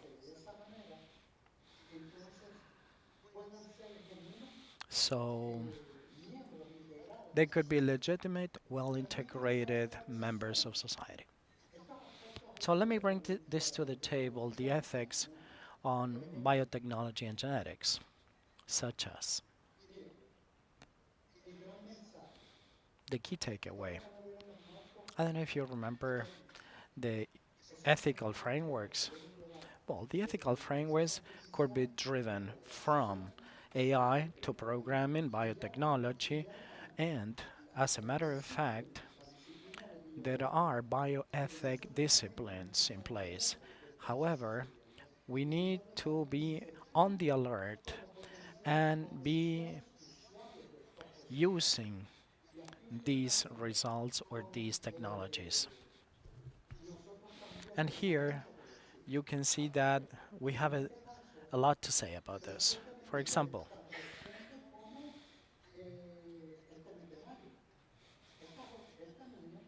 like this girl was born deaf. She was operated and they injected some genes to be compatible with her DNA. They were injected especially in the back of the ear, and she started listening. Well, she started hearing. One of the main attainments of this technology. So once we develop the molecular tools like nano particles, nano machines can basically enhance DNA's human beings or human beings' DNAs. But this technologies also has its disadvantages. And there are ethical implications by manipulating genetics that I wouldn't bother to cover. I'm sure that you are aware of this, and if you want to read further information, you may do so. Genetic experiments are already regulated by some countries. And if it's regulated in such a way that in the United States it impacts groups of interest that are religious groups that decided and they exercise influence on the Republican administration. And they argued that it was not ethical to run some tests with stem cells, that they could be created in some organs. There were 32 strains of stem cells in the United States, and almost all of them were destroyed. Dozens of years of study and research were lost in your countries. Are you aware of this technology? Do you have this technology available in the country? Should we have this technology? Where is the working group where we should discuss this? Who would be the intermediary carrying our voice to consider these aspects? And that is why it is important to attend these sort of conferences so you can be on the alert to raise awareness and at least that you can be heard. Genetic privacy could seem rare nowadays. However, that child that was operated, that she was deaf. Right now she could hear, she can hear, and that should be disclosed because she was recipient of that genetic therapy or that treatment. But I don't think it is not necessary to disclose this. Probably when they change transgenders from male to females, probably we could disclose this. But that is a hot debate. And what are we going to do with our cultures in our countries? We need to see what's right or wrong in line with our collective thinking. This is a very deep issue: assisted reproduction, genetics, ethics. This exceeds by far my expertise as professor, university professor, but however, this is a topic that each and every one of us should be involved and understand and be aware of the policies and what they say about it.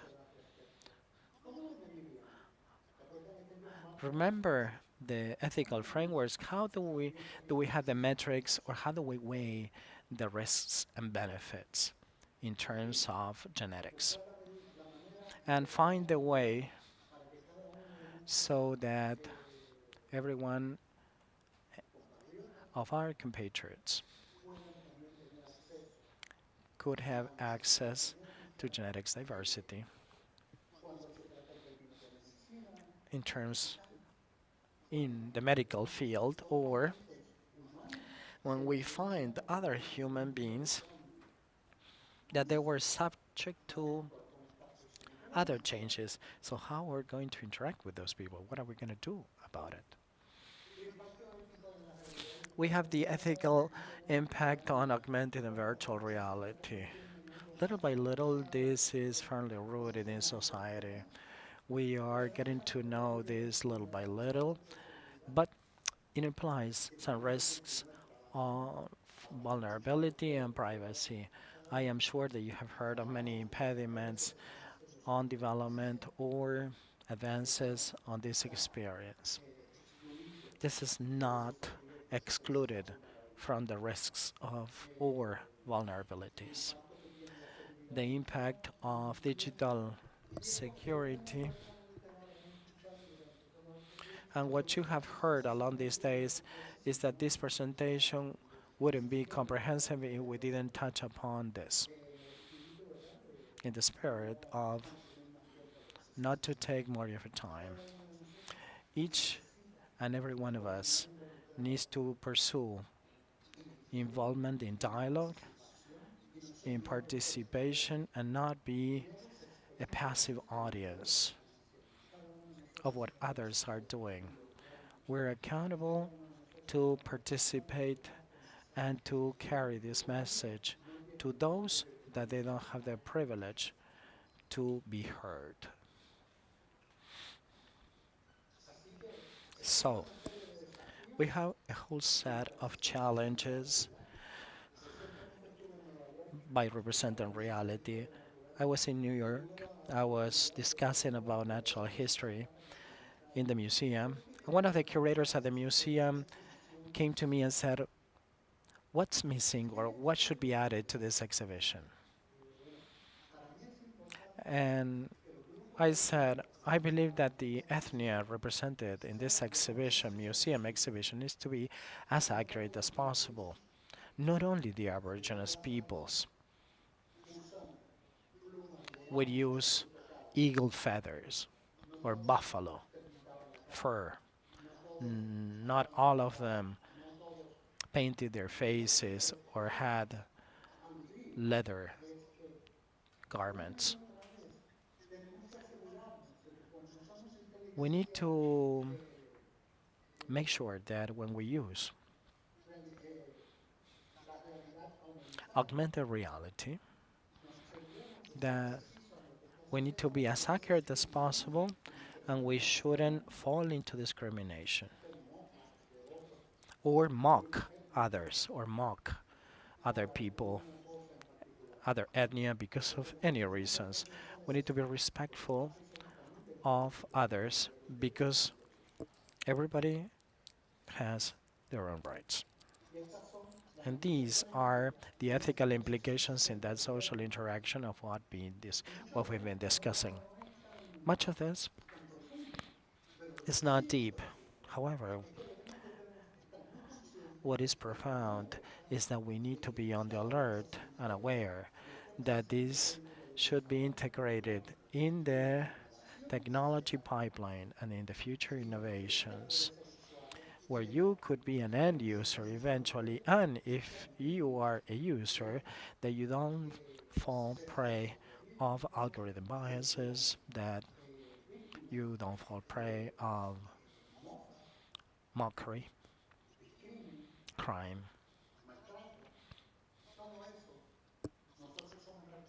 ill treatment.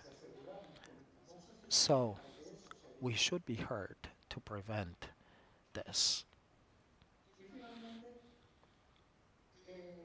And to conclude, ethics in innovation and technology development are not opposite. It's not that I'm proposing watch out with technology because there's danger in it. No, I'm not saying that. What I'm proposing, what I'm advocating, is that we need to be on the alert that before or emerging technologies, we should have the necessary tools to assess that emerging technology and to take a closer look at these technologies from different angles as if we had different filters to perform a more comprehensive analysis or a wider analysis in order to mitigate risks and enhance benefits. And finally, these are the references that I use, and I urge you to continue with this dialogue. If you have questions, I would gladly take them. If not, you can contact me to info@dr.pr so we could continue interactions. Thank you. Thank you very much for giving me this chance. And I urge you to continue and support the SSIG. That is one of the most important forums that has been leading voices such as mine that could be heard and that could discuss and do this transfer of know-how and knowledge. Thank you very much. Have a nice afternoon.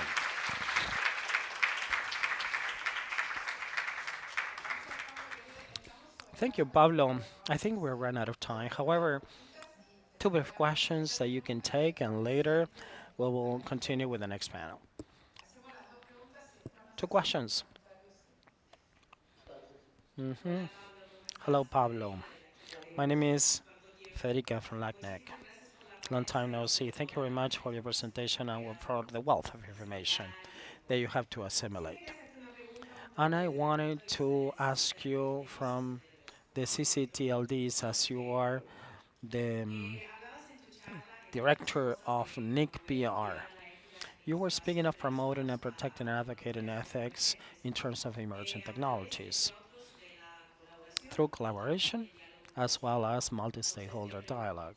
So my question is, as CCTLDs, what is the role played in this forum and how regional organizations such as ACT TLD could help with creating the necessary channels to promote this dialogue. I'm referring to aspects of regulation and the importance to consider some parameters and how CCTLDs are attentive to these local situations. That's what I would like to know. Another question? Any other questions? Yes. Hi, my name is Ivana from Peru. I would like to commend you and acknowledge you for giving us so much know-how by replicating this to prevent biases. I'm an IT engineer.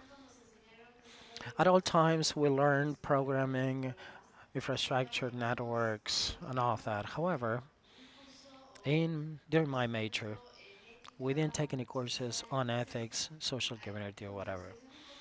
So, to contextualize my question, what would be the recommendation on what sector we could teach these biases from the regulatory point of view, corporate point of view, or probably having a multi-stakeholder approach? Because as technology practitioners, we could say, yeah, we could mitigate those technology aspects. However, we don't do it through social awareness or with ethics. Thank you very much.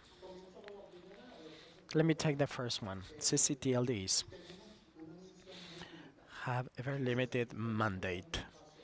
That's why these forums are so important. CCTLDs, we could participate and create environments or forums or support schools such as the SSIG to discuss these topics. Second, at the local level, we could promote and create these spaces to hold these discussions, and as participants,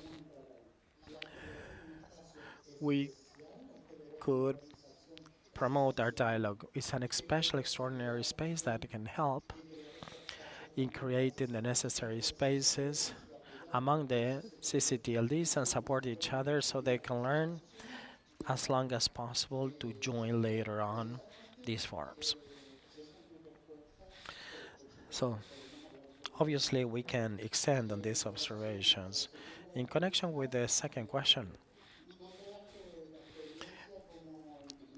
the experience as engineer or developer is not, it's not that you are the only one that did not have this experience. I believe that academia should increasingly integrate the ethical aspects in emerging technologies and also from the firmly rooted technologies that we're all aware, like over-the-counter technologies, over-the-counter medication, for example.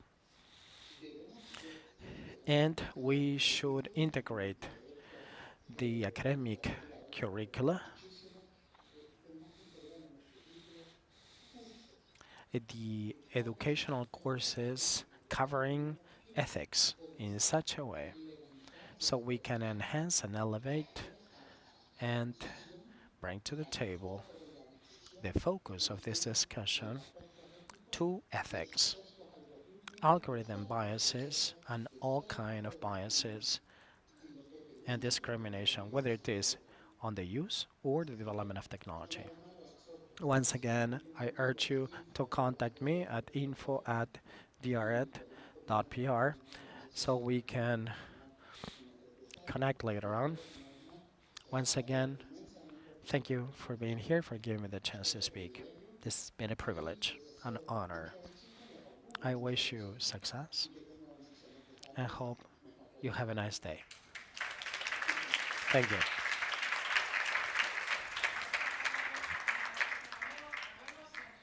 Thank you, Pablo. We'll see each other in Rwanda, right? Yeah. Thank you.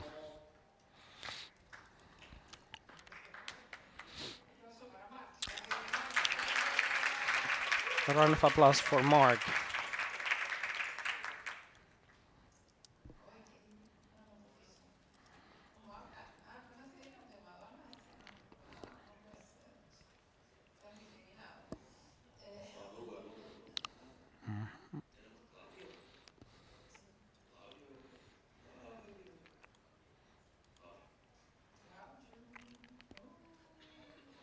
Testing 1, 2, 3. Can you hear me? Yes.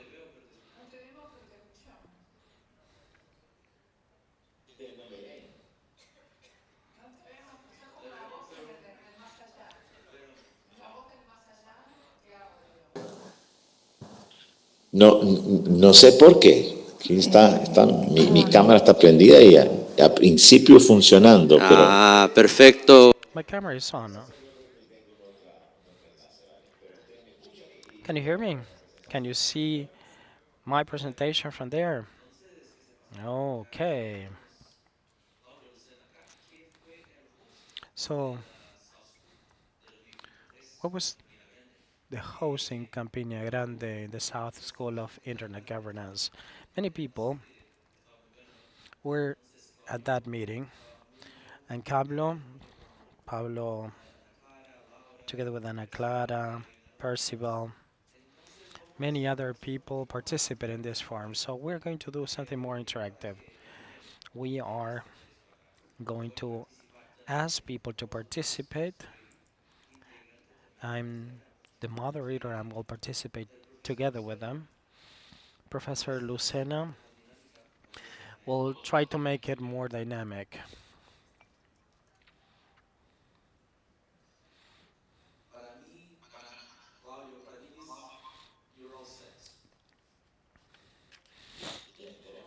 Pablo,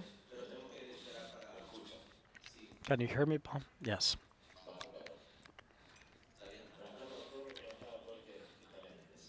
Good afternoon to everybody that is attending the SSIG. I would have liked to be there. However, because of commitments in Brazil, I couldn't make it. So good afternoon to all of you. I couldn't had the chance to meet Olga and Adrian in that not so long ago they were in Campina Grande in Brazil. It's a pleasure to be here once again. Okay, the idea is that you participate in this dynamic session. We're going to talk about regional governance. It would be try not do not try to do it at home. With Mark, we're going to be as interactive as possible. We're going to be dealing with topics like know-how, knowledge related to technology. We're going to mention national regulations, and also for the people that are in your countries, we should see the connection between the regulatory framework of digital economy, personal data, the cross-border flows of data, and the challenge ahead of us that are becoming more relevant in our regions, and also the perspectives of some countries. And if we have room for questions and answers, basically we will address it together with the initiatives or the perspectives of every single country. Hmm. Are you aware of the initiatives of data governance in your own countries? So this is a survey. Click on the QR, and while you respond to this survey, let me tell you that I don't know if I had enough time to say it in Campina Grande because it's a simple organization here. But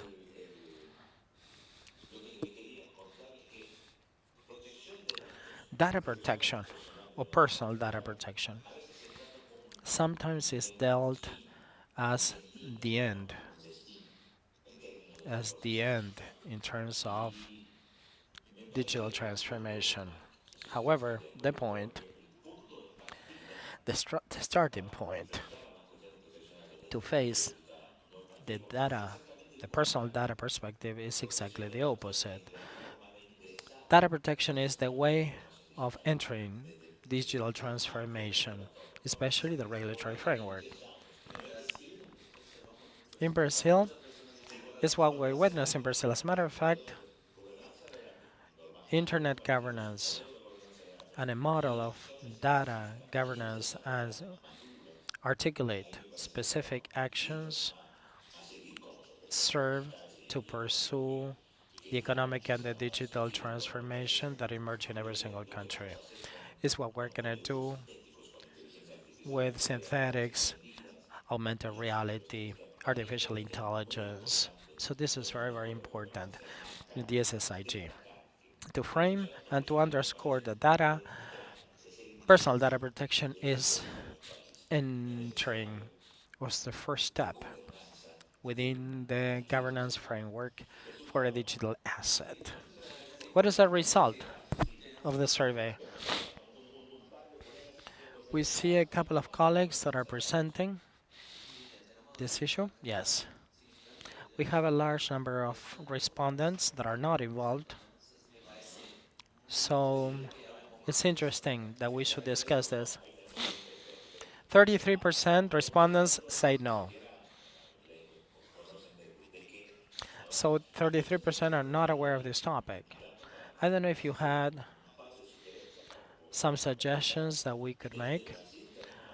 From Brazil, we bring the perspective of a country that entered too late. There was a latecomer in this discussion in 2018. Before the pandemic, we provided more structure.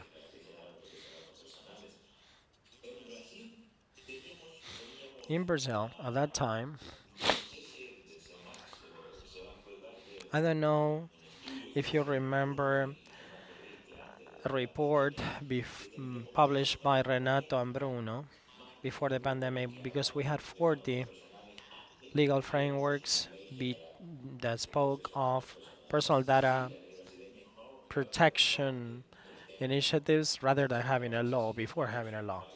So that's the way we saw it in professional or educational spheres, medical field, the legal aspect, the financial arena, with the different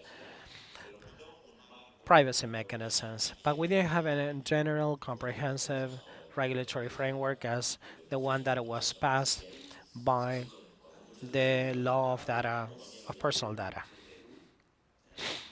We have the experience of Peru.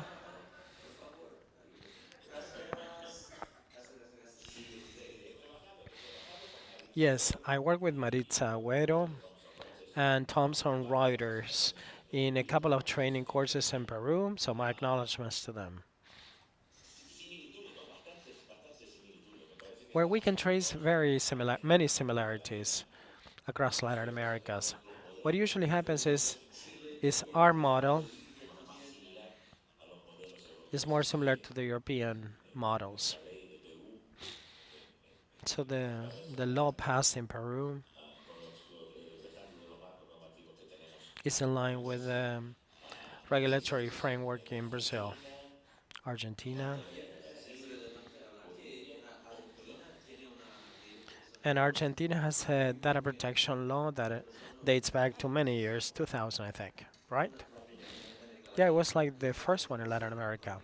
And since it's the first one, it has many reviews, many updates. But let me underscore another thing, Mark. As we said, in Brazil, we passed a regulatory framework that is comprehensive, that is being in effect lately. If we're speaking of Uruguay, Colombia, and Argentina, that has had a lot of experience with their personal data protection laws, we are having a take a closer look at jurisdictions that they have been involved in this for a long time. Even in Europe, I mean, I lived in Belgium and in Portugal, and I can clearly state that even though these countries focus on personal data from the point of view stronger regulatory frameworks on a daily basis, it was not protected by personal data until this digital transformation process came of age. I think it was the 70s or the 80s, the national conventions. But digitally, did I mean, it didn't exacerbate the problems. The same that happened in Argentina and Uruguay, the ones that they have been with this model in in their own jurisdiction for some time.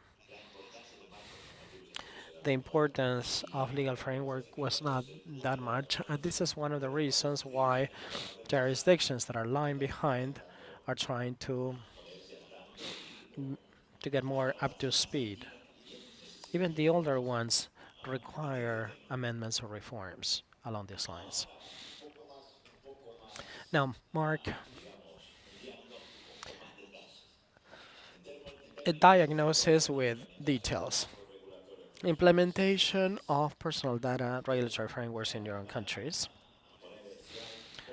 I'm sure that there should be a slide more to the, or the slider will turn more to the left if it's experimental, or the slider will turn to the right if you're more advanced.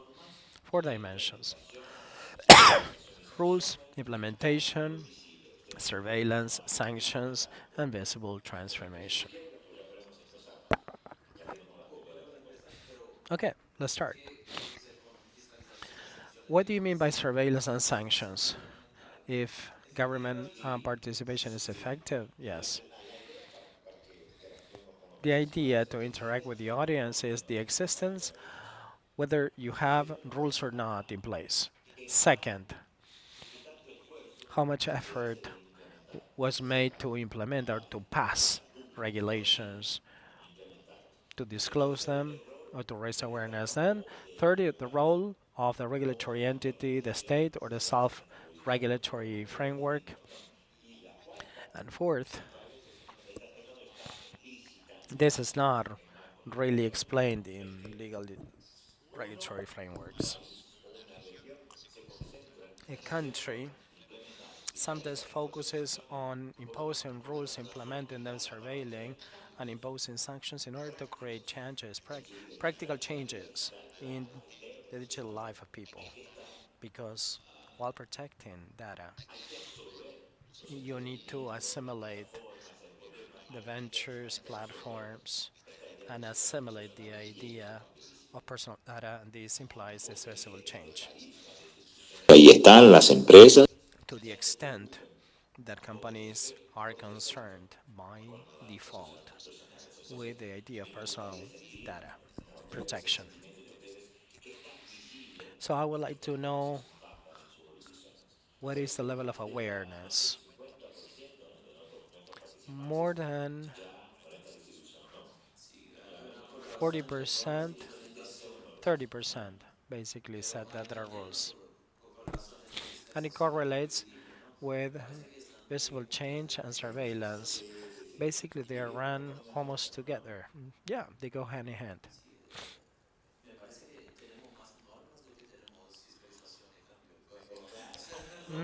Yeah, you have surveillance, more surveillance that I think this will change. The implementation is more or less at the same rate, 3.1, 3.2 for implementing the rules. Esta es nuestra. And then surveillance sanctions, and this allows me to have this idea. Probably these are evolved rules. The implementation raises awareness, but in surveillance and sanctions and the change that allows me not to see the experimental phase, but not that well developed. Ahora, Mark, esta también me parece una... It seems to me that this is important, Mark, because as the change is visible, there's clearly a link between the evolution of how mature this framework is. If if personal data protection was driven in many jurisdictions, rightly so, as the fundamental rights of people, but it has to do with the development of the digital economy. And we have quite a dispersion. This needs to facilitate and bring more evidence that this is representative of a competitive advantage. I don't know if it's self-evident, but this dispersion is very relative because the phenomenon of e-commerce is a global phenomenon impacting all of us. But in the case of the digital economy, we have data that will require regulations in place or personal data laws. Probably it depends on a group of stakeholders. If we're speaking of people connected to internet governance with digital economy or platforms or with the government sectors, I am sure that in your governments there's more development or sectors of the government involved in digital transformation. And for these groups, I'm sure that there's a connection between digital economy and personal data protection. Probably in this case is more evident. But here there's more dispersion. And here for most of the people this perception is not clear. Siquiera la... We don't know if the, uh, the data protection. So, so I think is the majority is in this area. So they might be answering from their own country's point of view. We need to consider that. So we will follow with another colleague. The, okay, should we follow? Should we continue? We'll be here to help.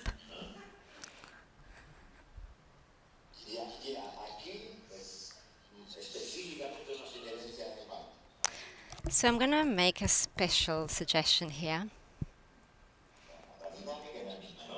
The dynamic is the same in your regions, countries, whatever your specific environment is. Or you might not even have started, to look at those things. But we're going to look at those frontiers or borders data, which is a very interesting topic. Does someone want to say something? It is very interesting because we have some specific agreements between countries which might not be from Mercosur. I'm not sure about the names. So there's this progressive Trans-Pacific Agreement, Chile, Mexico, and Peru. So they have these specific agreements with other countries. So that is why it's transfrontier, and that's why we might not have only Latin America. So we are used to bilateral agreements, Mercosur agreements, but these initiatives that include other countries might be even further and further away. Um, what's your opinion on this? I would leave this topic in our last slide for now, almost as a challenge because we need to discuss this. And if we look at the economic frame, the digital economic framework, we might realize that it's cross-border in nature. We do have certain agreements of particular points, but we're talking about protecting them. But that might be an internal policy or external policy, and it's a wider topic that is being debating in different conferences, and last week's been debating quite deeply. So in my opinion, there is a basic principle that needs to be considered when we have all these regulations internally, but also the cross-border ones. And we might have some ideas not so aligned in terms of how this pipeline has to continue. We do have a model that has been used, has a model, has a framework in this general agreement of the European Union.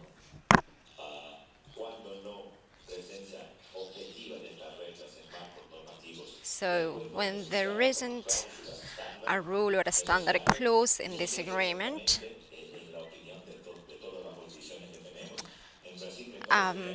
we might not all agree on those topics. And so in Brazil, we started to analyze certain concepts.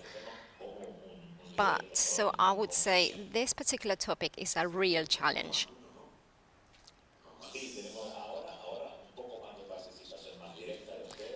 So I will need your participation and engagement more directly now.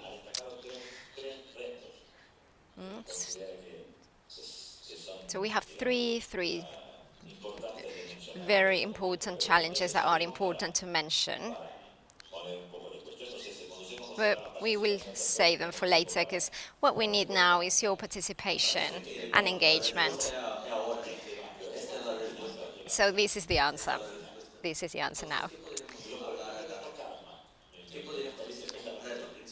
So what would you say is the biggest challenge, or one of the biggest challenge? There's a lot of uncertainty.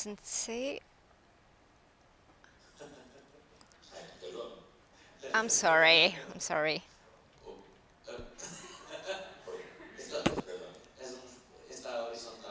Okay, he's horizontal now. No, there we go. Okay, perfect, there we go.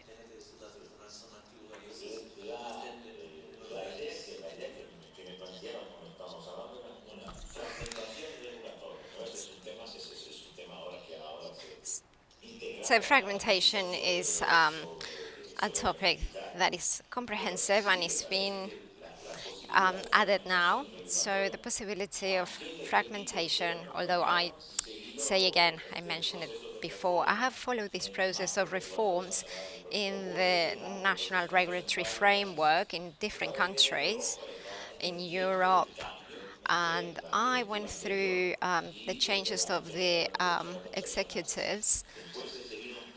And then after that, I followed the process in Brazil, and I have also followed the same processes: Argentina, Uruguay, Korea. I was there too.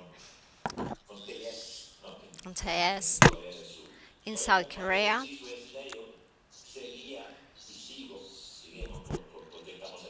And we're still working in this project.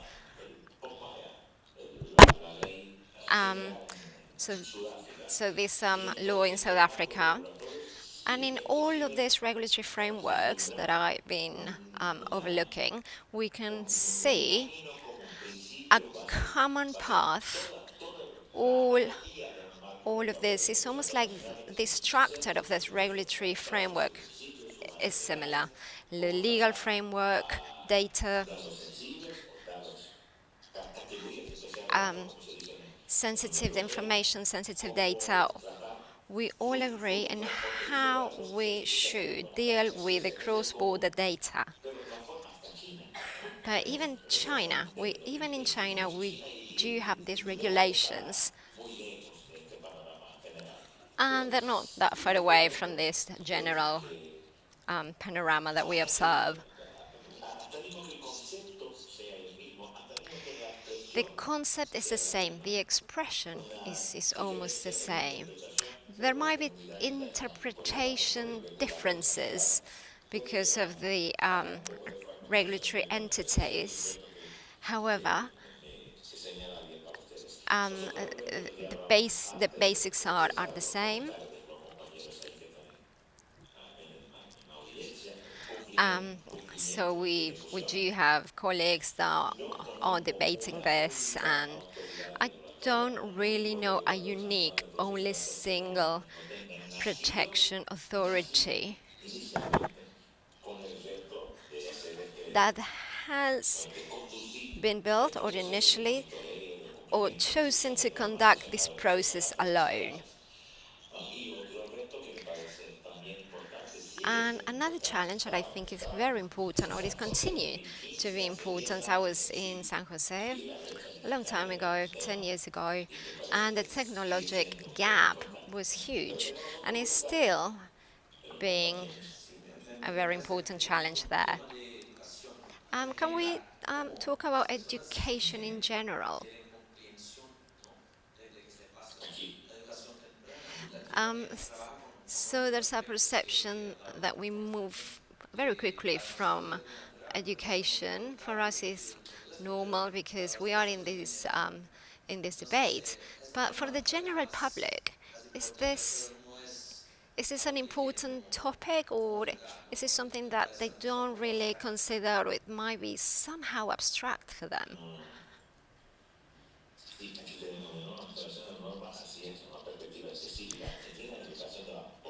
Um, the population education might be a specific perspective in Argentina, and I think this is a topic that I was discussing um, exactly with some colleagues, which we call the multi-sectorial board.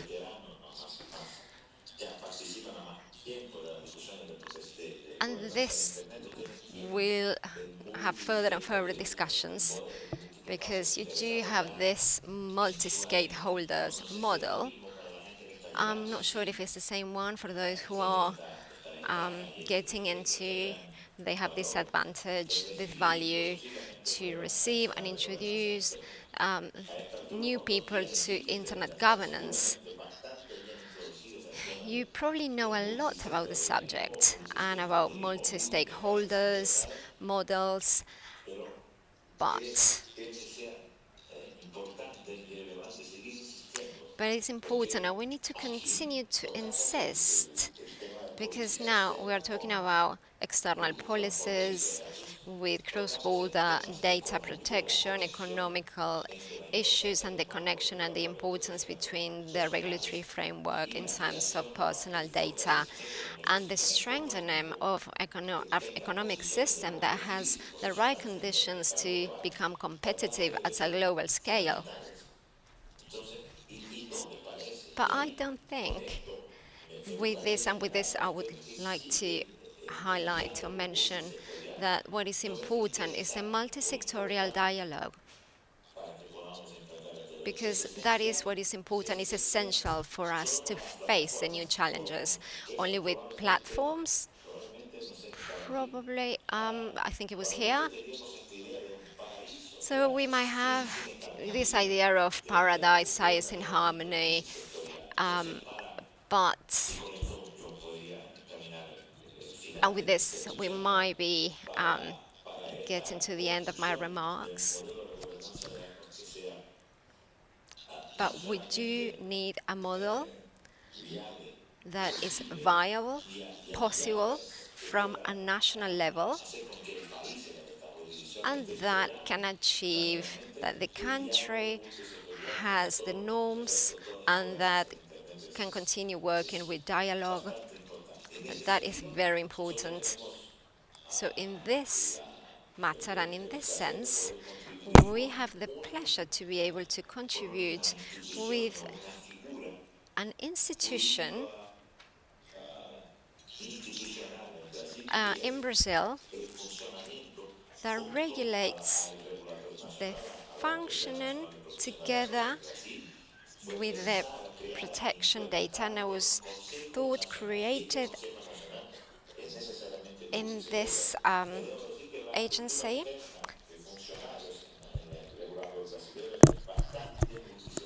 So it's multi-sectorial agency, and is facing many issues and many problems that could happen in anywhere in the world, but continues to hold this idea of a multi-stakeholder model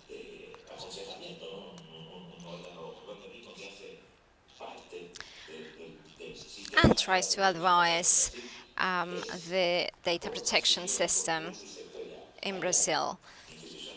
So we have public institutions, governments, civil society, academies, and other institutions. And that's why it's so important, because we have also the vision of the education sector.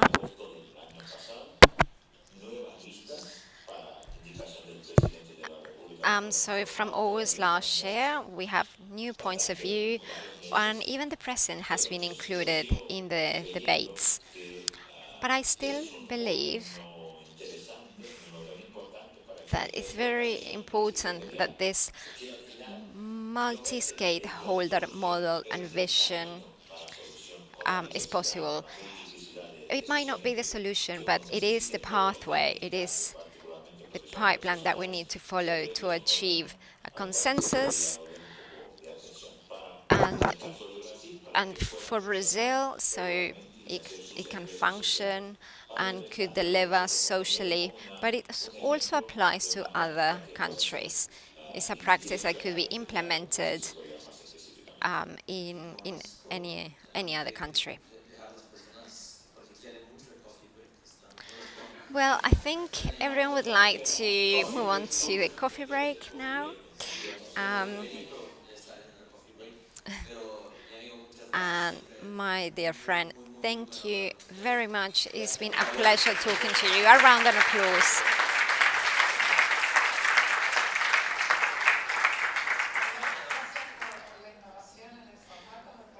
Thank you very much for the innovative panel. It was really, really great, particularly those two that they said that they didn't know anything about the topic. Thank you, Mark. Thank you, Claudio. I don't know if you're still there. Um, Goodbye. Um, at 4:30, we do need to return because we will enjoy the last panel. It will be a presential panel. Thank you.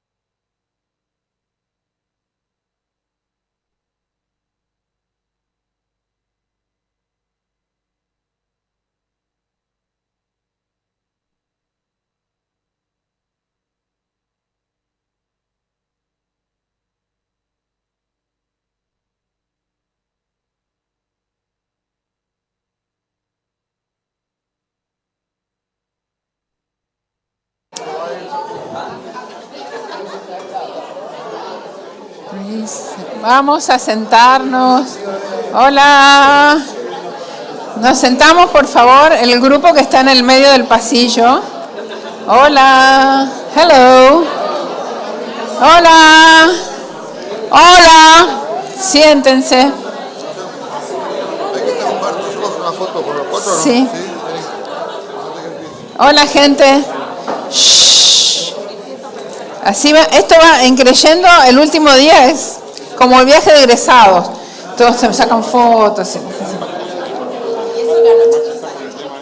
No dije nada. Yo mientras vengan temprano, lo que quieran. Son todos grandes, pero tienen que venir temprano. Bueno, gente, vamos con el último panel de la tarde, que además es un panel fantástico porque hay mucha gente presencial. ¿Lo tenemos a Horacio virtual?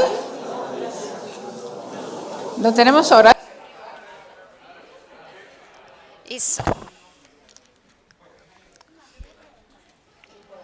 Claro. So we're going to talk about cybersecurity with great friends and experts. Hello, Horacio. Can you see us? Can you hear us? Hello.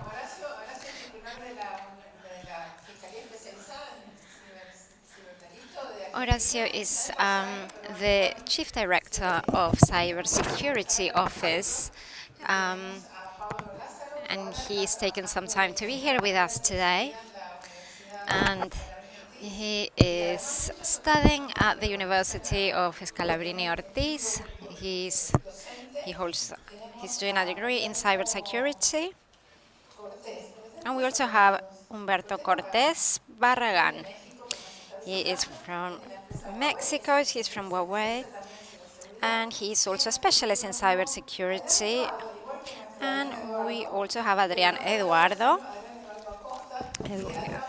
Acosta, who worked for several years in Interpol, and now he works in the Federal Police in Argentina. And we also have Karina Dilarda, and you're also working in cybersecurity. So we also have another woman here working in cybersecurity. Karina, hello. Thank you all for being here today. This is the last panel of today. So we got participants from Latin America. We have live interpreting, English, Spanish, and we have 2 YouTube channels.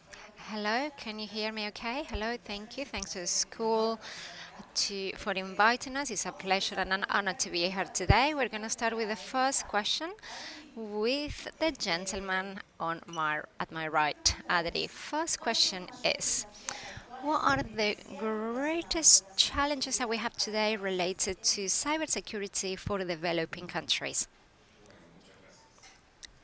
Thank you. How much time do we have? Minutes. To be honest, the challenges are many, and I think we could mention a few that are common and have different aspects in common, not only cybersecurity, cybercrime, and other aspects of different investigations, which is legislation.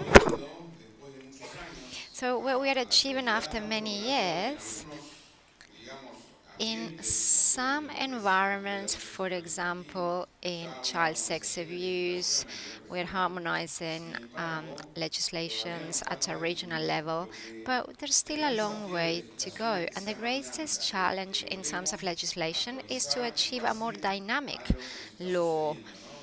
We need to be more up to date in regard to something that is happening today. We do live in a physical world, but also in a digital world. But the laws are only physical, and that's the greatest challenge. But we have another one. Not only we need to be up to date with technological tools, but we also need to have our knowledge up to date. That is a great challenge. We need to live up to the circumstances. And we should be able to research and develop some tools to stop those criminal organizations. So we need to be able to dismantle them and get them out, being anonymous. How do we achieve that with human resources? How do we have our human resources up to date and well trained? We don't need only one person who knows everything, but we need a team with a broad knowledge, with diverse knowledge. We don't want a hacker or a great specialist. We would like to have small specialists, but everyone working as a team. That's what we need, teamwork. In our education, they teach us how to compete in primary, secondary school. They teach us how to compete to get the best mark, to hold the flag, and to be at the top of the class. They teach us how to compete, but unfortunately, they don't teach us how to work as a team. And that's the greatest challenge, to work as a team, to create teams. And those who are on the top, our challenge is to train people how to work as a team. Teamwork, that's a key topic, and legislation as well. It's very interesting what you're talking about. I understand that legislation is at a government level. Don't know if the corporate area can collaborate and contribute to that as well. And Pablo, I'm sure he'll be able to contribute with education. Let's move on to Umberto, and we will be able to talk about organizations. So, in terms of education, what are the greatest challenges? And we can probably just keep the thread with what Adrian was saying. Thank you so much. It's a pleasure to be here with um, so many of you.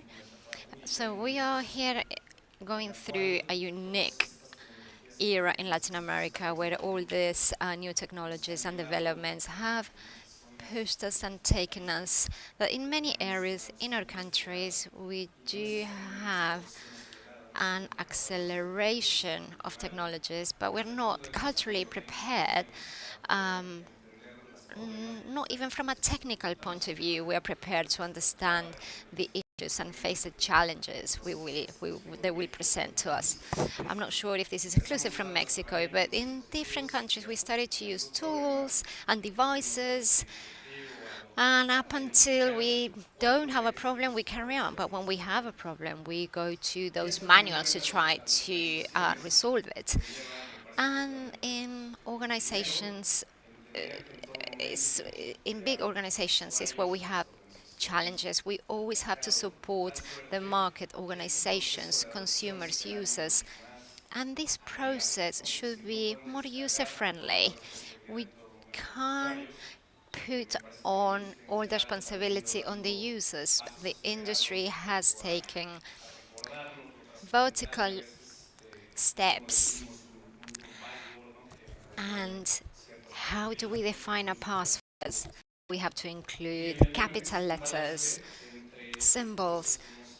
It's becoming more and more difficult, but we should make this process more easy, and that will help us to digital development. In terms of corporations, we need to understand that cybersecurity is a comprehensive issue. It's not something we construct as we would be making a cake and then we're going to put the cherry on top. No, that's not how it works. And the ones who are deep into this world, we know that it's how we prepare the organization so they can respond to the supply chain, they can cooperate with different stakeholders, and this comprehensive work is what's going to lead us to achieve data protection of the users. Thank you, Humberto. Horacio Sorin, are you there? I'm here. Oh, hello, Horacio. How are you? I'm good, thank you. It's great to be online. One question. How has cybersecurity and cybercrime evolved after the pandemic? What are the tendencies? What can you tell us about? How are you working in terms of these cyber attacks? We all know that the pandemic has caused a lot of problems, particularly in Argentina, but also in the region. And the criminal organizations have put their attention in um, technology. So now they have more possibilities to cause attacks or to cause issues and crime. And so this issue has grown. They have very well-known groups in malware, and this happened in Argentina and in the region. And the feature is that their cyber attacks are more direct and narrow. And that's a great worry for us. And Argentina is trying to develop a system on how to stop this, and the government and other organisms are trying to increase the investigations and reports on how to discover these attacks. But we also have other types of cyber crimes, not cyber dependent but assisted with technology, and that might be affecting the users of e-banking systems. When the banks improved their security measures, it was more difficult to steal identity. So that stopped people from transferring money to the wrong person. And also, there's been an increase in malware related to banking malware. And so, for example, they steal the company's credentials or the equipments with which that company might do transactions. So for some companies and businesses, it's very difficult to claim the bank because, of course, they were using their equipment. So we can't even set alarms, because if we do transfer money, we're using the same device, and if there are several transactions and transfers, it would be very difficult to prove that that was cybercrime. Those criminals are targeting certain sectors, construction businesses, travel agencies. So that's in brief what we're seeing, in addition to the classic fraud,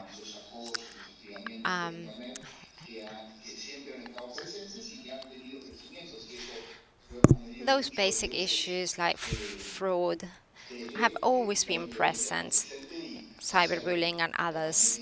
Um,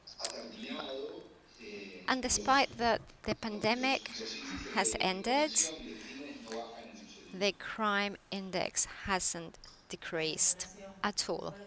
Thank you, Horacio.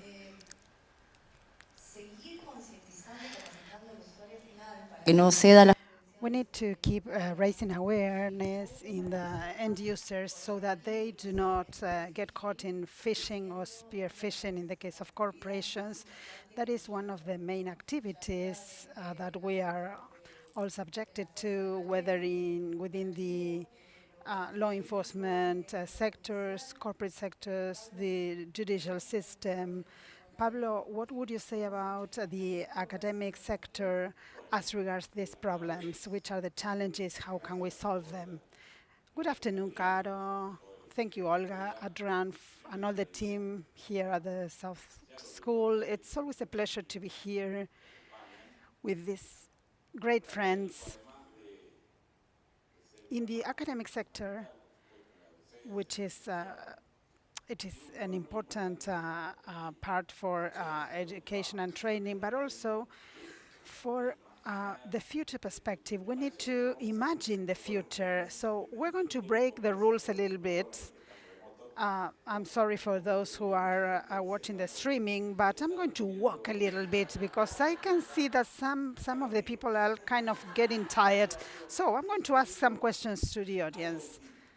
If I tell you IoT, what would you say quickly? 5G. IoT, Internet of Things. What do you think about 5G, fast speed networks, standards, protocols? And what about you, Sol? If I tell you cybersecurity and AI, Chat GPT and the mistake of students copying the same answer? Yes, very good. And if I tell you biohacking, what do you think about, Rosan?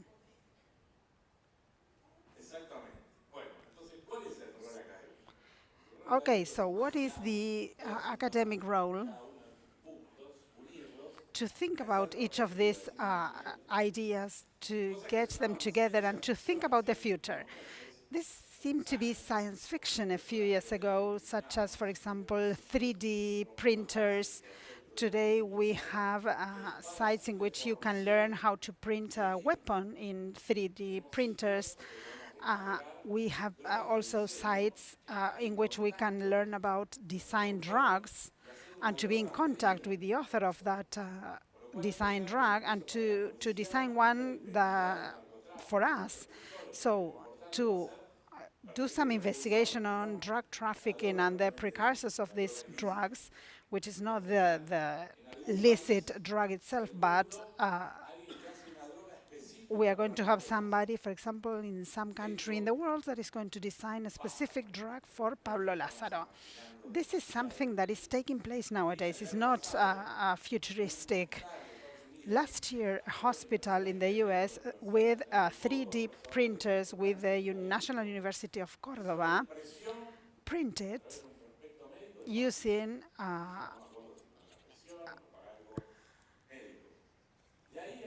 a leaflet, some pills. But imagine how difficult would it be to print an illegal drug. Super easy. So which is going to be the role of the academia? As Carol was saying, we have to imagine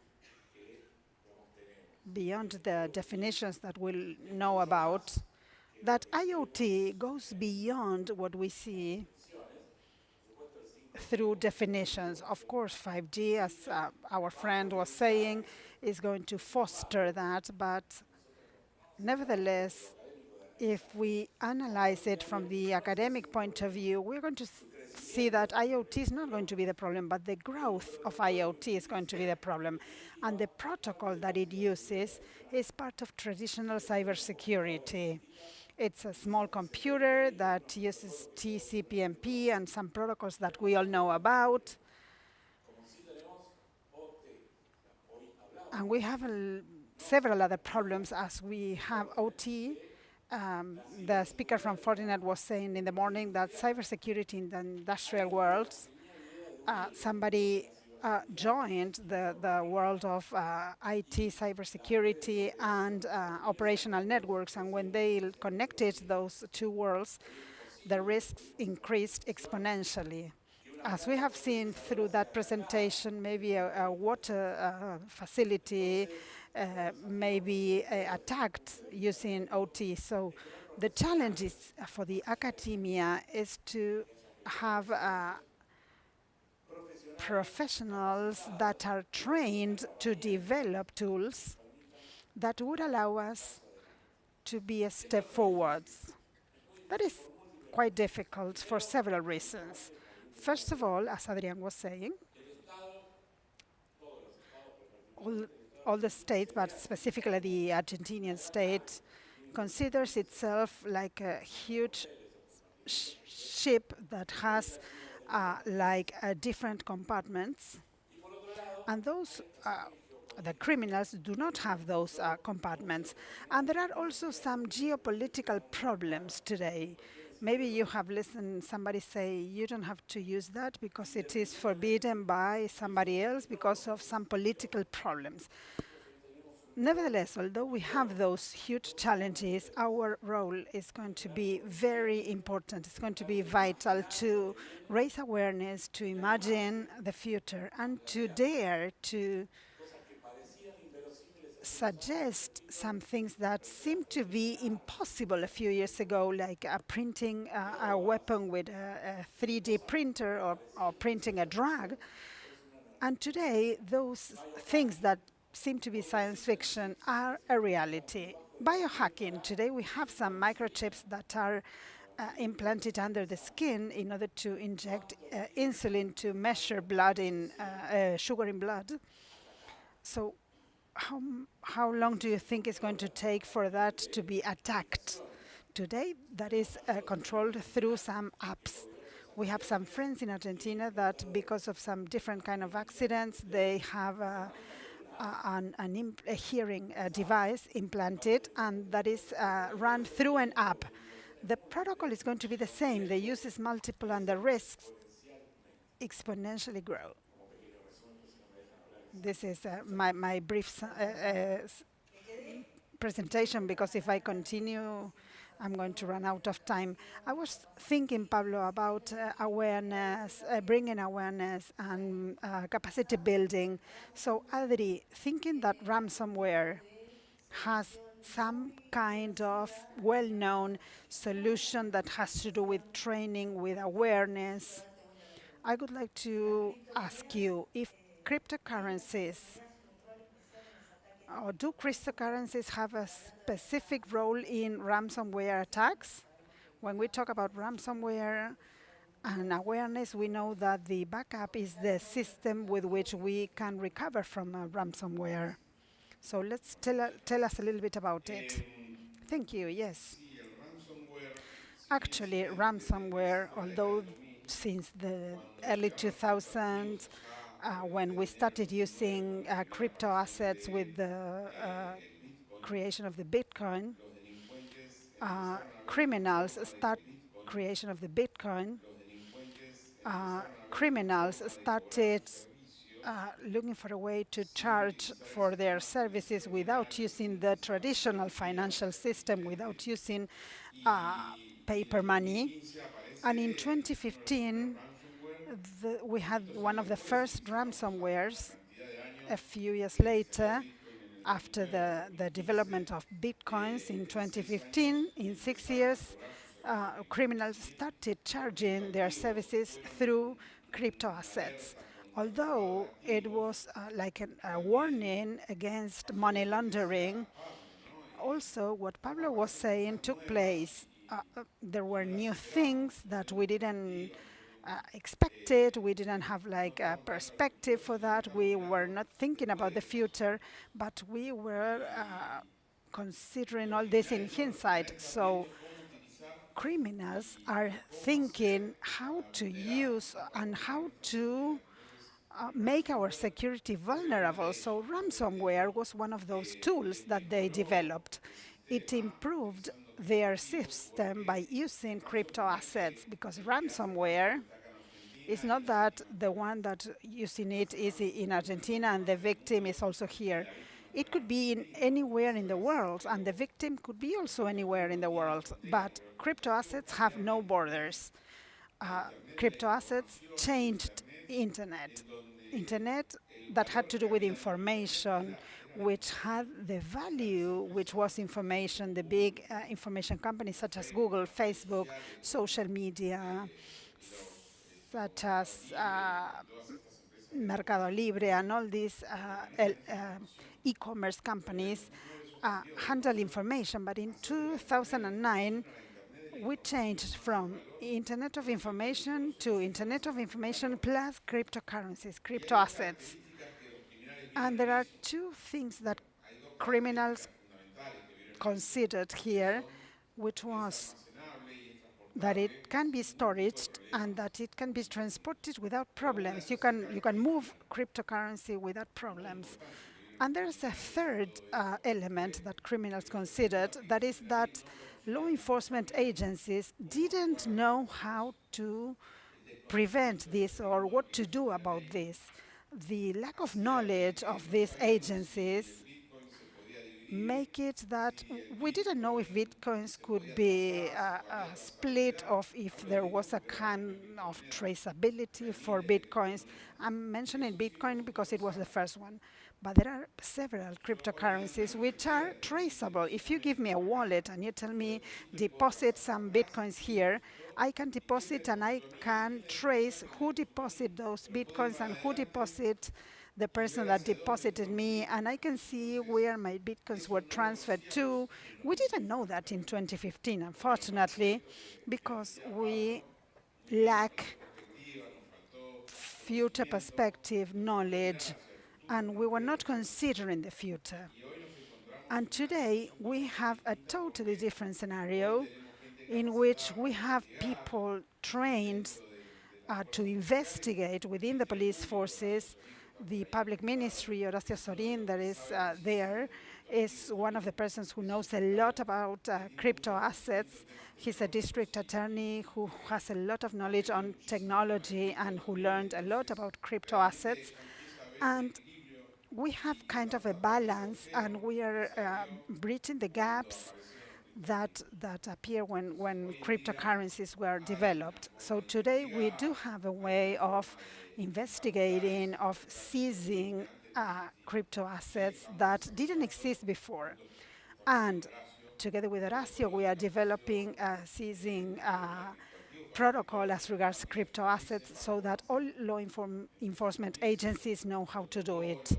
So it has to do with protocols, legislation, knowledge. It's like a set of tools that lead us to having a different capacity today than we had years ago. Great. Thank you, Adri.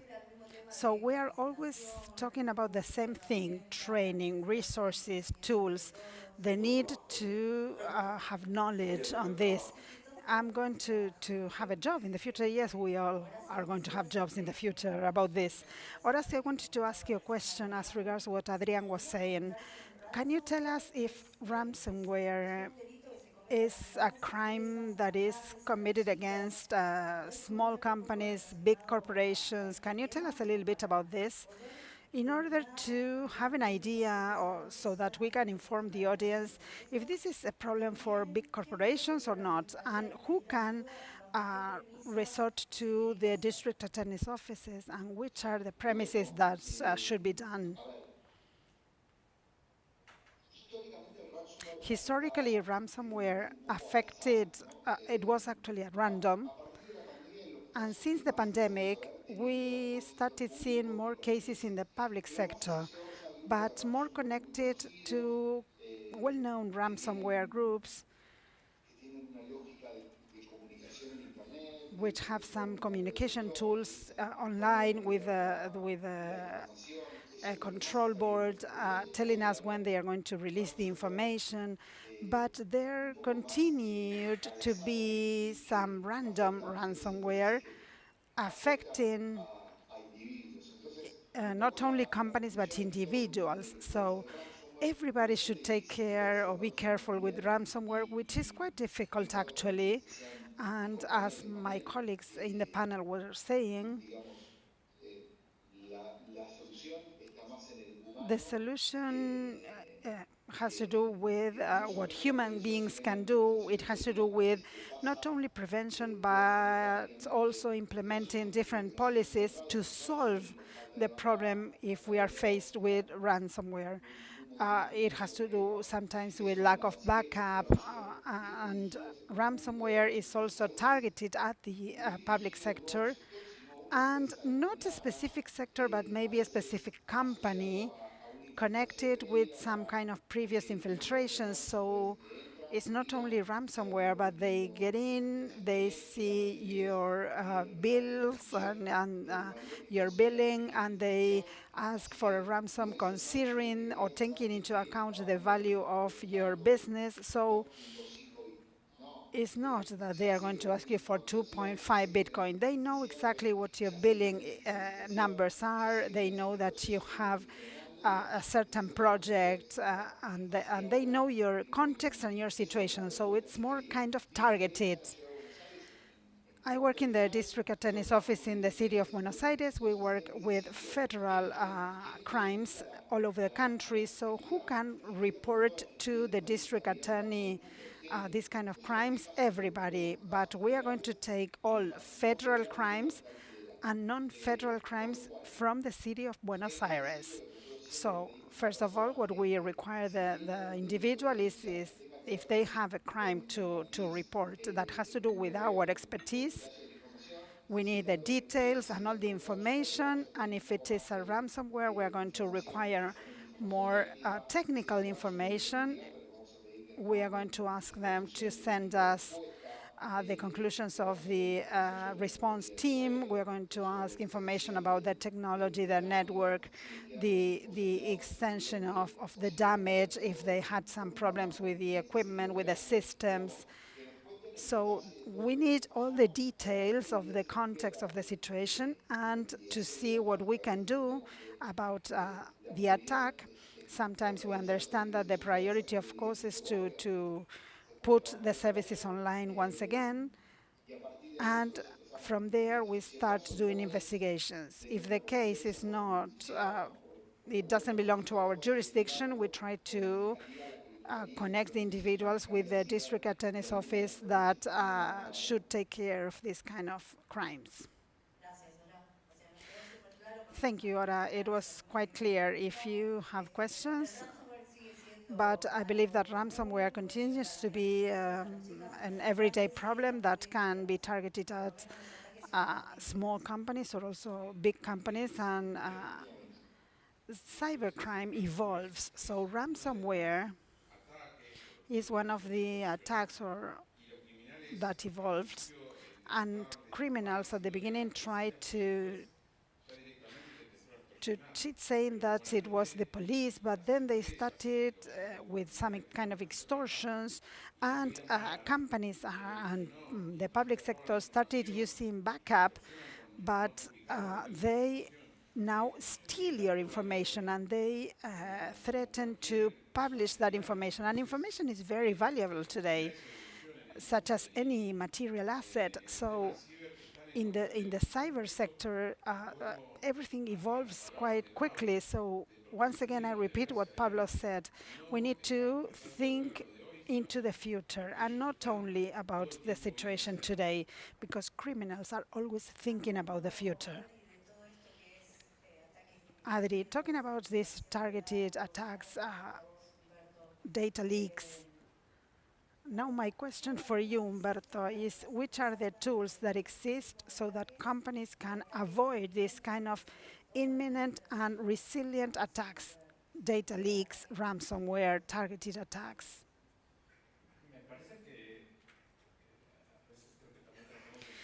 I believe that sometimes we try to think about some problems that take place in all industries in a general way, although some of those problems are global problems that are common for all industries. Actually, the different industries have different kind of preparation in that sense.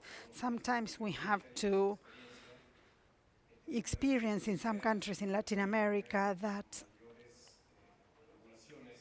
to have more regulations is kind of the only solution. But when we think about a set of tools and elements that can help us, I believe that we should consider those in a comprehensive way.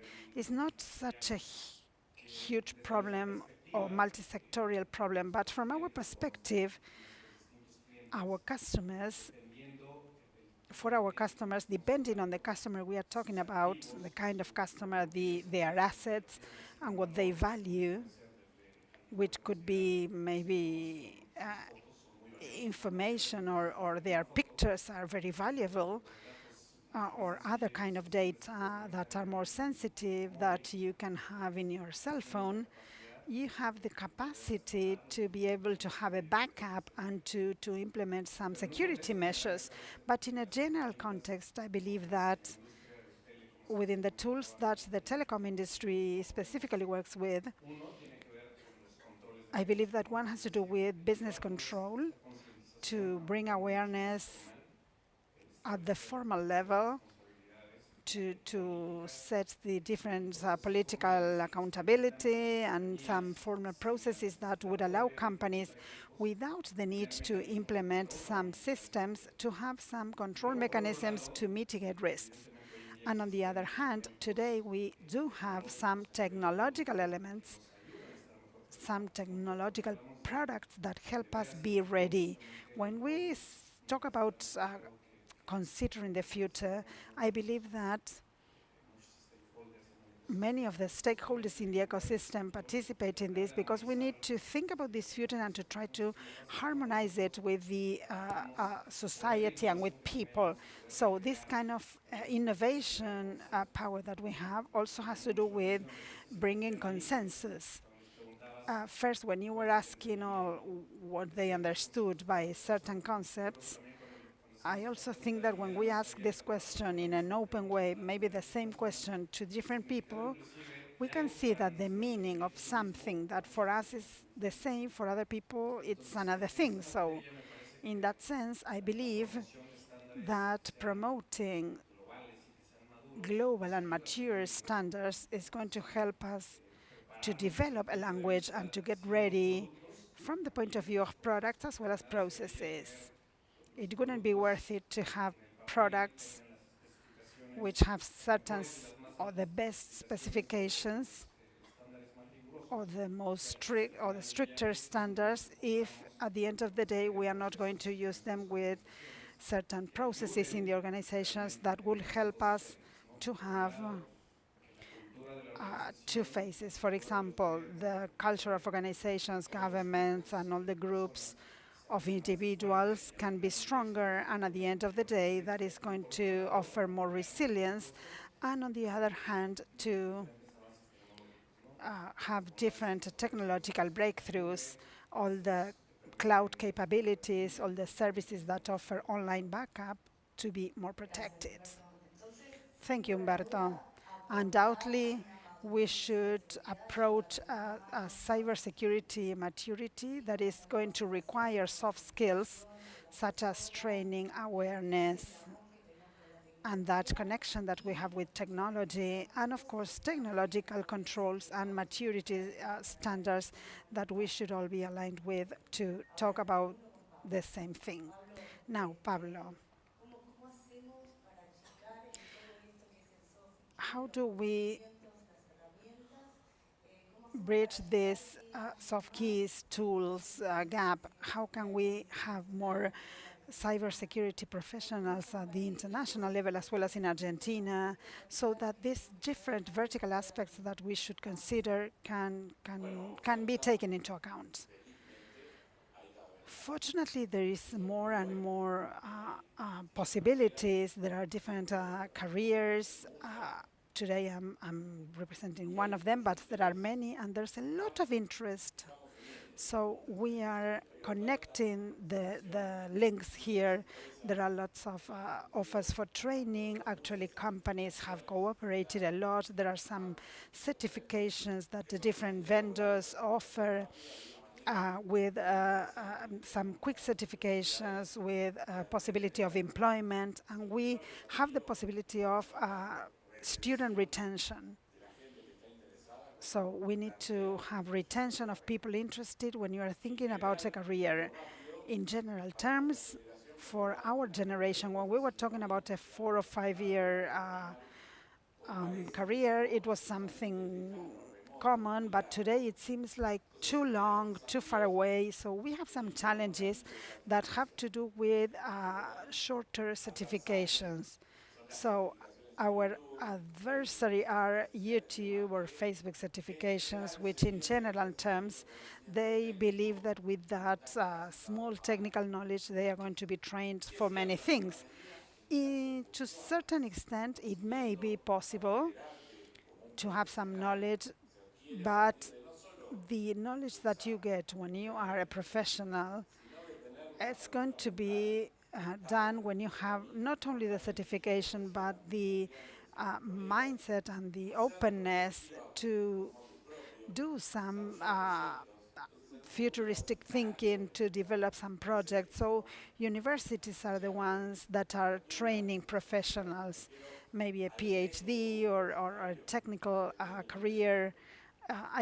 I'm talking about universities no matter which studies they choose, because in the first years, many people in the more technical studies such as cybersecurity, IT, get great employments which are gainful employment, and so through certain certifications you can have this student retention, and today we have an important student retention level in many of the courses of study. Student retention is vital. According to the last report on the World Bank as regards talent in cybersecurity, we need to close the gap between the academia and certification so that it all goes hand in hand, so that talent retention in cybersecurity can comply with what the system requires, the market requires. I'm going to get up once again. When historically we talk about public-private participation or involvement, what are we talking about? The academic, public-private sector. Those are the three sectors we mentioned.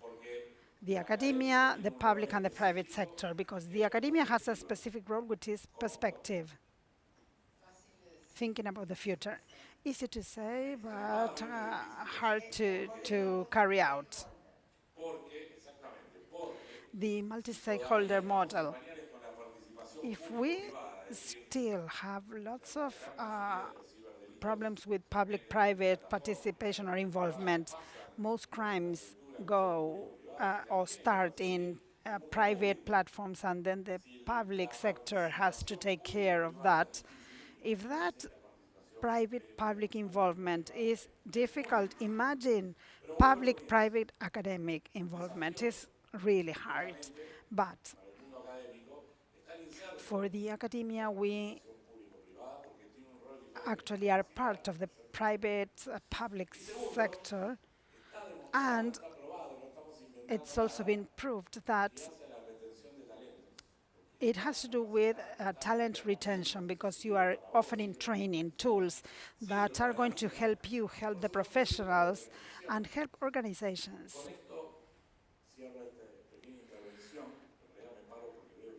And with this, I am finishing. Some of you are afraid that I'm going to ask you a question, so you pay a lot of attention.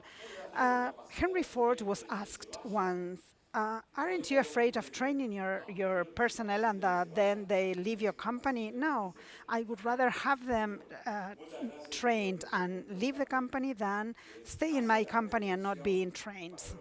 Thank you. I believe that is very important for retention for organizations. Thank you. Can you hear me okay? I think it's very interesting, all of these topics. And should we start a round of questions, please? So put your hands up. Where should we start? Let's start by virtual questions. So he is sending us the questions all of the virtual audience.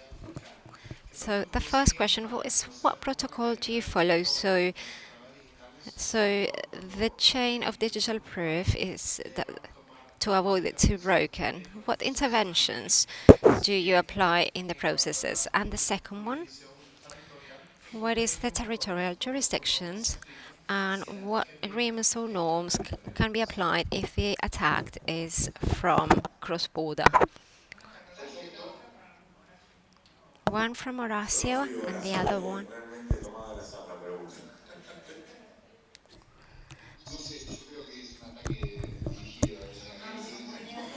I think it might be a ransom attack. So we're not the experts in this field that we do, that we look after the evidence. For that, we have a team of researchers, and there is a protocol of digital evidence, which is the one that we use in these cases and in any other scenarios in which we have to survey digital evidence. What we do is that all the evidence collected in a cyber attack, we need to make sure that it's adequately collected, and we tend to use the international agreements. If the country of origin is a member of the Budapest Commission, which is the better prepared to treat these cases, where they have a specific commission for cybercrime, and they also have a commission for ransomware and for data protection.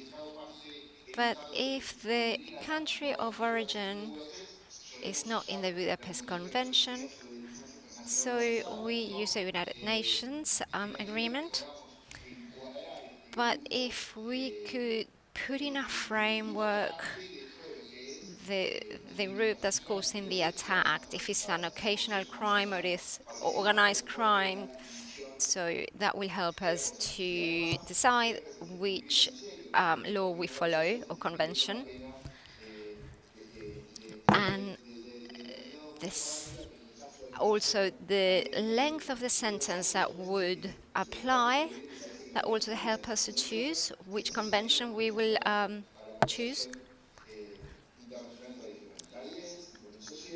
And sometimes, and with this I will be closing the question, in the United Nations frames there is a negotiation process about cybercrime, which is still in process, but that convention would try to add and include those countries which are not in the convention at the moment, and we could use that convention for those cases. I'd like to make some comments. I'd like to thank the interpreters and translators, because if they have overcome Horacio and Christopher today, you are the best ones in the world. A round of applause, please. Thank you.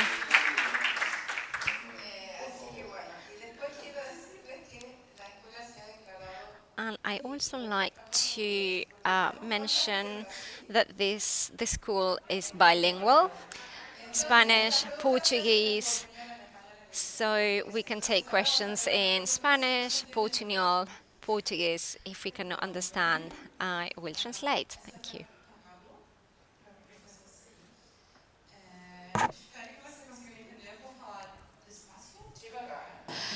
I hope that you can understand. I'm going to speak slowly.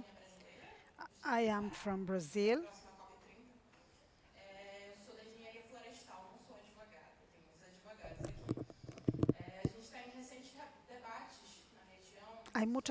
There are several debates and discussions in the region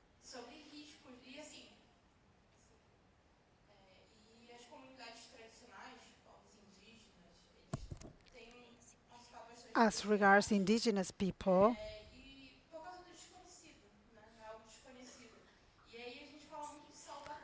And people talk a lot there about safeguards, because it is a way of protecting communities from the different projects.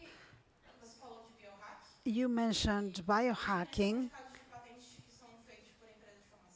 And in that sector, there are some pharmaceutical companies which use bioactives and things like that.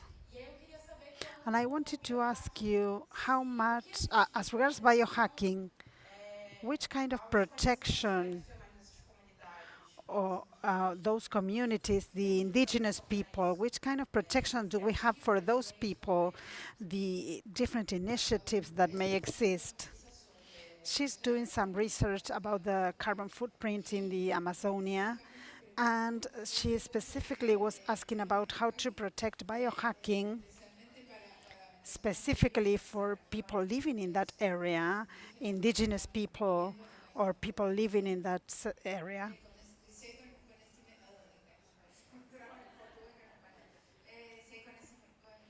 If there's some knowledge about biohacking protection for communities in that area of the Amazonia.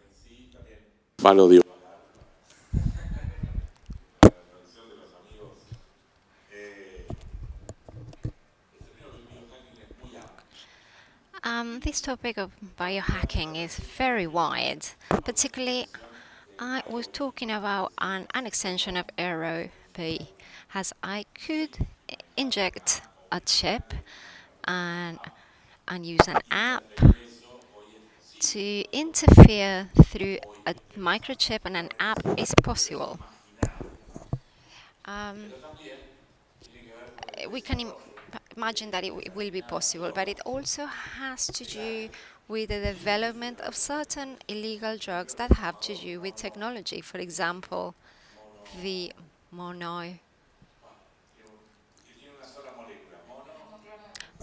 monoclonal, which has one molecule.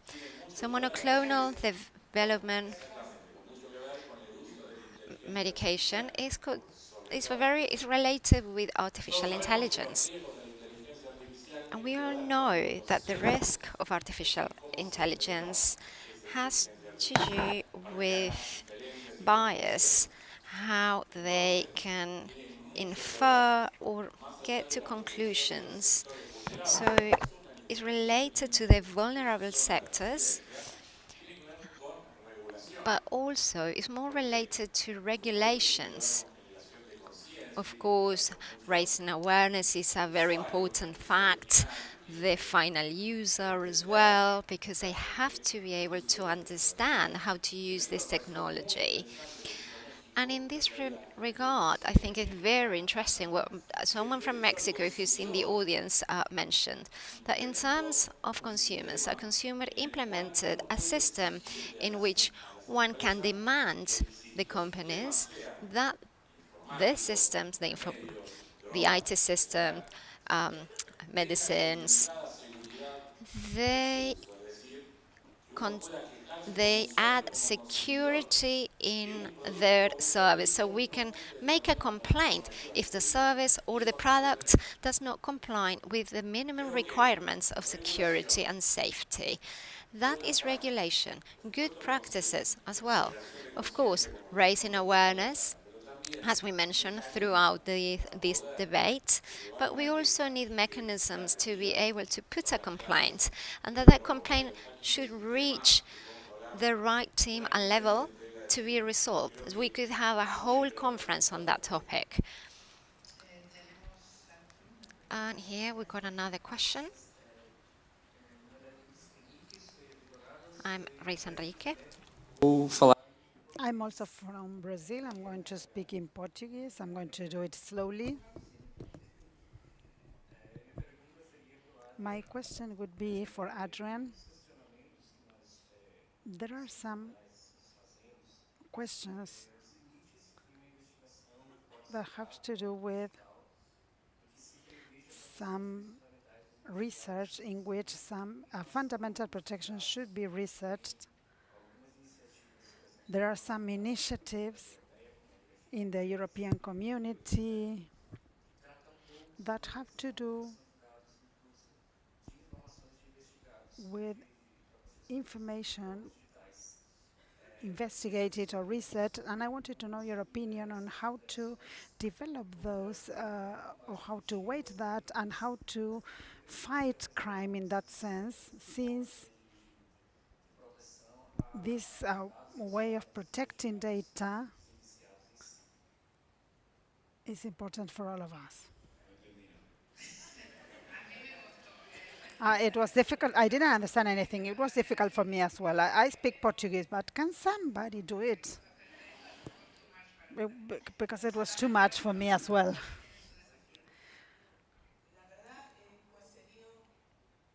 Actually, the question is,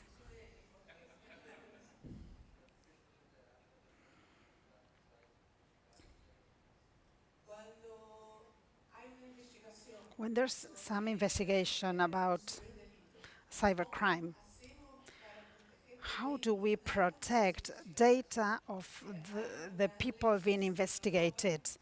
There are some regulations in Europe, 608, that take into account the protection of the information or data of people being investigated. So his question would be, how in Argentina are you considering that, of if there are certain limitations to protect data of those being investigated? Well, it's quite a difficult question. When there is an investigation, of course, everything is kept under maximum secrecy to respect that investigation. So we would not reveal who we are investigating. After that, it will go to the Ministry of Justice, the judge, who will carry on with the investigation, will keep control of the investigation. So this is completely secret. No one that is not participating on the investigation will be able to see who's being investigated.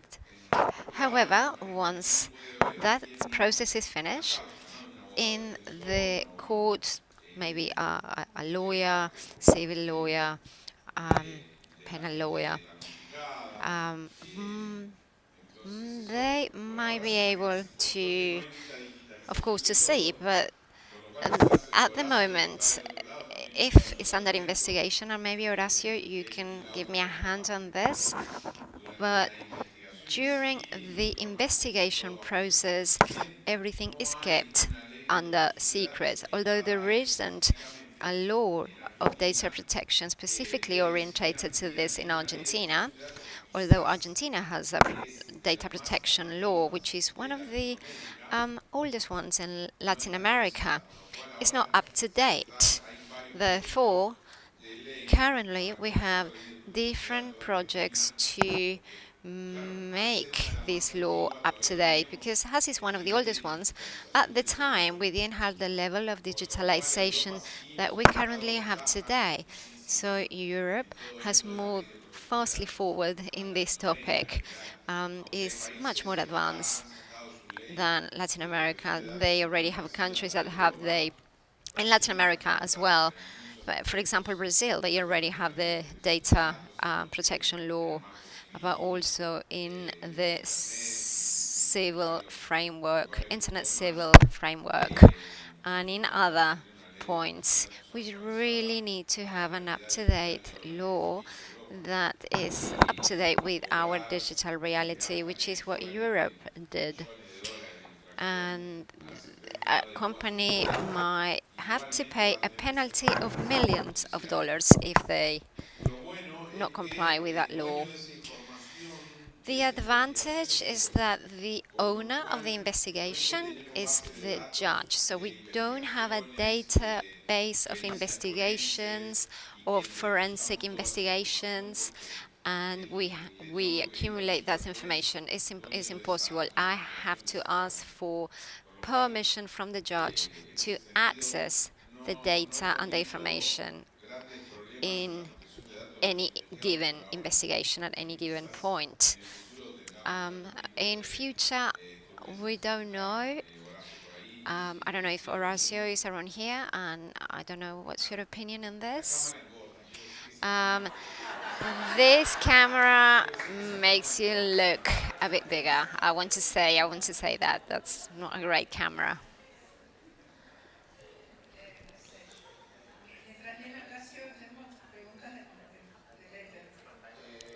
So while we wait for Horacio, we have more questions. It's for the whole panel, whoever wants to answer.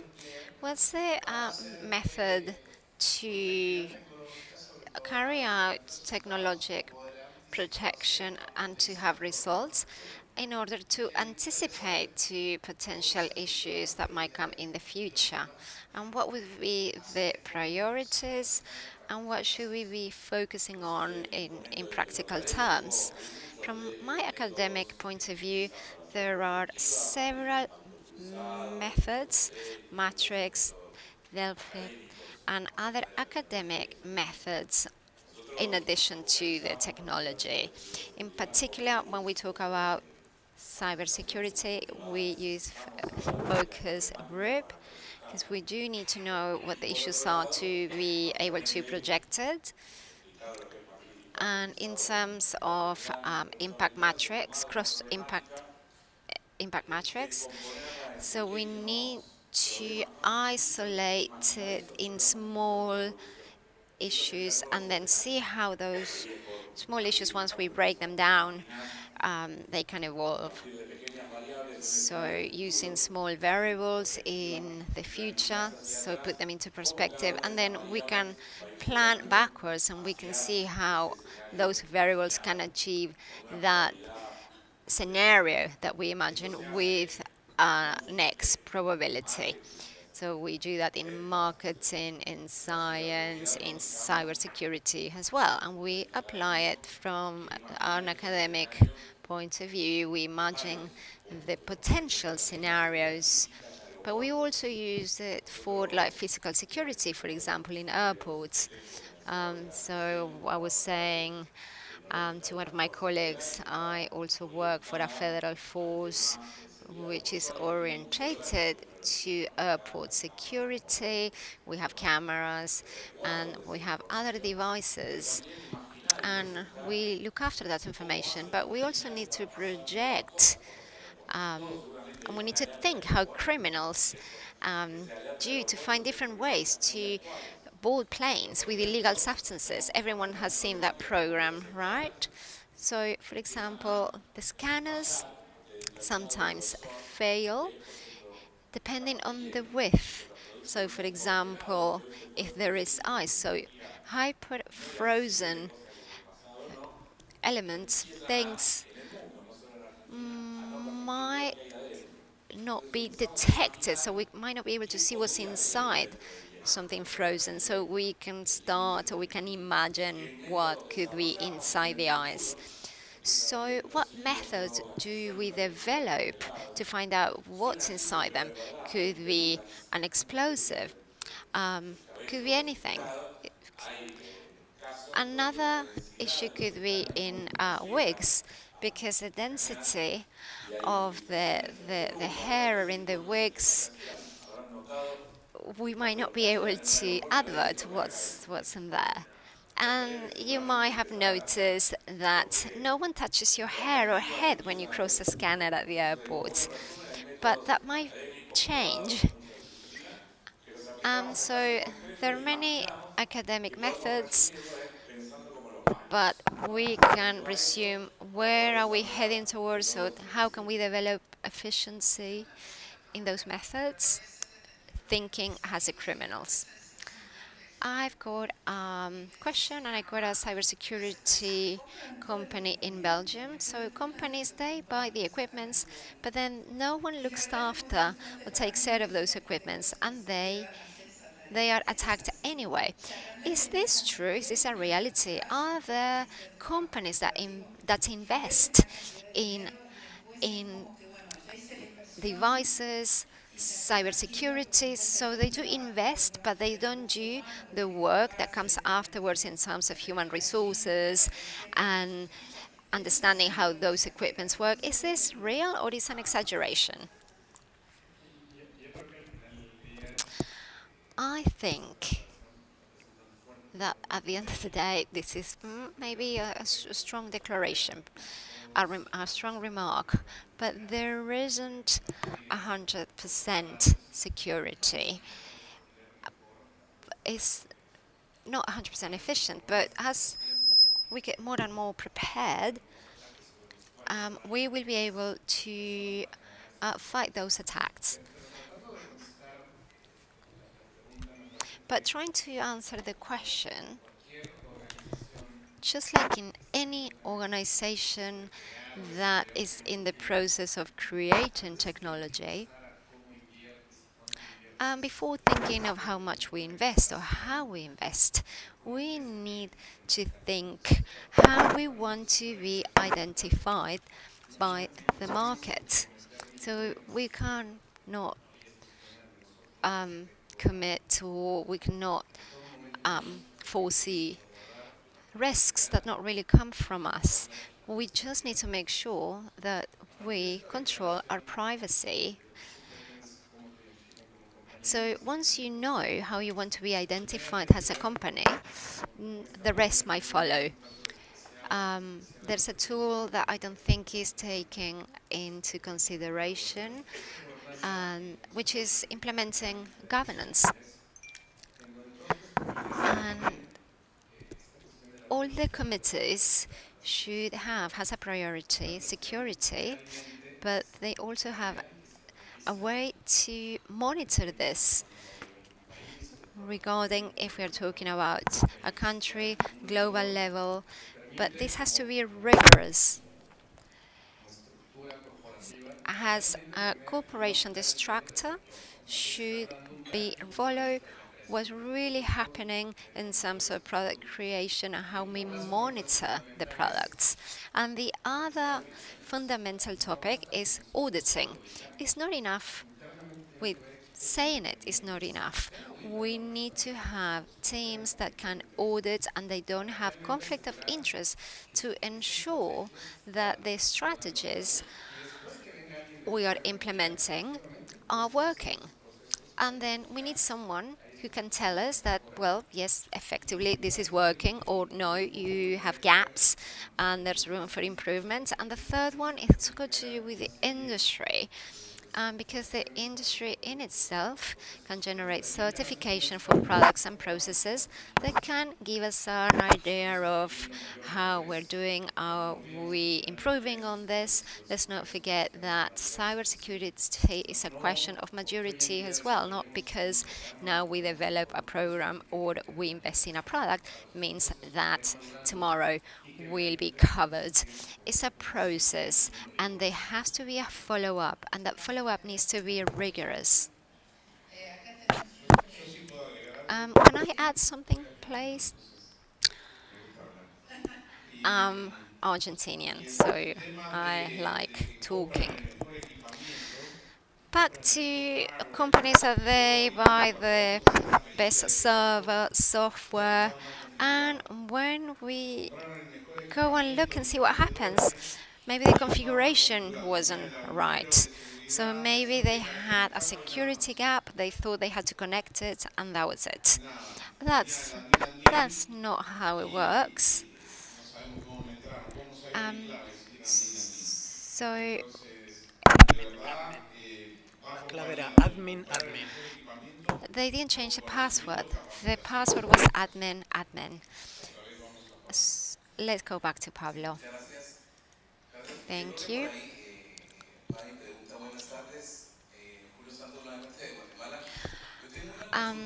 Good afternoon. I'm from Guatemala.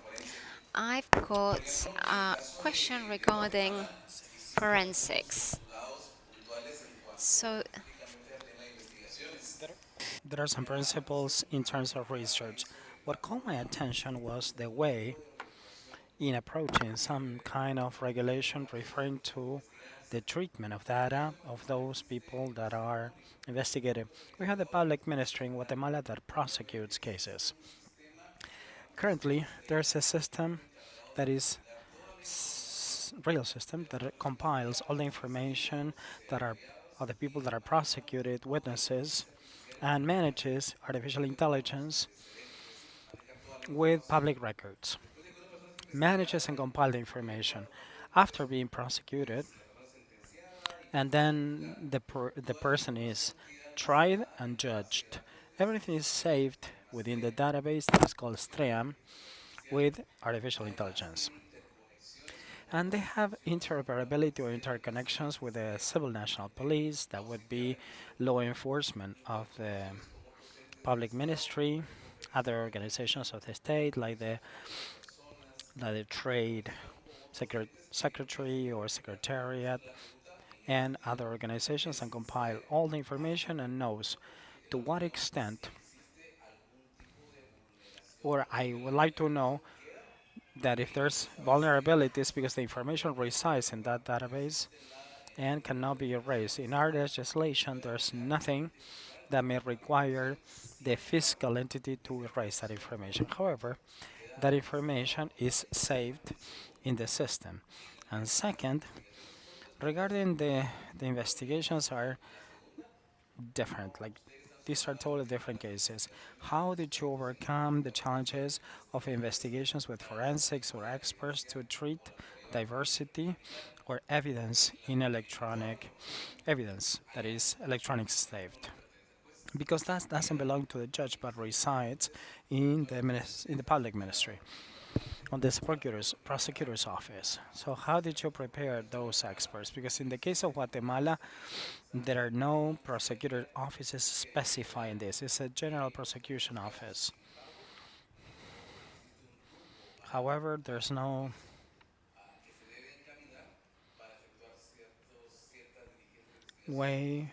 specific way of addressing this. I'm sorry that there are so many questions in one.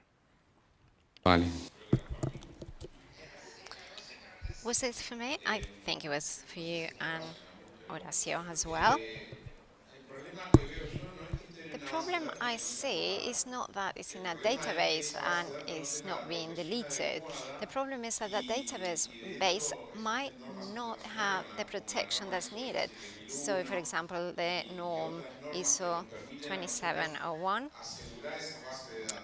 those norms assure us to have a protected database. So it's not the database. As long as it's used by the appropriate team, the appropriate person, and nobody else who has not the appropriate training has access to it. Why? Because the risk is we fall into stigmatizing someone. If a person has committed a crime and after a sentence has acquired freedom, and then within the law and frame should not be stigmatized.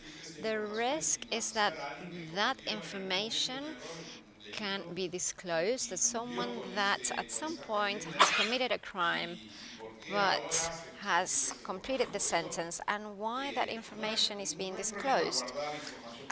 The problem is not about storing personal data.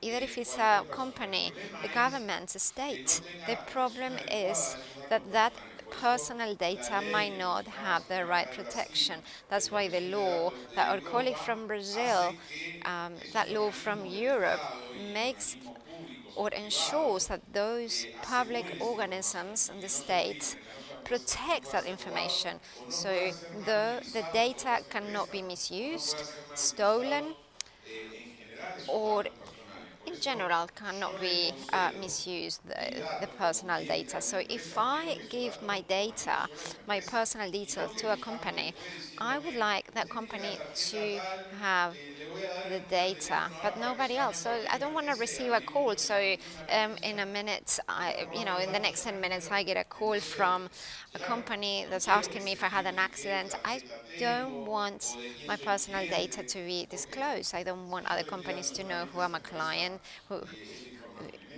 because I'm giving my information to one single company. Now, in this case, as our colleague from Guatemala mentioned, the public ministry has the right to administer that information and has to protect it appropriately, because if they don't, that could be also considered a minor crime or a crime. Horacio, I don't know if you want to add something. I'm here. I always been here, but I don't know if you can see me. I agree in everything that you mentioned.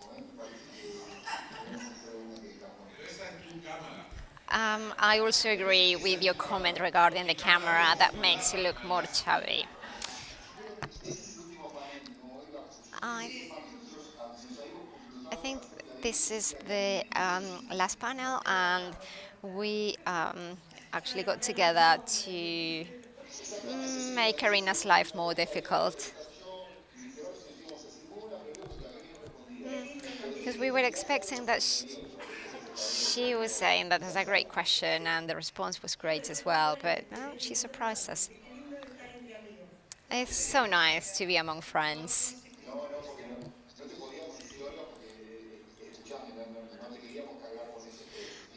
We couldn't say that. We didn't want to mock about that with you.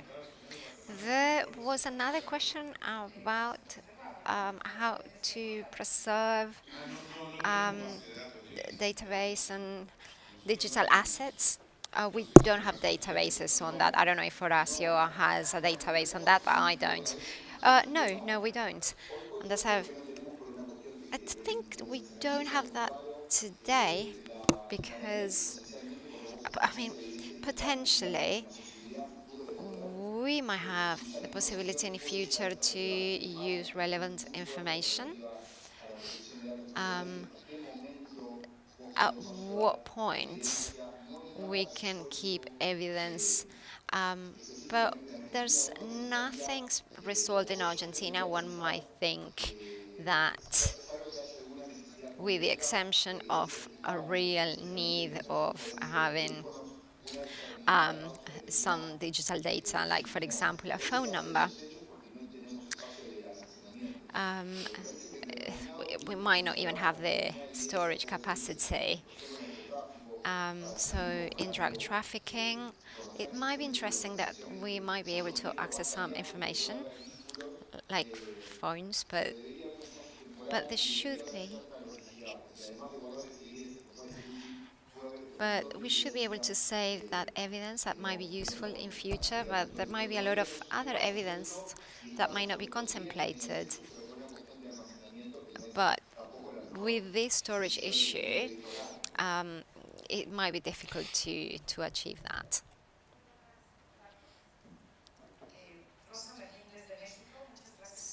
I'm Rosa Marlene from Mexico.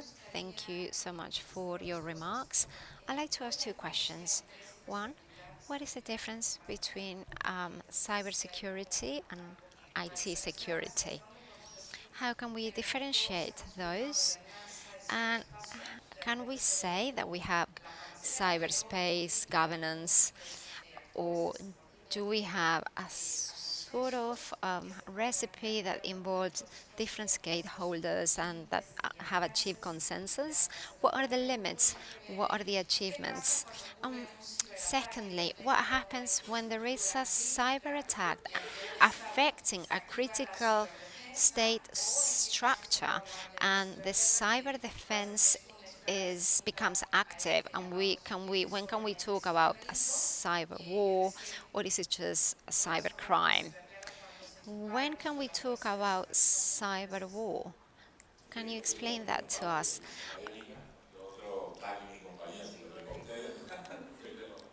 Let me take the question from the academic point of view. The difference between IT, cybersecurity, or information security lies in the definition.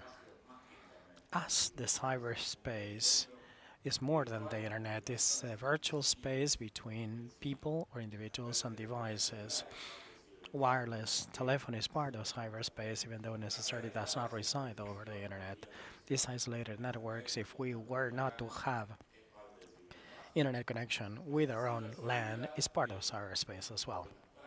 Cybersecurity is the set of good practices, procedures, and techniques that make up to the protection that make the protection of cyberspace. And IT Security has to do in technical aspects of the learn of technologies, applications of those technologies that are deployed or applied to cyberspace. So the courses of IT security have to do with firewall, networking, file configuration, etc. Whereas cybersecurity has to do with policy making, capacity building, and so many other things where cybersecurity is a very special important component. And if we talk about information security within the interconnected ecosystem, information security is even broader than cyberspace because it comprises physical security, paper on top of a desk, consists of good practices to have a clean desk policy, something that I share over the elevator when I take the elevator, yeah, is information management or handling as an intrinsic element, the useful element once we process that information. So whatever becomes relevant for the organization, how I treat that, whether it is a voucher, how much time will I save it at a safe place and in an IT or in an electronic file. And then the good practices, procedures in cyberspace, and then IT security would be the technical pillar, the technical aspect of that. But in general terms, when we speak about cyber wars, it's very, very complex because the difference between crimes and a military action has to do with the target. Cyber crime includes the criminal code. If we take over the control of the website and reveal the database, basically I'm committing a cyber crime. In the case of cybercrime law, unauthorized intrusion to systems, and all of that, as in Argentina. However, if we have information of policemen and then I sell it to, or military people to sell it to an adversary or an enemy. So, they may kill the soldiers' relatives. It is a crime, but it's an act of war. So it has to do with the criminal code, international public law. And there are ways, like the Tallinn Protocol. I think that the Tallinn Manual, I think they stand at 2.0 or 2 point something. So is synetics attack before mission critical applications? That is, if you attack a mission critical structure with a missile, and then I retaliate with another missile. In the case of Iran and Israel, you had a retaliation of synetics of a cyber attack. To summarize, it has to do with the law rather than with a technical aspect. So what is the individual? As ad venom case, that is a reason why to go to war, or a crime that is classified in the criminal code. But the technique is basically the same. What's the fifth element? The fifth element, yes. I totally share what Pablo Lázaro said. And to tell you the truth, there's a very thin line between the ransomware that is affecting a corporation is a crime. However, if it affects a mission critical application or infrastructure, we have to know that it's not a direct attack on the part of the state only or an individual only. Like for example, the wars that are being waged right now, they have a cyber attack component. So it's not merely drones or planes or tanks, the earth, the air, or the oceans. Space is usually considered among these elements, and cyberspace is the fifth element that is becoming so relevant in the wars that are being waged nowadays. So cyber defense should be included. There's no way of getting around without cyber defense because it would be like opening borders and let everybody come in. And mission critical infrastructure under attack would be very significant because it's not affecting the government but society as a whole. Last questions? Be brief so we can conclude by 6. My name is Mario Morales from Guatemala. Great panel. I work in IT, so I am fascinated with everything that you have said.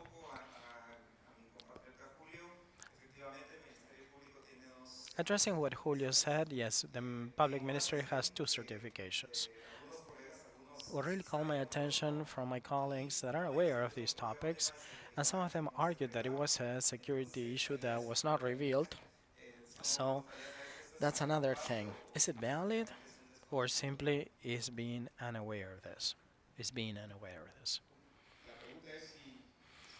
The question is if it's valid not to tell what cybersecurity is or the international certification.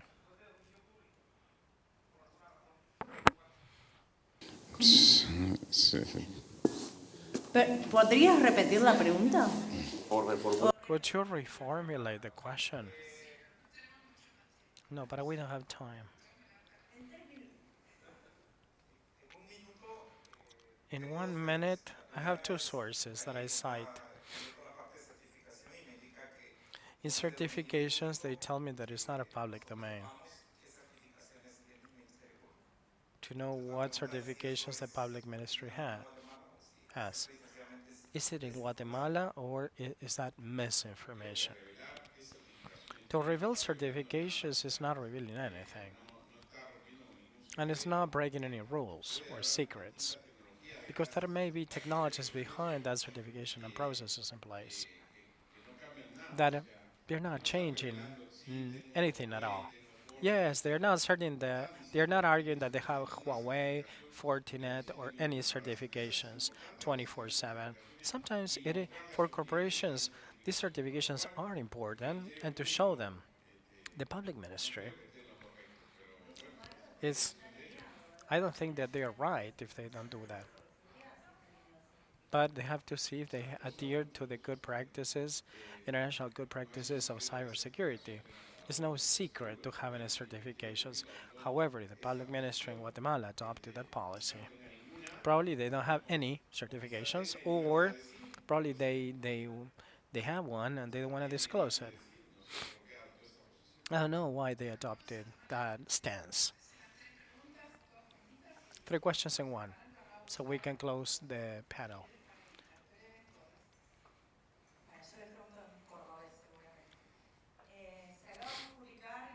We just published in the bulletin server surveillance with AI. Are there any contributions that you can make to cyber surveillance in terms of investigation and regulation of the guidelines of SIM in the United States? That is investigation and artificial intelligence regarding open source. Let me address this protocol because I was part of this protocol. So it's a revival of an existing protocol reviewed with or revised. On top of that, with artificial intelligence, we adopted the existing one. Cyber surveillance is the public official or the police that takes in the streets, they can act if they see a crime. But in the case of Argentina, we call cyber surveillance to match it to that to a certain action. If they sell drugs and if it's in the streets, they can file a claim and they may act accordingly. Technically, it's called open source intelligence. That has nothing to do with espionage. However, we know that in Argentina and in our region, when we speak of intel, it's the act of gathering information, disseminating and systematizing information, but it makes noise. It is usually referred to espionage, but it's not the case. To avoid this discussion, we talk about cyber surveillance. And there were some guidelines on the part of the Ministry of Security to the law enforcement application agencies with the complex crimes, especially with the federal forces like drug trafficking, human trafficking, terrorism, etc. So there's a need to have a protocol in place like this one's because there are many crimes committed in cyberspace. Enforcement, for example, for the sale of drugs or drug trafficking, as they said in one of the forums, they do it over Tinder, for example, uh, dates applications or dates apps. Information that was not being investigated right now is part of the institutional framework, and we were required, or we require law enforcement agencies to implement that. So we believe that cyberspace is going to be safer now. Do you have a few minutes? One clarification. As law enforcement enforcing protocols by the Ministry of Security, we have some lines and guidelines for experts and for those of you that sometimes aren't aware of this. So the protocol of evidence and cyber surveillance and the protocol that is going to come out anytime soon for seizing cryptocurrencies or crypto assets in a way is paving the way. And they said, okay, you have to do this or that. And it's good for us.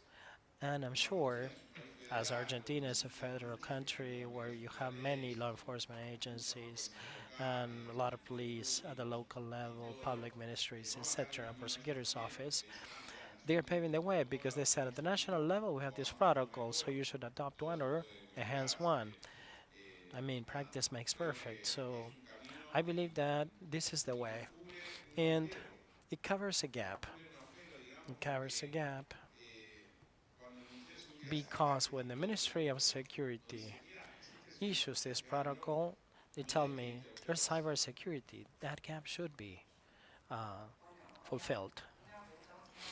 Yeah, one question for Pablo and Adrian.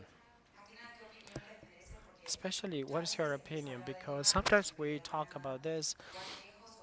How fake, how far, or how surreal is to think that we have a unique or a single medical record saved in IT in Argentina. What is the system like to implement this medical records of individuals? And how do you think this could be vulnerable if it's saved in the way we have, or the way we have it in Argentina? And what should be required to implement it, to implement the medical records saved, not to have any vulnerabilities or to mitigate risks? I want to travel and I want to have a medical record at hand. If I have to carry that, it would be great because I cannot explain the doctor somewhere else with a language barrier.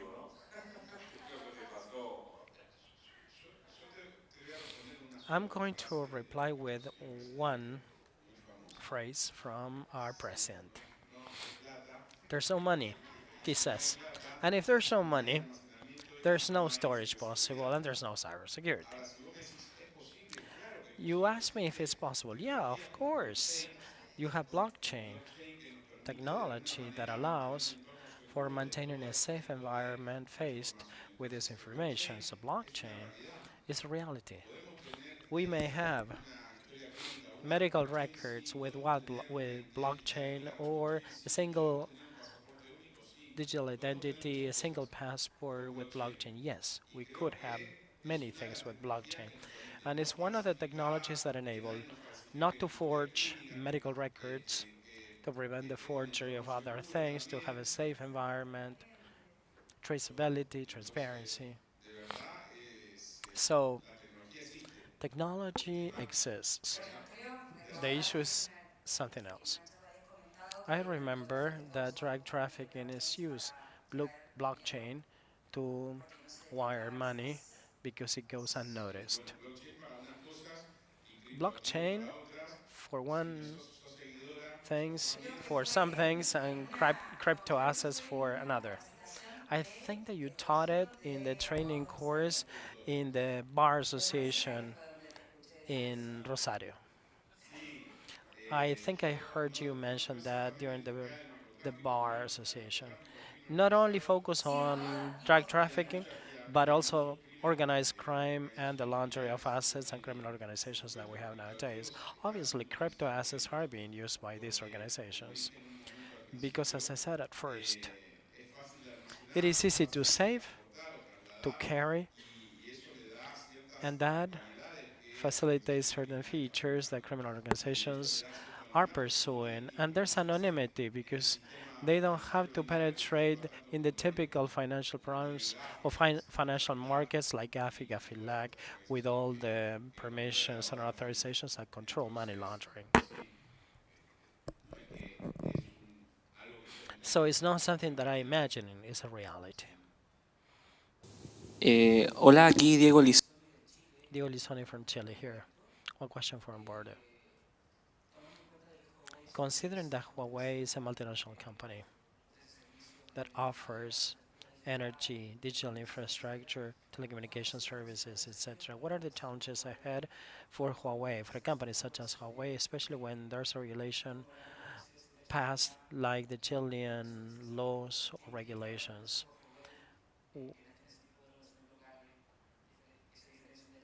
How do you go about with the local regulations, I mean, when compared to the national federal legislation that is in place nowadays?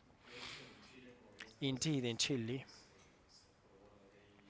which has passed the General Cyber Security Law for global corporations or multinationals, the challenge ahead of us is to offer an umbrella providing security for users in the marketplace and for the organizations, fully supported by a series of certifications of processes and products, mirroring the embedded security in the processes and in the products themselves. The challenge then that we find is at the local level in every single country, where precisely we need to adapt to the series of requirements that are country specific.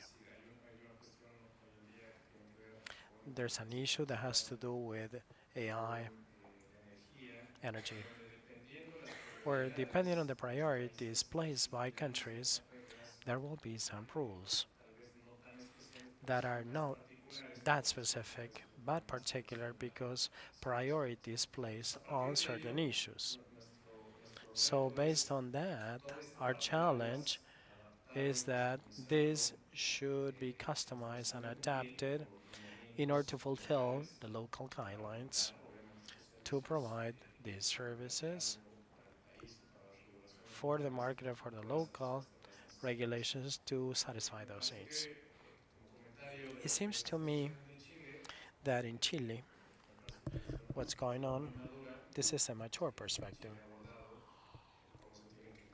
Chile managed how to address vulnerabilities, incidents, given a framework of respect and inclusion, trying to converge public and private sector organizations, where our work has to do with a comprehensive approach from IT, legal processes, and that lead to cooperation between public and private entities. That I was summarizing in a way. It would be cooperation and adaptation being country and organization specific. Alejandro Altasar from Mexico, first and foremost. I take pride in having a countryman like you addressing the presentation here. Humberto, you underscore homo being homogeneous in concepts, in nomenclatures, regulations, and at the end, you require, or you said that you require uniformity. So law enforcement agencies, lawyers, lawmakers are basically putting out fires at the 11th hour. So Pablo pointed out that creativity is key to pave the way and to see where we set course with legislation and actions protecting citizens from a crisis or from chaos. So I would like to ask the panel if the solution is legislate expeditiously, differently, or not to legislate or not to pass so many laws, and let judges to build this legal reality where sometimes there's a rough patch, especially with public, private sector, and academic or academia. Okay, I don't know what's your opinion on regulation. I'm going to speak not as a lawyer, but in general terms. Without being a lawyer, and I know personally because I have friends that are prosecutors and lawyers, there are two types of legislations.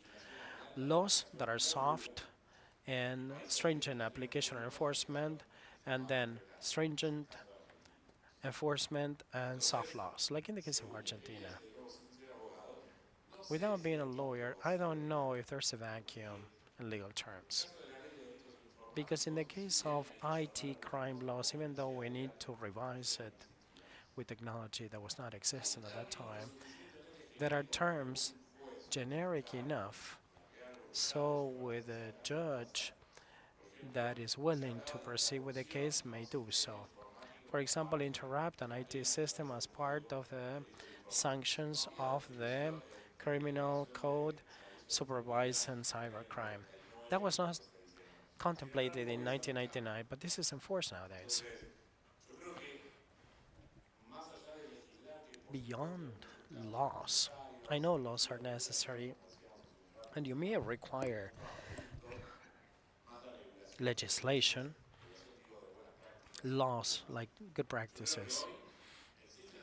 I believe that we have the necessary tools to investigate, but we require more awareness in the enforcement of that law and the necessary protocols that should be based on AI, cyber surveillance, gathering evidence.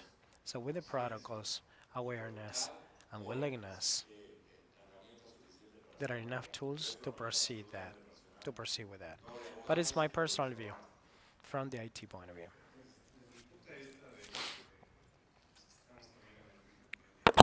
From those of us that manufacture and produce technology, as long as individuals, evidently governments and state have the necessary tools, there are ways of fighting crime, and there are more options to fight these problems. But having the expectations or hopes up that there's going to be a law and that is going to solve all things will be mistaken, because just by the mere drafting a document, that document is not going to work. Just not by allocating a budget, I mean, as if by magic you're not going to enforce it or you're not going to make it work.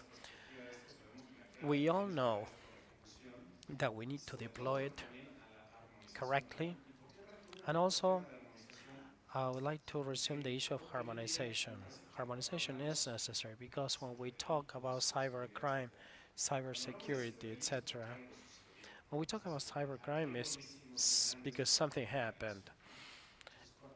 We made mistakes in the past, and that has led us to this situation. When we speak of culture and governance, it's because from that perspective onwards, we need to work with prevention or on prevention.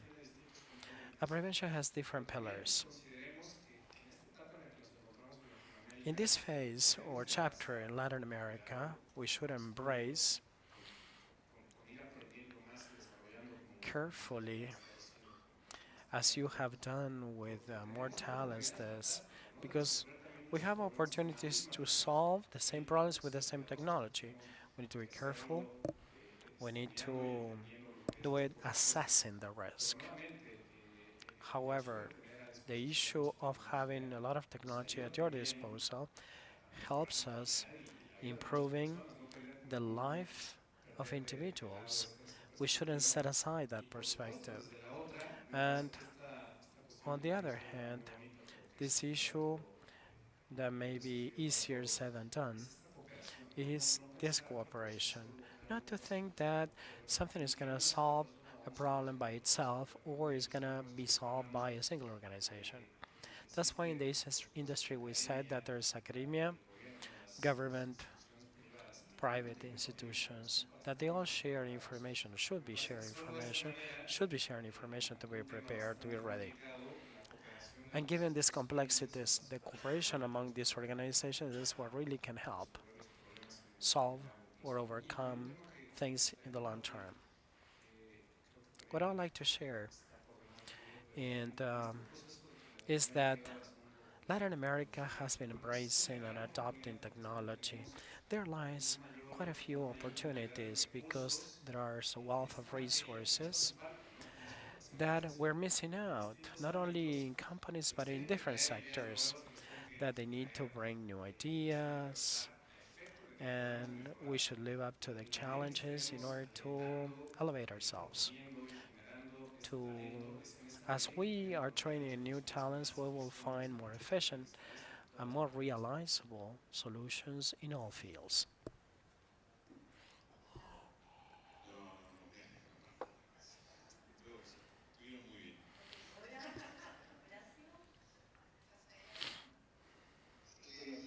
Nada más que agregar, me parece que él cerró el panel.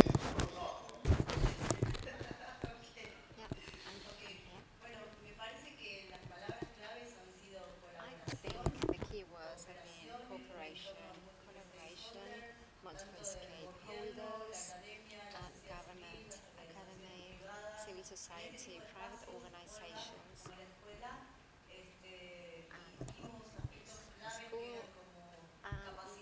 saw key issues like talent retention, student retention, work in different organizations, and that they can keep working and given a framework to this law that should be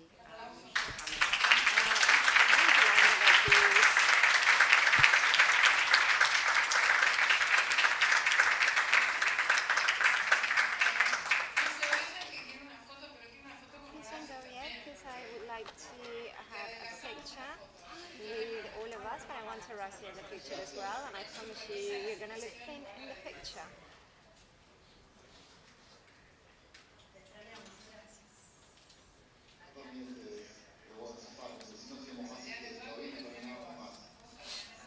Well, now we have to continue, but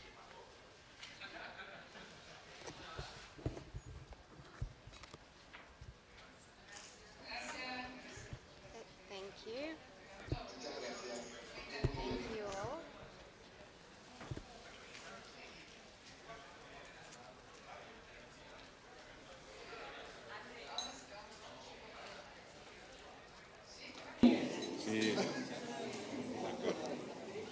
Muy bien, gracias.